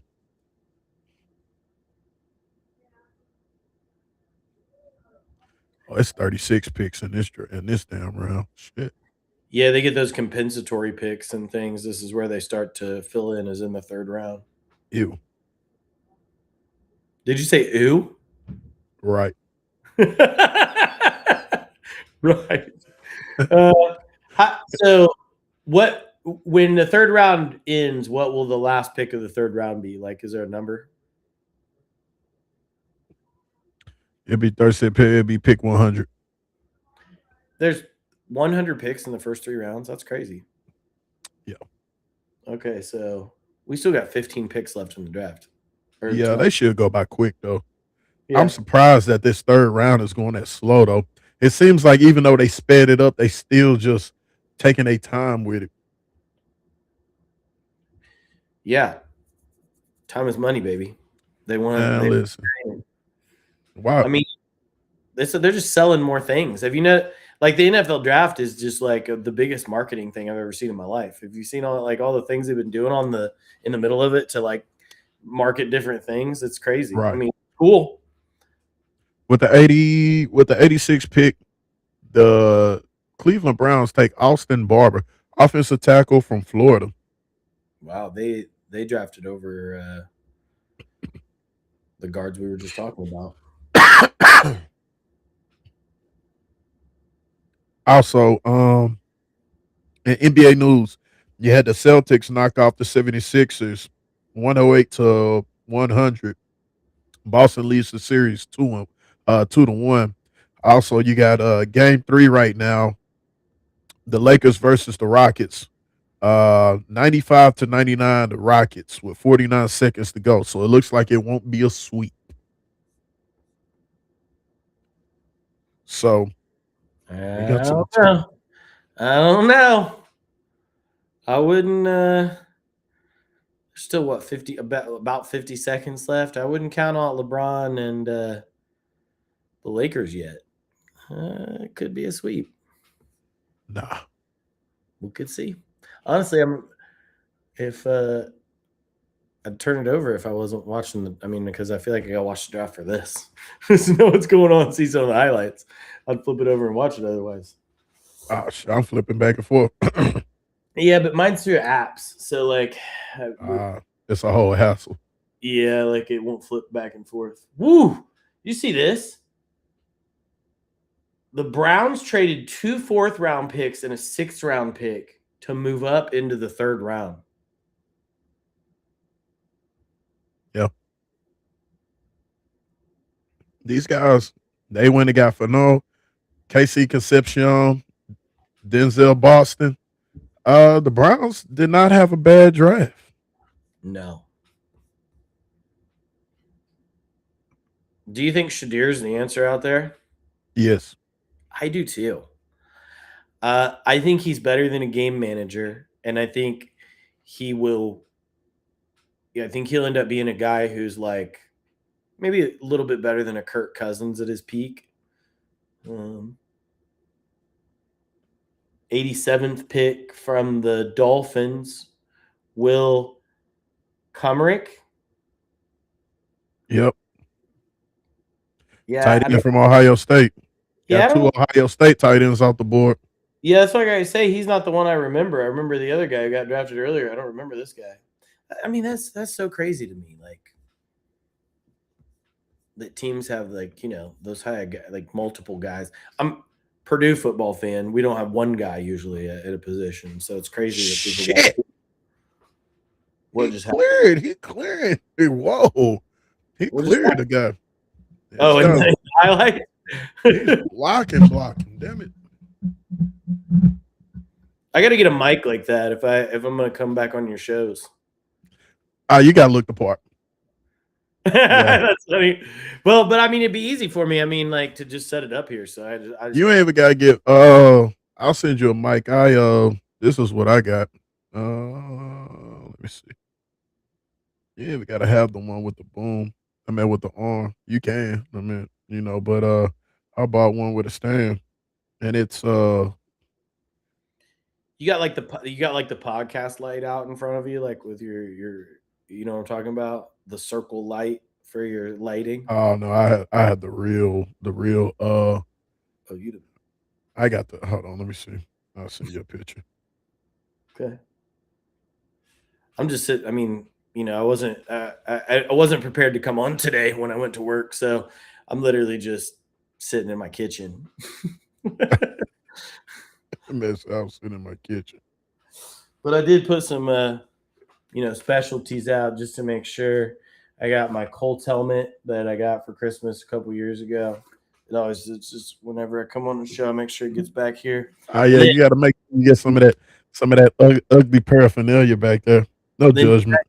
then tonight I brought on my favorite childhood bear.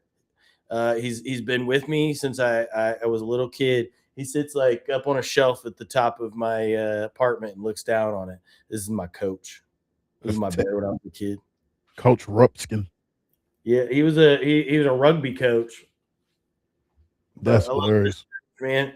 He was like one of my favorite Christmas presents when I was a little kid.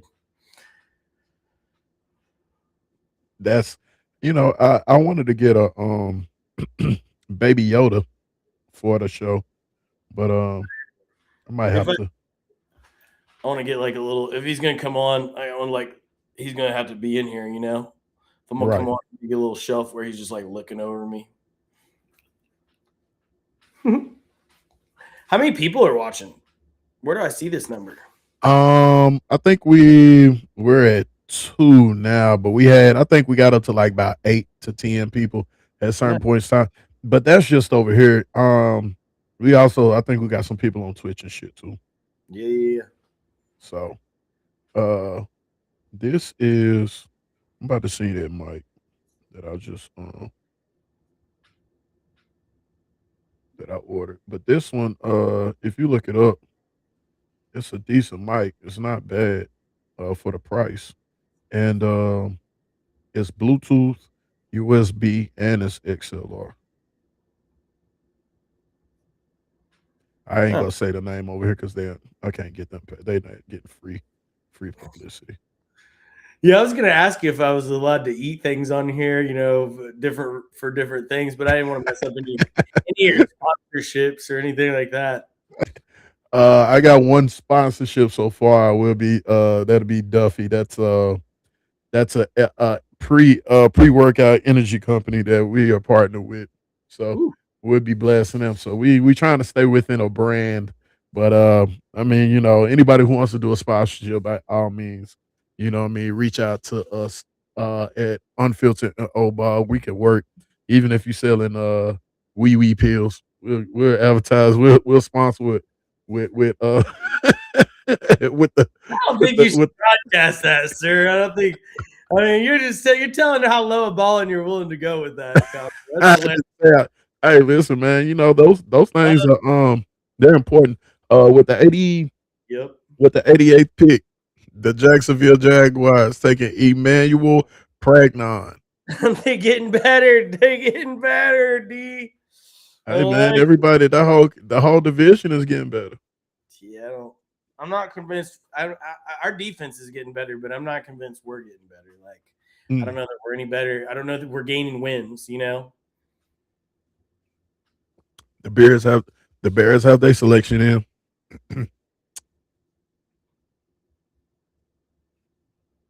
Mm-mm-mm. That's a big Well, in boy. that case, sir, nothing like a little Doritos. Hey, look, you about to give me copyright infringe. They about to flag this. They're about to flag this live. Luckily, they probably not watching. They have so many other things they could be doing.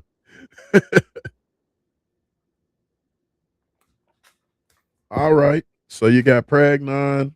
You also have with the 89 pick, the Chicago Bears take Xavier Thomas, wide receiver from LSU.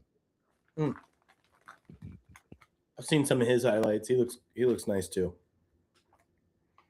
He's LSU got puts a lot of quality wide receivers in the third round. LSU usually always puts good wide receivers out. Oh yeah, that's They're the I second I believe it to be wide receiver. You, I'm sure you may two. disagree.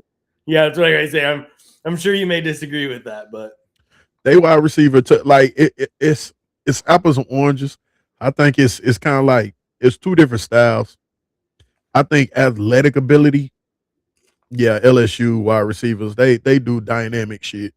But when it comes down to just like fundamentals and just things like that, I think Ohio State has it.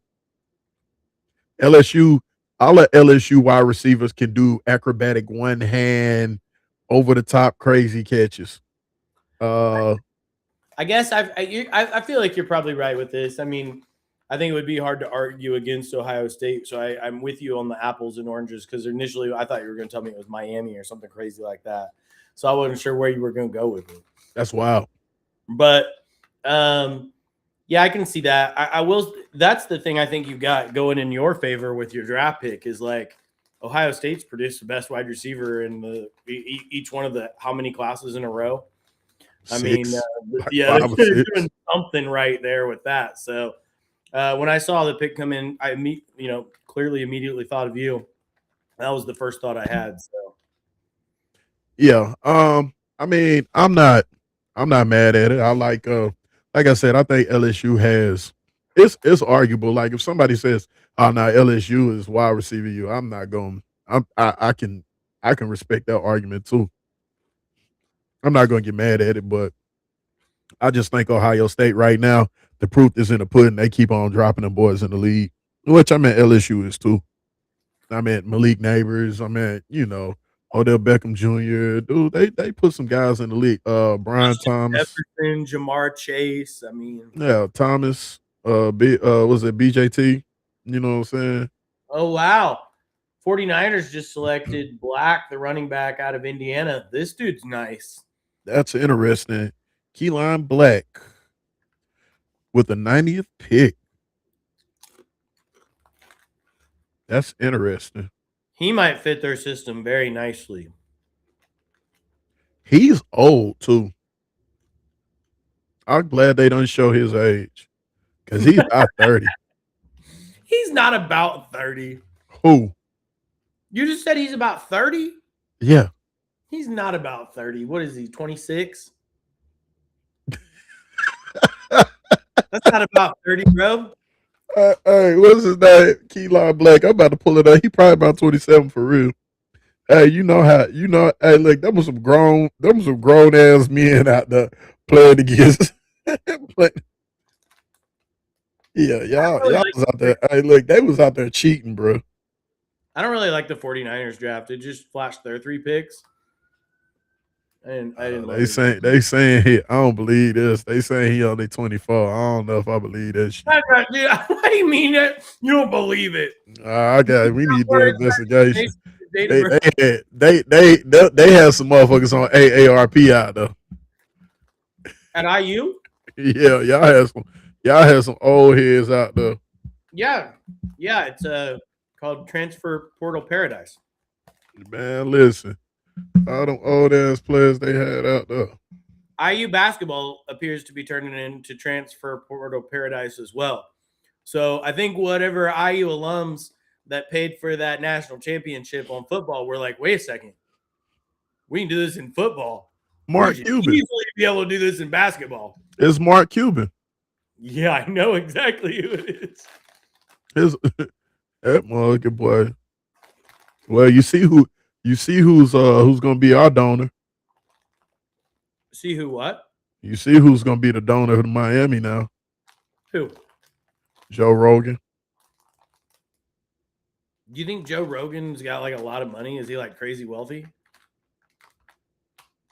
Like one of the top streamers in the world, bro. Yeah, but I don't know what that means to be 100% honest. I don't know what kind of money that. I mean, I don't think that's Mark Cuban money. I mean, Mark Cuban money is different, but look, That's what I mean. Nobody ever gonna. I mean, what's Elon Musk's alma mater? We should start watching out for that. And if he doesn't have one, Purdue, nah, it bring ain't too him much. in as an honorary student, give him a degree, let him pay for a national championship. You heard it here. Joe Rogan, I mean, he's worth 250 million. Yeah, that's not gonna. I mean, what I think Michigan just spent what $32 million to win their national championship in basketball. Yeah, Michigan, and that's just basketball. That's what I mean. You watch Michigan and Ohio State come out of the woodwork on money the way IU did, and you watch the basketball schools do it for basketball, which is where IU is going to go next. That's ridiculous. Well, NIL is ridiculous, man. We've talked about it more than a few times. Yeah, the NIL, man, it's listen, they're gonna have to put some rules and regulations in there. Yeah, it's a lot less right now. They definitely have to put some they got to put a salary cap on. That's what they got to do. Yeah, but it's hard for them to do it.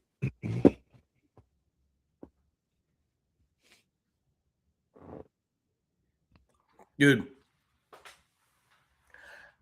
I don't think the Raiders are going to be like groundbreaking, but they're going to beat some teams this upcoming season. They're going to be a different team, Um, I think they got enough to be competitive.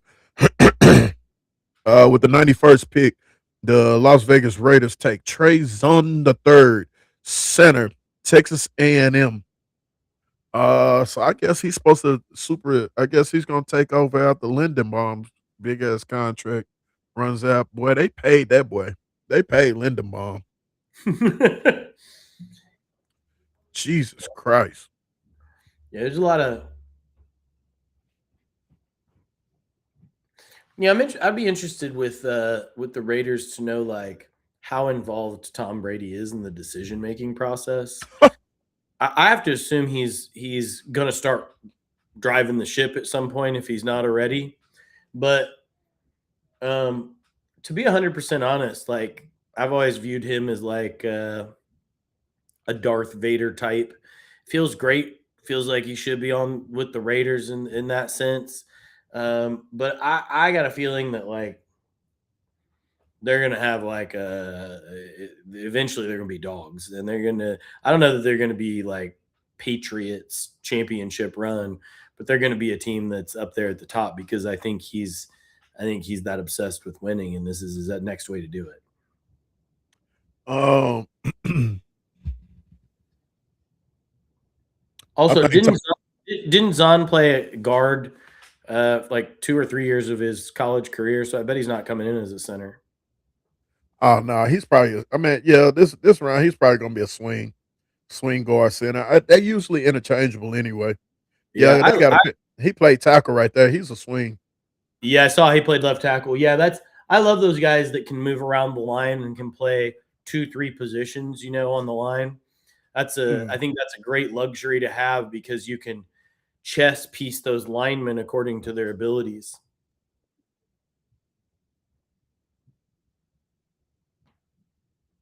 I'm back. I hope you're still. Where'd you go? Where'd you go? Oh no, you start talking about Tom Brady. I was like, shit.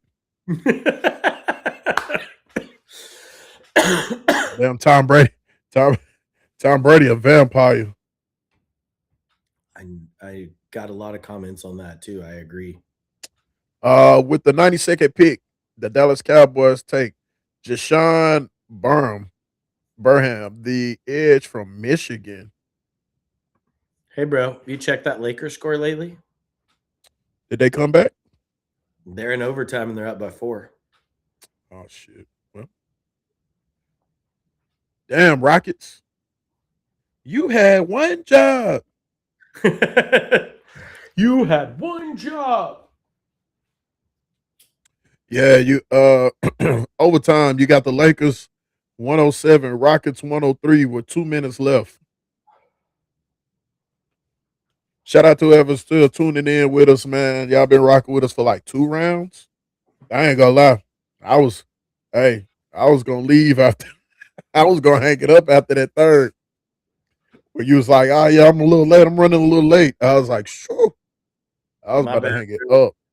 I came home. It's been a really long week. I've got my work gala tomorrow, and I came home and I checked. I text you like I was on my way home or whatever. I checked to see like did he send me the link, and I didn't see it. And my neighbor started talking to me, and the next thing I know is like I looked down and I saw your text, and I was like, oh man, I need to go. And you know how those I need to go conversations are like. You think they're gonna be like 30 more seconds, and they turn into 7 to 10 more minutes. It did one of those, and then I was like, dang it. So then I came, in and like jumped on. That's why I didn't have a backdrop. I mean, I didn't even get home from work until after the second round started. Yeah, So it's all good. We was on here. where's jamming tonight? He at work. Yeah, he had to work. Jamming, unacceptable. Hey man, what is this?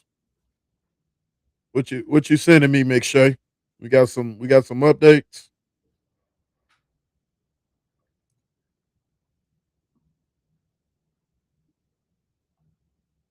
Oh wow. Oh wow, D. I see your setup. You got a lot going on. Oh yeah, that's legit. Yeah, it makes way more sense to me now. You said what? It makes more sense. Yeah, how you're keeping up on the things. You got a computer in front of you. My com- my computer's what's like recording me right now. Ah yeah. So it's hard for me to like go back and forth. Ooh, Keegan Trost just went to the Rams at the 93rd pick. Tight end out of Missouri.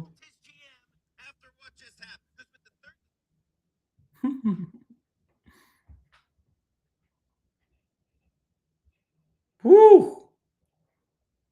I love a good highlight of a tackle that's pulling and just runs a guy down the field, and that guy just has no control over what's happening to him. I just love watching that. Uh-oh, we might have some controversy. Hold on. Kind of controversy.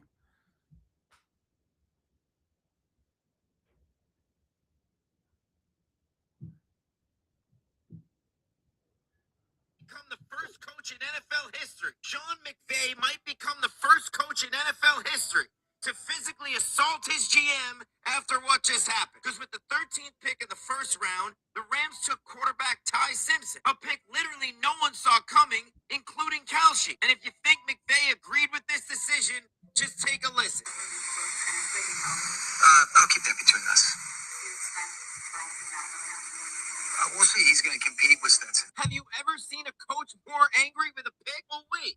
It gets even worse, because now you're about to see why he was probably that mad. Apparently, Ty Simpson's dad, Jason, is the head coach at UT Martin. And guess who Jason just happens to be close friends with? You guessed it, Rams GM Les Snead. How close, you ask? Well, when Ty was deciding whether or not he should declare for the draft, he went to Snead for advice.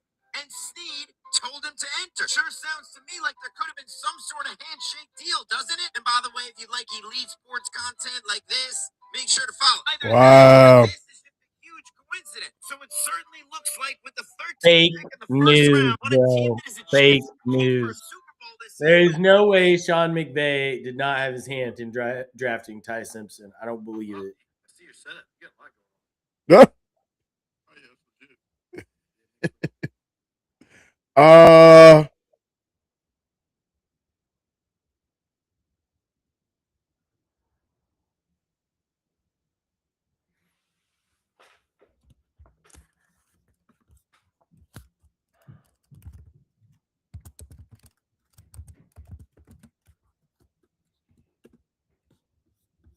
so yeah. I wouldn't say that it's I wouldn't say that it's I mean it's similar to the situation with Vrabel and John uh John trading away AJ Brown. Vrabel was not happy about that. So I don't As know. a Titans fan, were you like a big AJ Brown fan? I liked AJ Brown. I think it was probably one of the better receivers that we've ever had. Um, I still unpopular. My unpopular take was I didn't think he was a true number one, but on our team he was because we just didn't have any receivers. Who do you feel like is your last true number one? Like Kenny Britt? Hell no. Man, I loved Kenny Britt. He was a dog. You gotta look back. You can't even remember. Um,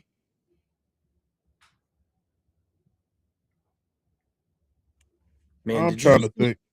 I don't know what broadcast you're watching, but did you see the Iron Man mask on the NFL Network? The guy he was opening it up. It looked like the real movie, man. That's Right.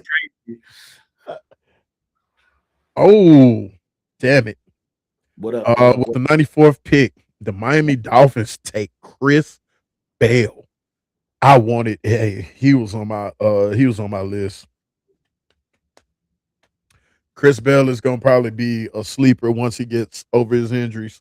Um, best wide receiver we've had. No, who's your best? Well, I guess maybe that in the long run. I'm talking about who was your best number one, but yeah, I guess that probably aligns. You didn't have one when you went to the Super Bowl.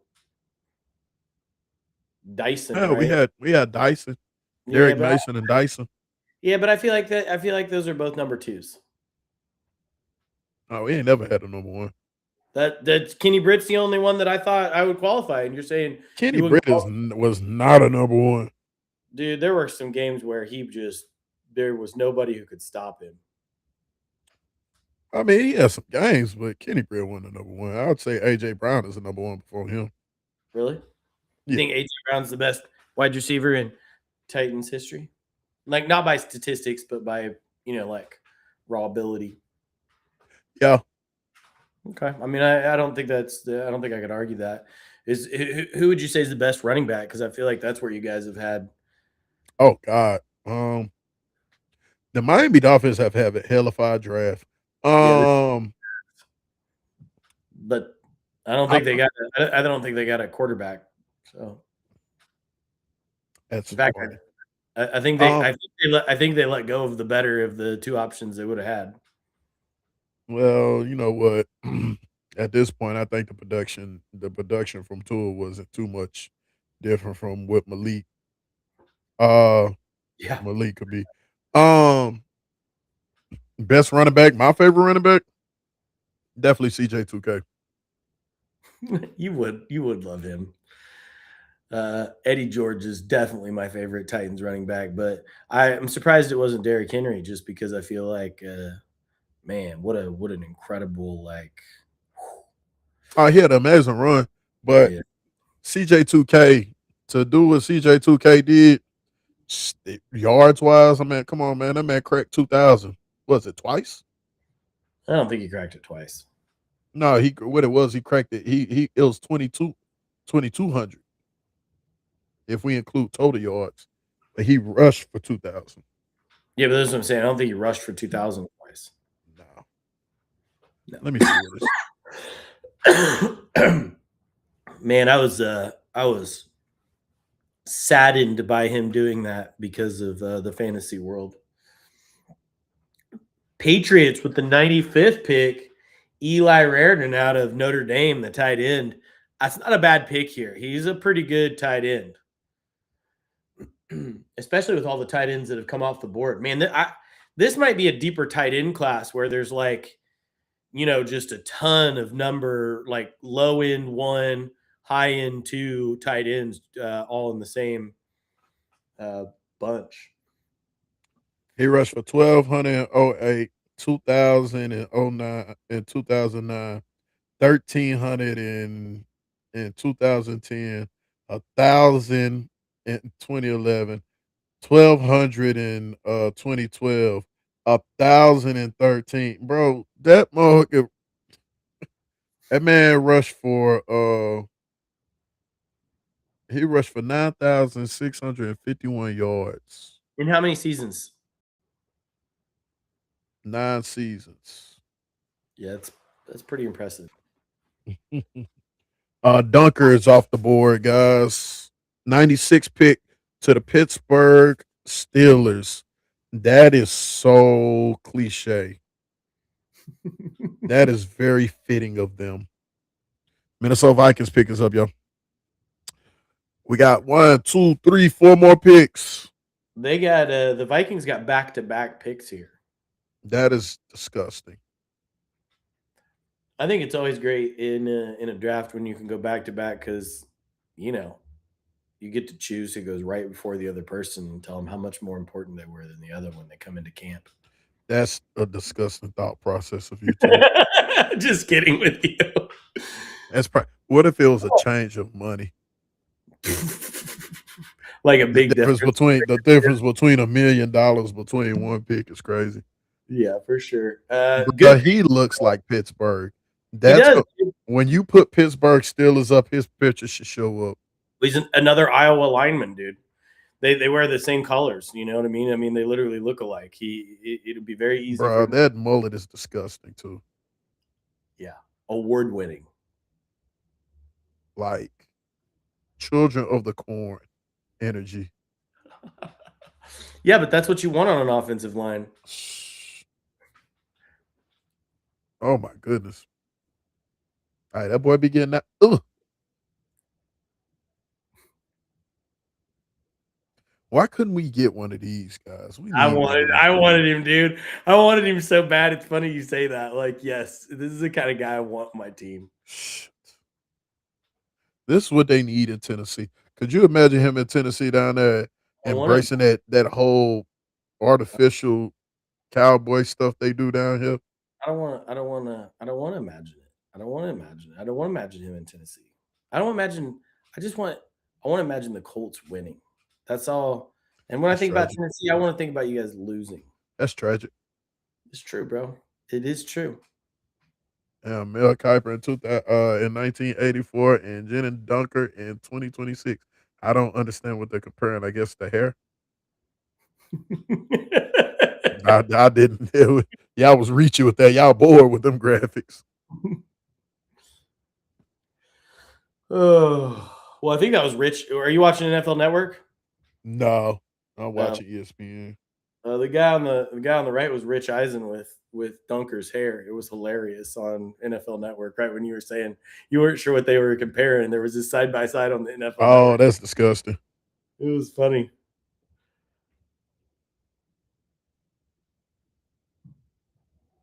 Yeah. Yeah, honestly, I have a feeling that I'm going to end this round as well as the overall draft with just this kind of like, feeling about the draft this year. I don't feel like there's anybody that just I hope I'm wrong, by the way, that just jumps and is going to be like a difference in team makers. I've remembered drafts where I was down in the late 20 picks and there were still guys who could be big time difference makers on teams. And I felt like, somewhere past 10, I don't know that there were any of them, maybe even less than that. Right. And it's just a different draft this year. So, but who knows? I think, it's still some players out there. Malik Muhammad from Texas. Dude, it's still some solid players out here. I'm just interested to see. I hope Tennessee can trade back up and go get Keontae Scott. I know we won't, but I'm surprised he fell this far. Yeah, I'm surprised he fell this far too. I felt like he had a lot of hype coming into the draft. Well, yeah, he had a hell of a season.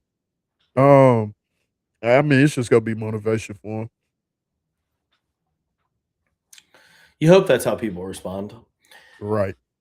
I was watching right before I jumped on. I had the draft on. I have no idea the guy's name who got drafted, but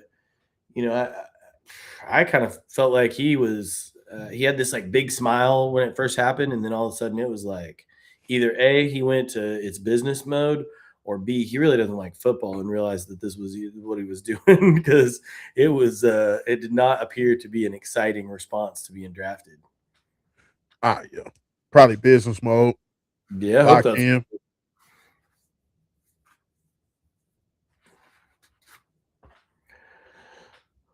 Yeah, this is when it gets.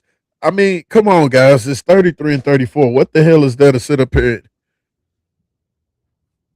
There you go. Come on, Caleb Turning. the Tiernan. 97th pick. Yeah, 97 pick offensive lineman Caleb Tiernan from Northwestern. All right, go ahead and put the other pick in. Y'all better not be waiting for no damn 30 minutes to announce y'all next pick. That's funny. Vikings. It seems like there's been a run here in the third on offensive linemen. I don't have the draft board in front of me, but it feels like there's been a bit of a run here, late second into the third round of like a lot of trench offensive linemen. This whole draft has been offensive lineman. That's what I'm saying. This was an offensive line, defensive line board draft class, man. That's the reason why I was saying like people are talking about what's Might that? want to check that Lakers score. What they won. Yep. Ew. Told you not to count them out. LeBron's putting together a final run here, and he's got a team that can do it if he can get Austin and Luka back, and he gets to play third wheel to that. Man, they not winning that West. Oh my goodness, my boy. With the 98 pick, the Minnesota Vikings select Jacoby Thomas from Miami. Let's go. Safety Jacoby Thomas before Keontae Scott is crazy though. They likely know something that we don't. It's the fact that he really plays the safety position, but Keontae Scott really can play the safety position. I think Keontae Scott, that game against Ohio State should have I thought it solidified him. He did have that injury. He was out most of the season though with his foot though, so it could be injuries that's probably hampering him. Yeah, I'm sure that's it's just like you said. The best ability is availability. Absolutely. When you know that a person's body doesn't hold up as well as other people's, I mean, that's a real thing. Yeah. Jacoby Thomas, Tennessee boy too. He from the city. Right down the road from Nashville. Is that the Minnesota Vikings? They don't even look happy about any part of their draft. I don't know what's going on there. With the 35th pick, the Seattle Seahawks take Julian Neal, cornerback from Arkansas.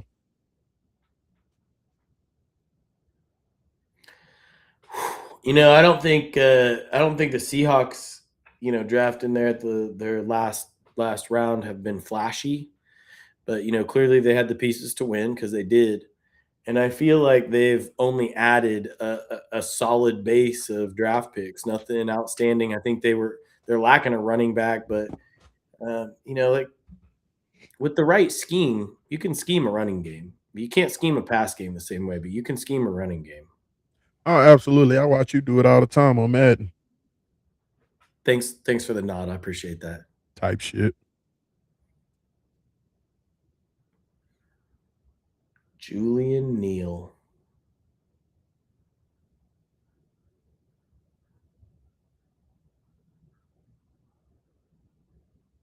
Woo! He just took that ball away from him.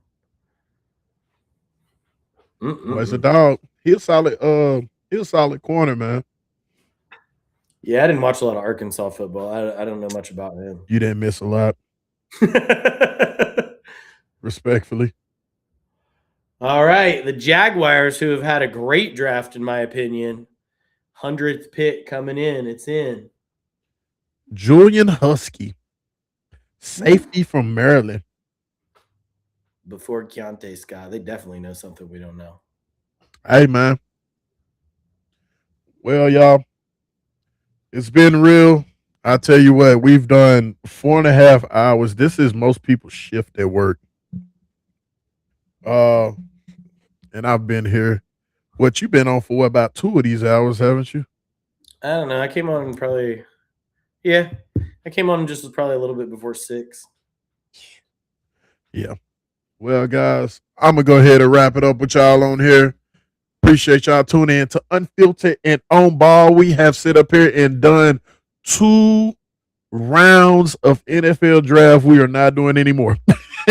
Tomorrow is just gonna be, we'll let them have it. But I appreciate everybody tuning in. Y'all make sure that y'all tune in for the first episode of Unfiltered and On Ball. We'll be debuting episode 1 on Monday afternoon. The time is to be determined. I think we're gonna do 6 p.m. So we'll be shooting for 6 p.m. But yeah, that'll be determined. Besides that, make sure y'all hit the like, subscribe button. Y'all follow us on all our social media sites. We are Unfiltered On Ball on Instagram, Facebook, TikTok, YouTube, Spotify, and Twitch. We are on all these streaming sites. So y'all lock in with us. And also, y'all give a big shout out to my special guest, Devin. My man's came on. Shout out to him and his Colts. I'm glad that y'all boys did a little something. I didn't want y'all to do too much, but at least it was good to have you on and y'all do a little something. And we'll definitely have you back on when do an episode with you when the season starts. I look And forward to it. absolutely. Well, you know what? With that, peace, love, and hair grease. We'll catch y'all on the backside. Hey.